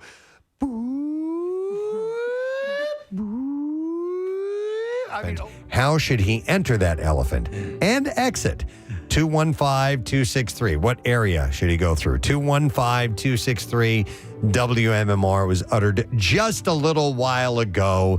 So let's see if you were listening. Call now. While you call, we will do the trash. The trash business is a gold mine. 93.3 WMMR with Preston and Steve's Hollywood Trash. We'll get these stories. Steve, what's going on this morning? Well, Gina Gershon telling Andy Cohen that she almost broke Tom Cruise's nose while filming a rough sex scene for the movie Cocktail. Cruise was apparently trying to improv a sex position called the nose-gina. Wow. Oh, my God. 2 astronauts have been stranded on the ISS for more than 60 days, might have to stay there until the beginning of next year. Astronauts Butch Wilmore and Suni Williams were apparently thrilled with the news, saying anything to get past the election. Oh, my God. And finally, Kourtney Kardashian flooding Instagram with summer vacation pics, many of which include her in tropical locations with her newborn. Kourtney says when you have kids, you don't stop living, your nanny stops living. That's all you All right, we are searching for the answer to this question. When a fella wants to take his best girl through a large fake elephant, he should enter that elephant and exit through where? 215-263 WMMR. We will go to Grant to see if we can get that answer. Hi, Grant. Hey, good morning to see you. Good morning, Bud. All right, so where should they enter that elephant? Definitely Lucy's butt. Yeah, the ass. We'll go with that. Hang on, Grant. Got yourself a pair of tickets for an evening with Peter Billingsley and A Christmas Story. This is going to be Wednesday, December 4th at the Keswick Theater in Glenside, and tickets are on sale now at AXS.com. Let's do music news. Now, Preston and Steve's Music News on 93.3 WMMR. Yeah. Few things to pass along to you. It's been 2 decades since Green Day unleashed American Idiot onto the world. I can't believe that's 20 years old. Unbelievable. Yeah. The band is celebrating with a huge 20th anniversary deluxe edition of the album. The set comes in either an 8 LP or 4 CD super deluxe box set with 2 Blu-ray discs included in both of those. Both limited edition sets will include the entire original album, 15 previously unreleased demos, a 15-track concert recorded at Irving Plaza in 2004, 9 previously unreleased live recordings from the era, and 14 B-sides and bonus tracks. The special editions are set to release on October 25th. And they just played a show here, which I heard was fantastic. Yeah, a friend of mine, Marissa, went, and she said that they did almost 2 3/4 hours worth of a show, and it was amazing. That's excellent. This year's D23 event from Disney, I had mentioned this earlier in entertainment news, had a bit of a rock edge involved. The upcoming film Tron Ares, set to hit theaters in October 2025, will have a score by Trent Reznor and Atticus Ross, both from Nine Inch Nails. And yes, there will be new Nine Inch Nails music on that soundtrack as well. That is pretty cool. I think that's super appropriate for the subject matter. Yeah. I have not seen any production stills or anything from the movie. Have you? No, nothing. But I could see them creating the right feel with as much as they can dive into, electronic music and so on. So it's not the first time that the duo has scored Hollywood productions. The pair collaborated on scores for Challengers, Teenage Mutant Ninja Turtles, Mutant Mayhem, Soul, and The Social Network. Reznor and Ross announced their involvement in the sequel to 2010's Tron Legacy. That one was scored by Daft Punk. That was a pretty good score, too. And Reznor did the music for the Watchmen series on HBO. That is correct, yeah. But was Atticus Ross involved in that, too? That I don't know. Yeah. There you go. This is from Watchmen, by the way, yeah. All right, Rod Stewart canceled 2 shows Friday after contracting COVID-19. Yeah, the 79-year-old revealed the news on his Instagram, writing, "We regret to announce that tonight's Rod Stewart's concert at State Line, Nevada, and his August 10th concert in Lincoln, California, have been postponed as the singer recovers from a summer strain of COVID-19. His August 7th show for his Las Vegas residency at the Coliseum at Caesars Palace earlier this week was canceled after he got sick from strep throat. That would have been his residency's 200th show there. 200th show. Do you know anyone who's seen his residency there? Because I think is he doing the American Songbook? I don't know. Surprised Bam Bam hasn't been out there.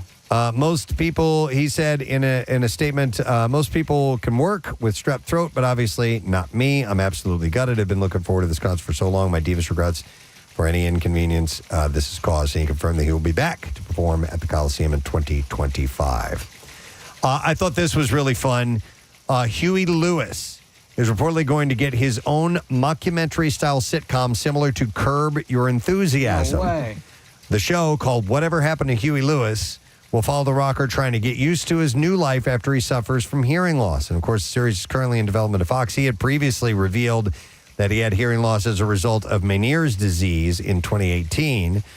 He won't be alone. He'll reportedly be joined by a number of celebrity friends and very codependent family. So what is the nature of this hearing? Is it as much loss or an inability to process the sounds you're hearing? It's a good question. Yeah. I don't know. I don't really know. You sent me a video of him singing the other day, right? Like within the last couple of weeks?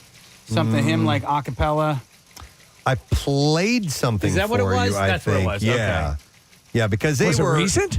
The band... No, it was older stuff. But I forgot what I had played for Casey. But that like 4 members of the group, they could sing like barbershop stuff. They have really good harmonies. And every now and then, if you go back and you listen to a Huey Lewis record, pay attention to the 4-part harmonies. They're fantastic. I was listening to, on a road trip recently, Greatest Hits, Huey Lewis, and the band is so damn good. Yeah. The horns are fantastic. There's some guitar solos in there. Like, they're a really, really good backing band. Yep. And everybody gives him the credit which he deserves. But the band that surrounded him, the news, is so damn good. Agreed. All right, one last story. Nick, this is for you. Okay. It's for everyone, but with kind of highlighting you on this. This was actually from last Thursday, but I couldn't let this go. Last Thursday marked the exactly 20 years since one of the most revolting moments in Chicago music history. Yeah. About 120 people on a Chicago River architectural tour boat, which I've done a couple of times. It's amazing. Were hit by 800 pounds of excrement when the driver of a Dave Matthews Band bus emptied its septic tank on the Kenzie Street Bridge. The horrific accident sparked new efforts to restore the Chicago River. After that, today, the exact spot of the slurry is marked by a sticker on the bridge, and for a time, there was an actual plaque that was provided by Riot Fest. Margaret Frisbee, executive director of the Friends of the Chicago River, remembers the day it happened. The organization was hosting a kayaking event for hundreds of people just a few hundred yards downriver. Oh, my God. Needless to say, that's illegal to do that, correct? Oh, God, yes. She said, of course, our initial reaction was shock and horror for the people who were on the boat and how terrible it was. Friends of the Chicago River received a $50,000 donation from the Dave Matthews Band after the soaking, part of a $200,000 settlement with the city of Chicago. But more important, Frisbee said that it brought new attention to the goal of restoring the river. The bus driver, Stefan Wall of Texas, pleaded guilty to reckless conduct and was sentenced to community service and a fine. Today, many people walking over the Centennial Bridge have no idea they're treading on a bit of a twisted history. But that is where it happened. People that hate Dave Matthews Band, and there are a lot of haters out there, love to share this one with Oh, me. really? Yeah. I mean, it's funny. You know, it sucked if you were underneath it. You know, it's not like Dave Matthews. Dave didn't do it. Yeah, he didn't hit the eject button. He didn't hang from a street sign and take a dump all over. But, you know. All right, wait right here, man. Stop right there. Hold on. There's a that's a signal to let it go. Yeah. All right, and there you go.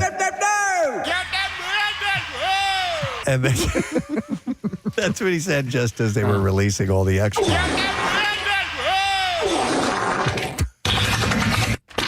And that is all I have in music news for you this morning. All right, we will take one more break. We'll come back in a moment. We'll wrap the whole thing up. Stay with us.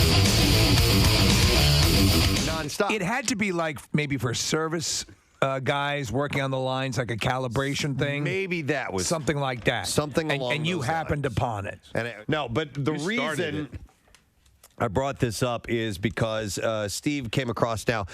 One of the things is not just free phone lines like the time and temperature and 800 PHL gate.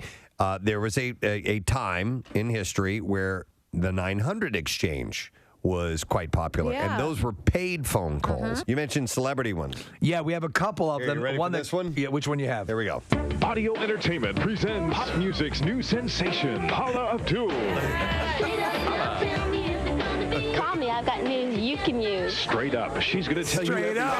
Straight up, man. You straight up call her now. She'll tell you where she had her nose done. And you should, because opposites attract. Call 1-900-909-1800 now. Call me twice and I'll send you an autographed picture. You and Paula together. Just $2 the first minute, 45 cents each extra minute. Kids ask your parents' permission. Paula's on a rocket to stardom. Call me now and find out why. Pick up the phone. Call 1-900-909-1800. We're watching the video. She was hot back in the day, man. What if you called her up, though? Yeah, what do you want? Yeah. Look. Paul, I'm a big fan. Yeah, great. You want a picture or what? All right, here is here's another music one for you guys. There we go. Audio Entertainment presents Warren. Yeah, we like to rock and roll. We like to do a lot of other things, too. Call the Warren. Yeah, we like to rock and roll. We like to do a whole bunch of other things, too. Like what?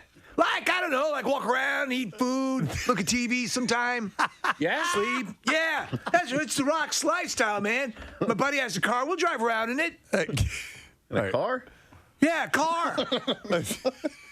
kind of car? 4 wheels. Steering wheel. Got it all, man. All right, let me play it from the beginning. Manual windows. CD player. Not at this time, right? Not at that. It would have been a cassette player.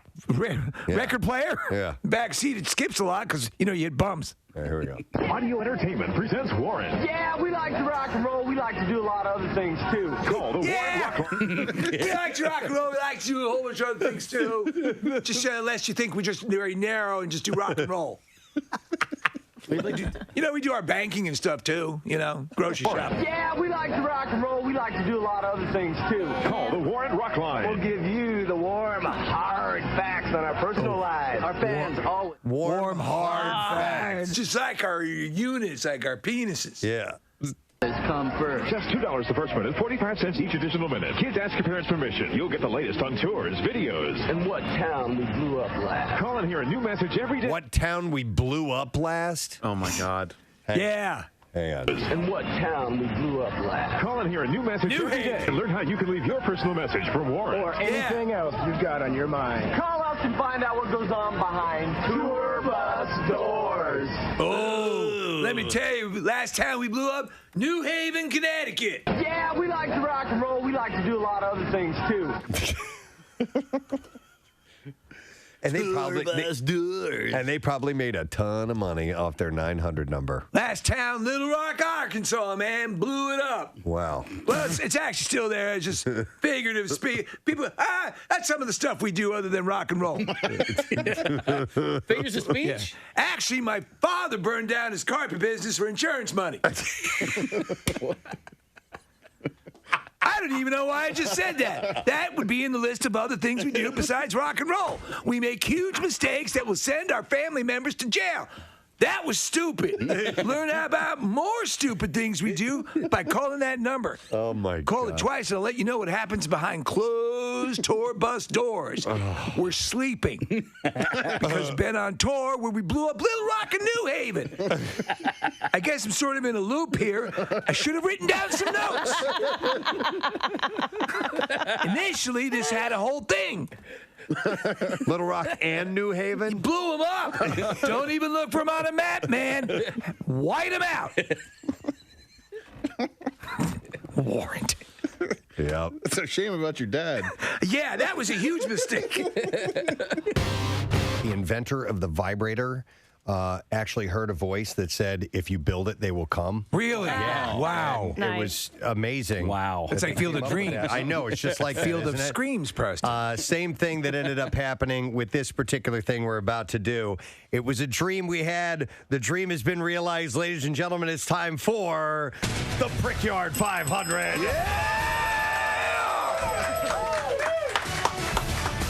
In the corner of the Preston and Steve studios stands a track that is ready to receive racing apparatus. It is called the Brickyard, and the 500 comes from the $500 in cash that we're going to be giving away. All right, Nick is on location at the track, which is about 8 feet away from where I am right now. We can see him from our vantage point, which is 8 feet away. You guys are up in the sky booth. Yes, we are. How is the weather trackside, Nick? That's beautiful out. You should see it from down here, Preston. Yeah. It is gorgeous out, and You're close. You're close to the track, and I got to say, I have to imagine it looks pretty spectacular from where you are. perfect conditions for racing. Yeah. All right, so let's meet our racers, if that's cool. We're going to start with our first one, and then we'll explain how the race is going to happen. Let's go and meet Aaron. Hey, Aaron, how are you? I'm going to race the Duracell Pink Nightmare today. Oh, my God. Now, let me tell you something. What I'm looking at there, if I was into this stuff, I'd get that sucker. That looks like it does everything. I'm fairly certain this will break concrete. Hey, Aaron, is that a jackrabbit? It's something, all right. I have a jackhammer. I don't know. All right, nice to go. All right, and let's meet our lone male contestant this morning. This is Michael. Hey, Michael. Wow. How you doing, man? Hey, from Newtown Square, and today I'm riding the Purple Pocket Power Pen. Purple Pocket Power Pen. Purple Power Pocket Pen. Now, Purple Pocket Power Pen. It's really, the fact that you can say that quickly is pretty impressive. Yeah. Preston, do you know the story? They are one and only male, and we said, the question went out, do you actually use this? Well, I'll ask you, do you actually use this? Yes, I do. Is it used in the back door? Yes. Okay. Okay. Okay. Yeah. All right. We got prostate stimulation. Okay. Oh, We don't need all the specifics on that. To be honest, I wanted to know too. Yeah, I wanted to know too. Okay. Why don't we talk to the next contestant? All right, let's go to our next contestant. Our next contestant is the lone anonymous contestant, and she's actually wearing a mask. We have a stormtrooper helmet on. Yes. Did she bring that, or is that ours? I think that's ours, and we want to welcome Miss X. Good morning, Miss X. Good morning, Gadzooks. Gadzooks. All right, and tell us a little bit about what you have there. Do you have a name for your vehicle? This is the powerful purple rocket. Another purple And just letting you know, this is my mask. This is your mask. Okay, fair You're enough. a badass. How confident do you feel in winning this race? I think this thing's pretty powerful. Okay. So I think this is going to be no competition. Okay. All right. Hey, Rachel. Hi, everyone. My name's Rachel. Nice to meet you. And Rachel, what do you have there? What's your vehicle? I call this is what I came for. This is what I came for. That's a perfect name. I like it. I don't want to handicap the race, but I think this one is going to come in dead last. I think so too. Because of the shape of it. It's not.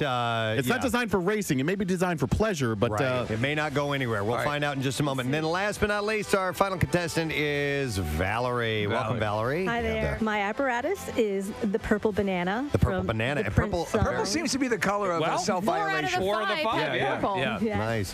What we're gonna do is, I tell you what, ladies, start your dildos. Ladies, start your dildos. Are the racers ready? Yeah. All right, Marissa. In 3, 2, 1, let's go racing. And they're on their way. Wow, one has jumped out. Nix, whose is that? That's the middle track, race number 3. That's Miss X. Oh, no, it's Michael. It's Michael. The lone man. Oh, the abomination. Oh, my God, the man way out in front. The giant pink one hasn't even left the starting line. He's just sitting there spinning out of control, not moving at all. Michaels is almost to the end. Almost to the end. Ladies and gentlemen, from race number 1, we have a winner. Oh, my God. And let me great. tell you something here. They laughed when they said, a guy's going to be a part of this. I know. They said, hey, really? Yeah. And remember, we were mocked. People would point to us when we walk out in public. Yeah. You're actually going to let a man in this. Dominate. All right, are all the racers ready? Yes, indeed. And 3, 2, 1, let's race. And they're off. Oh, it's a much closer race. Oh! Michaels is headed out to a huge lead. I can't see it all, Nick. You're going to have to describe what's going on. Michaels is out to a big lead once again, Preston, although there is one in the lane number 3 that has been catching up, but it looks like Michaels is inching closer to the start-finish line, or to the finish line, I should say. I believe he's going to take number 2. Valerie looks like she's in second place there. Heat number 2 once again goes to Michael. Oh, he is dominating. He's off the track. Wow. All right, and the ladies have started them up again. And ladies and gentlemen. All right, Nick, are they in place? They're in place, Preston. All right, final heat of the Brickyard 500 in 3, 2, 1, let's race. And they are off. Wow, this one's off to a closer start than any of the races thus far. There's a crash. Yeah, it looks like we do have some rubbing going on, and rubbing's racing, especially when you're really rubbing it hard. Rubbing to the point of being chafed, Preston. Yeah, it's rubbing is something you... Fighters of Foo on 93.3 WMMR rescued 1038, the Preston and Steve Show. Our show is coming to a close. 1 in the books. Yes. Back from vacation from a couple of weeks of rest and rejuvenation, and feels good to return back into the old seat and have some time with our friends here, you included. So we thank you for that, and I would like to thank our one and only guest. He was great. David Arquette. Yeah, man. Oh, my God. A lot of fun. He's so goofy in a great way, and it just real easy to talk to way. Movie called The Good Half. It's opening in theaters on the 16th. Looks like a sentimental. Joe Jonas is in it. I'm in. Yeah, definitely want to see Elizabeth Shue and Brittany Snow and a bunch of really cool people. And he looks like he gets to play a bit of a douchebag in this particular one. He said it was a lot of fun to do that. So it was nice to have him on this morning. And I'd also like to reiterate the announcement we made for a trip giveaway. We're headed back to Clearwater for spring training, the Phils, next year, 2025. We're giving away a trip to join us for this whole event, and it includes airfare, 4 nights hotel accommodations at the Wyndham Grand Clearwater Beach, boat party on a private yacht, tailgate party for the game, an invite to one of our live broadcasts from Clearwater as well. And here's the deal. We partnered up with PJ Willehands, and PhillySportsTrips.com. What you need to do is go to your nearby PJ Willehands locations. You'll see the Preston and Steve spring training display. There's a QR code. Just grab that and then complete the entry form, and you're in the running. You have to be at least 21 years of age or older, and the contest ends on September 8th. So we have all the contest rules and information available at WMMR.com, but it's awesome. You can also purchase a trip for this as well, one of the packages, and we highly recommend you do it through PhillySportsTrips.com. Travel with the pros. We're back with Pierre. Hey, man. Hey. Well, good day, my children. It is nice to see you, sir. Very nice to see you kids. I was out for a week, and then I came back, and you were out for a couple of weeks. Yeah, it's been a while. We haven't seen you in the stretch. Like Rod Stewart, I got a summer case of the vid. Yeah, I heard. Oh, man. It was, and I still have remnants of it, oddly enough. Do you? Coughing? Yeah. Yeah. Marissa said she had something that's been lingering for a while. Oh, did she get the vid, too? That's what the kids call it. Dude, the my vid. best friend is in town. He got the vid back when the vid was all the rage, and he still has no taste. Are you kidding? Wow. Seriously? Steve has no taste. Yeah. Wow. Did you see the way he dresses? Just zero taste. No, I mean, so if he eats, the only thing he can really detect is spice. Spicy stuff. So he's got to do like habanero, jalapeno, all the peppers in order for it to be kind of redeeming. I know it sucks. That's wild. So it's the real deal, man. Yeah, it's out there. It's not as threatening as it was, but I think there's some new little summer variant that's been creeping in, and opportunities for, I think, a new vaccine in the fall, which we would encourage people to do. Yeah. So, do you enjoy, even though you had the vid, was it nice? Yeah. The first few days I was pretty tired. I just went from my bed to my couch, and then back to my bed. I had a spy novel, and then back to my couch, and then back to my bed. Okay. It was very fun. Yeah. But I had a crazy week before then, because I had worked Monday and Tuesday, got on a plane on Tuesday night, went to San Francisco to see the Stones, take my sisters and my niece to the Stones in San Francisco. But I had the shore broadcast at the Cape May Zoo on Thursday. Yes. So I hopped on a plane Thursday morning, and then it went through Houston, and it got delayed. It was a 13-hour delay. I got in here at 4, got home at 4:30, slept for 2 hours, got up, drove to the shore, did the broadcast, and then introduced a friend of mine at a local club down there. Cussers, have you ever been to that one? Moon Cussers? Moon Cussers, yeah. And then drove back home, and that was the end of it. Oh, wow. It's a lot. Somewhere along that line, I got it. I saw a guy with a shirt on yesterday on the beach that said, "I'm a cusser." Yeah, that has to be it, right? That's got to be it. Yeah. I'm like, that's kind of a So, Preston, you know that interesting phrase. Secundo that you go to? Yeah. All right, it's on that same stretch of road. Okay. After the bridge on the way to Cape May. I got to go by there. There should be a song. Yeah. Dude, and I literally just found out. I always thought that this was Al Albert's singing. I didn't know that the dude's name was Cozy. I had no idea about the. Are you guys familiar with Cozy? No. Cozy Powell. No, it's Cozy Morley. Oh. Cozy Morley sang this song and made it famous, and I always thought this was Al Albert. There you go. As we drifted by CI. No, did not know that. So there's a bar in North Wildwood called The Inlet, and as I was walking out of the Inlet, I saw our local artists, they're called Fat Mez. I went and saw them at the Inlet, and there was a statue for this Cozy Morley guy. And I'm like, who the hell is this? I didn't know who that was. And he used to own the Inlet in North Wildwood as well. Go figure. Here's a little bit of information for you, Casey. It was done by Cozy Morley, popularized it, and he popularized it amongst his large local following. But Al Alberts recorded it and increased its broadcast exposure There you go. on local radio and television. So it's a cover. Yeah. You know, on a separate note, when you guys go away, I always get something that I didn't get in that the best of is presented, and I'll hear segments that I never heard before because they are often presented at different times than they were originally, which I like. Yeah, Casey and Marissa do a really good job of taking segments, and they look back in our archives and find out what time of day that aired, because some people have these, listening patterns. Right. They'll listen, they'll drive from 7 to 7:30 in the car. So we'll move that 7 o'clock section to either 9:30 or to 6 o'clock or something where people may not have heard it before. I heard the greatest thing with Cindy Williams of Laverne and yes. Shirley. Oh my God! The story about Jim Morrison. Jim Morrison. Oh, Is my that not God. legendary? I mean, she's a cocktail waitress at the Whiskey. Was it the Whiskey?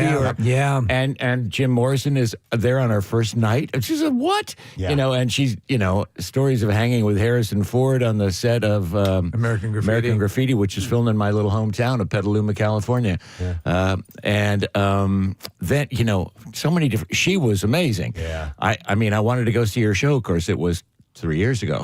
Yeah, she's dead. whenever that originally she passed aired. away since then, unfortunately. Right. Yeah. But We loved having her. She was in twice. Yeah, she was amazing. it was so great. She's absolutely everything you wanted her to be. But then you had a second visit with Ken Burns. I had only remembered his first one. He was here in person. I guess the second one was via Zoom. And he was talking about Ben Franklin. And that was a great conversation. My point being that even if you're a super duper listener, you might miss segments. And when the best ofs come around, you might hear something you missed the first time. It's funny you should mention that because actually Ken Burns had auditioned for the role of the Big Ragu on Laverne and Shirley. Yeah, a lot of people didn't know that. I thought he was auditioning to take over care of Lucy, the elephant. Right. But there you go. He gets around, man. He does. All right, shall we do the letter? Yes. All right, here we go. Preston and Steve on 93.3 WMMR. Now, the Daily Letter. The Preston and Steve Show is brought to you today by The Letter. L is in Lucy. Perfect. And we're going to give away a pair of Anita diamond stud earrings from Steven Singer Jewelers. They are real 3/8 carat natural diamonds. At Steven Singer Jewelers, your diamonds are always worth what you paid with their full value lifetime trade-in guarantee. Visit IHateStevenSinger.com to get real natural diamond jewelry today. Let's see what's up on the program today. So. Well, we got cool workforce blocks, ZZ Top, Joe Walsh, and Weezer. We got a pair of tickets for the Hooters coming a week from Friday at the Univest Center in Quakertown. On this past Friday, we had an amazing evening with Rancid and the Linda Lindas and Smashing Pumpkins and, of course, Green Day. Brent spoke with Billy Corgan, and I got to sit down with Trey Cool before the show. The only interview he did on the whole tour. No way. Our amazing drummer. He follows us on social media. Wow. And when I interviewed them, the whole band, 8 years ago in Camden, I guess it was, and we presented him with a list of every show they had done in Philly. And he was quite taken by that, to the degree that he had left and run back down the hall to get the list. This was on the first interview, and he's followed us ever since. His motorcade was going into the back loading dock area of the ballpark as Sarah and Ryan and I are walking in, and the black window of the Cadillac Escalade rolls down. He goes, "Pierre!" No way. See you in a minute. Oh, that's great. He had a custom Phillies jersey on, and his hair, it matched his hair. It was perfect turquoise, which matched his hair. And then he couldn't have been cooler. That's nice. And it was a great, great show. It rained a little bit, but we got through it. Is that on WMMR.com? Not yet. Okay. We have to put it into the system. So we'll probably run the interview tomorrow. Maybe run a couple of concert pieces today and the full interview tomorrow. That's awesome. Yeah, it was pretty cool. Nick just looked out the window and saw something. I heard that this might be happening, and Pierre, as you were speaking, behind your head, outside this window, 6 or 7 Italian Air Force jets just flew by our radio station. They flew over 6 ABC. I saw a post on, well, Casey, apparently they're flying around Philly for a little while, so we might be able to see them again. But are they bringing back Trish Long's luggage? Yeah, they flew over and they just got back in time during the course of the show. That's how fast the planes are. No, but they're going to do. Wait, they're there. Pierre, look. See? I got to see it. Yeah. Pierre, the 6 or 7 jets to the left. Oh yeah. Dude, they are to the so. left. Oh, I see them now. They're so close together. They are. Right? Preston, how many are there? They're not shooting at Yeah. us. They just flew over City Avenue. Wow. Are we at war? Wow. No. So that's no. So you see the level of our ADD? And by the way, there were like 11 or 12 of them in a tight formation, moving as one unit. That's so they can talk to each other. Pretty amazing. So, and they're also going to be releasing smoke, red, green, and white smoke. Wow. For the Italian flag. They are touring North America for the first time in 30 years. And so they're in town. It's a 10-jet formation. Wow. And they're going to fly over the city for 30 minutes starting at 10 a.m. So, well, it's 10:49 right now. They're on PST. I guess they are in PR Standard You Time. can hear them at pull the window open. You Yeah. can hear it. Yes, I hear it. You can hear it. I hear them. There is a missing formation for Chef Boyardee, who passed away quite a while ago. That's cool. Good eye, Nick. That was. I'm so glad I saw that. Yeah, thank you. That's crazy. Wow. I mean, we are the very same station, and on this program covered Captain Kirk's launch into space. The entire, 6-minute thing. Remember? We were just going to do a little reference to it, and then we covered the whole damn thing from him going up and floating around to coming back down. Yeah, that was that was really cool to see that. All right, was so cool. cast your eyes to the sky. It is the Italian Air Force as they are in town. Mamma mia. I'm going to thank our sponsors. President Steve Show brought to you today by Dunkin'. The President Steve Show runs on Dunkin'. Also brought to you by Acme Markets, fresh foods, local flavors, and by Wilmington University. Find your education home at Wilmington University, wilmu.edu. Tomorrow is a Tuesday. That means Tat Tuesday. And we'll fill the rest of it with audio love here on the WMMR airwaves. That is it. We are done. Rage on. Have yourself a great day. We'll see you tomorrow, gang. Bye-bye.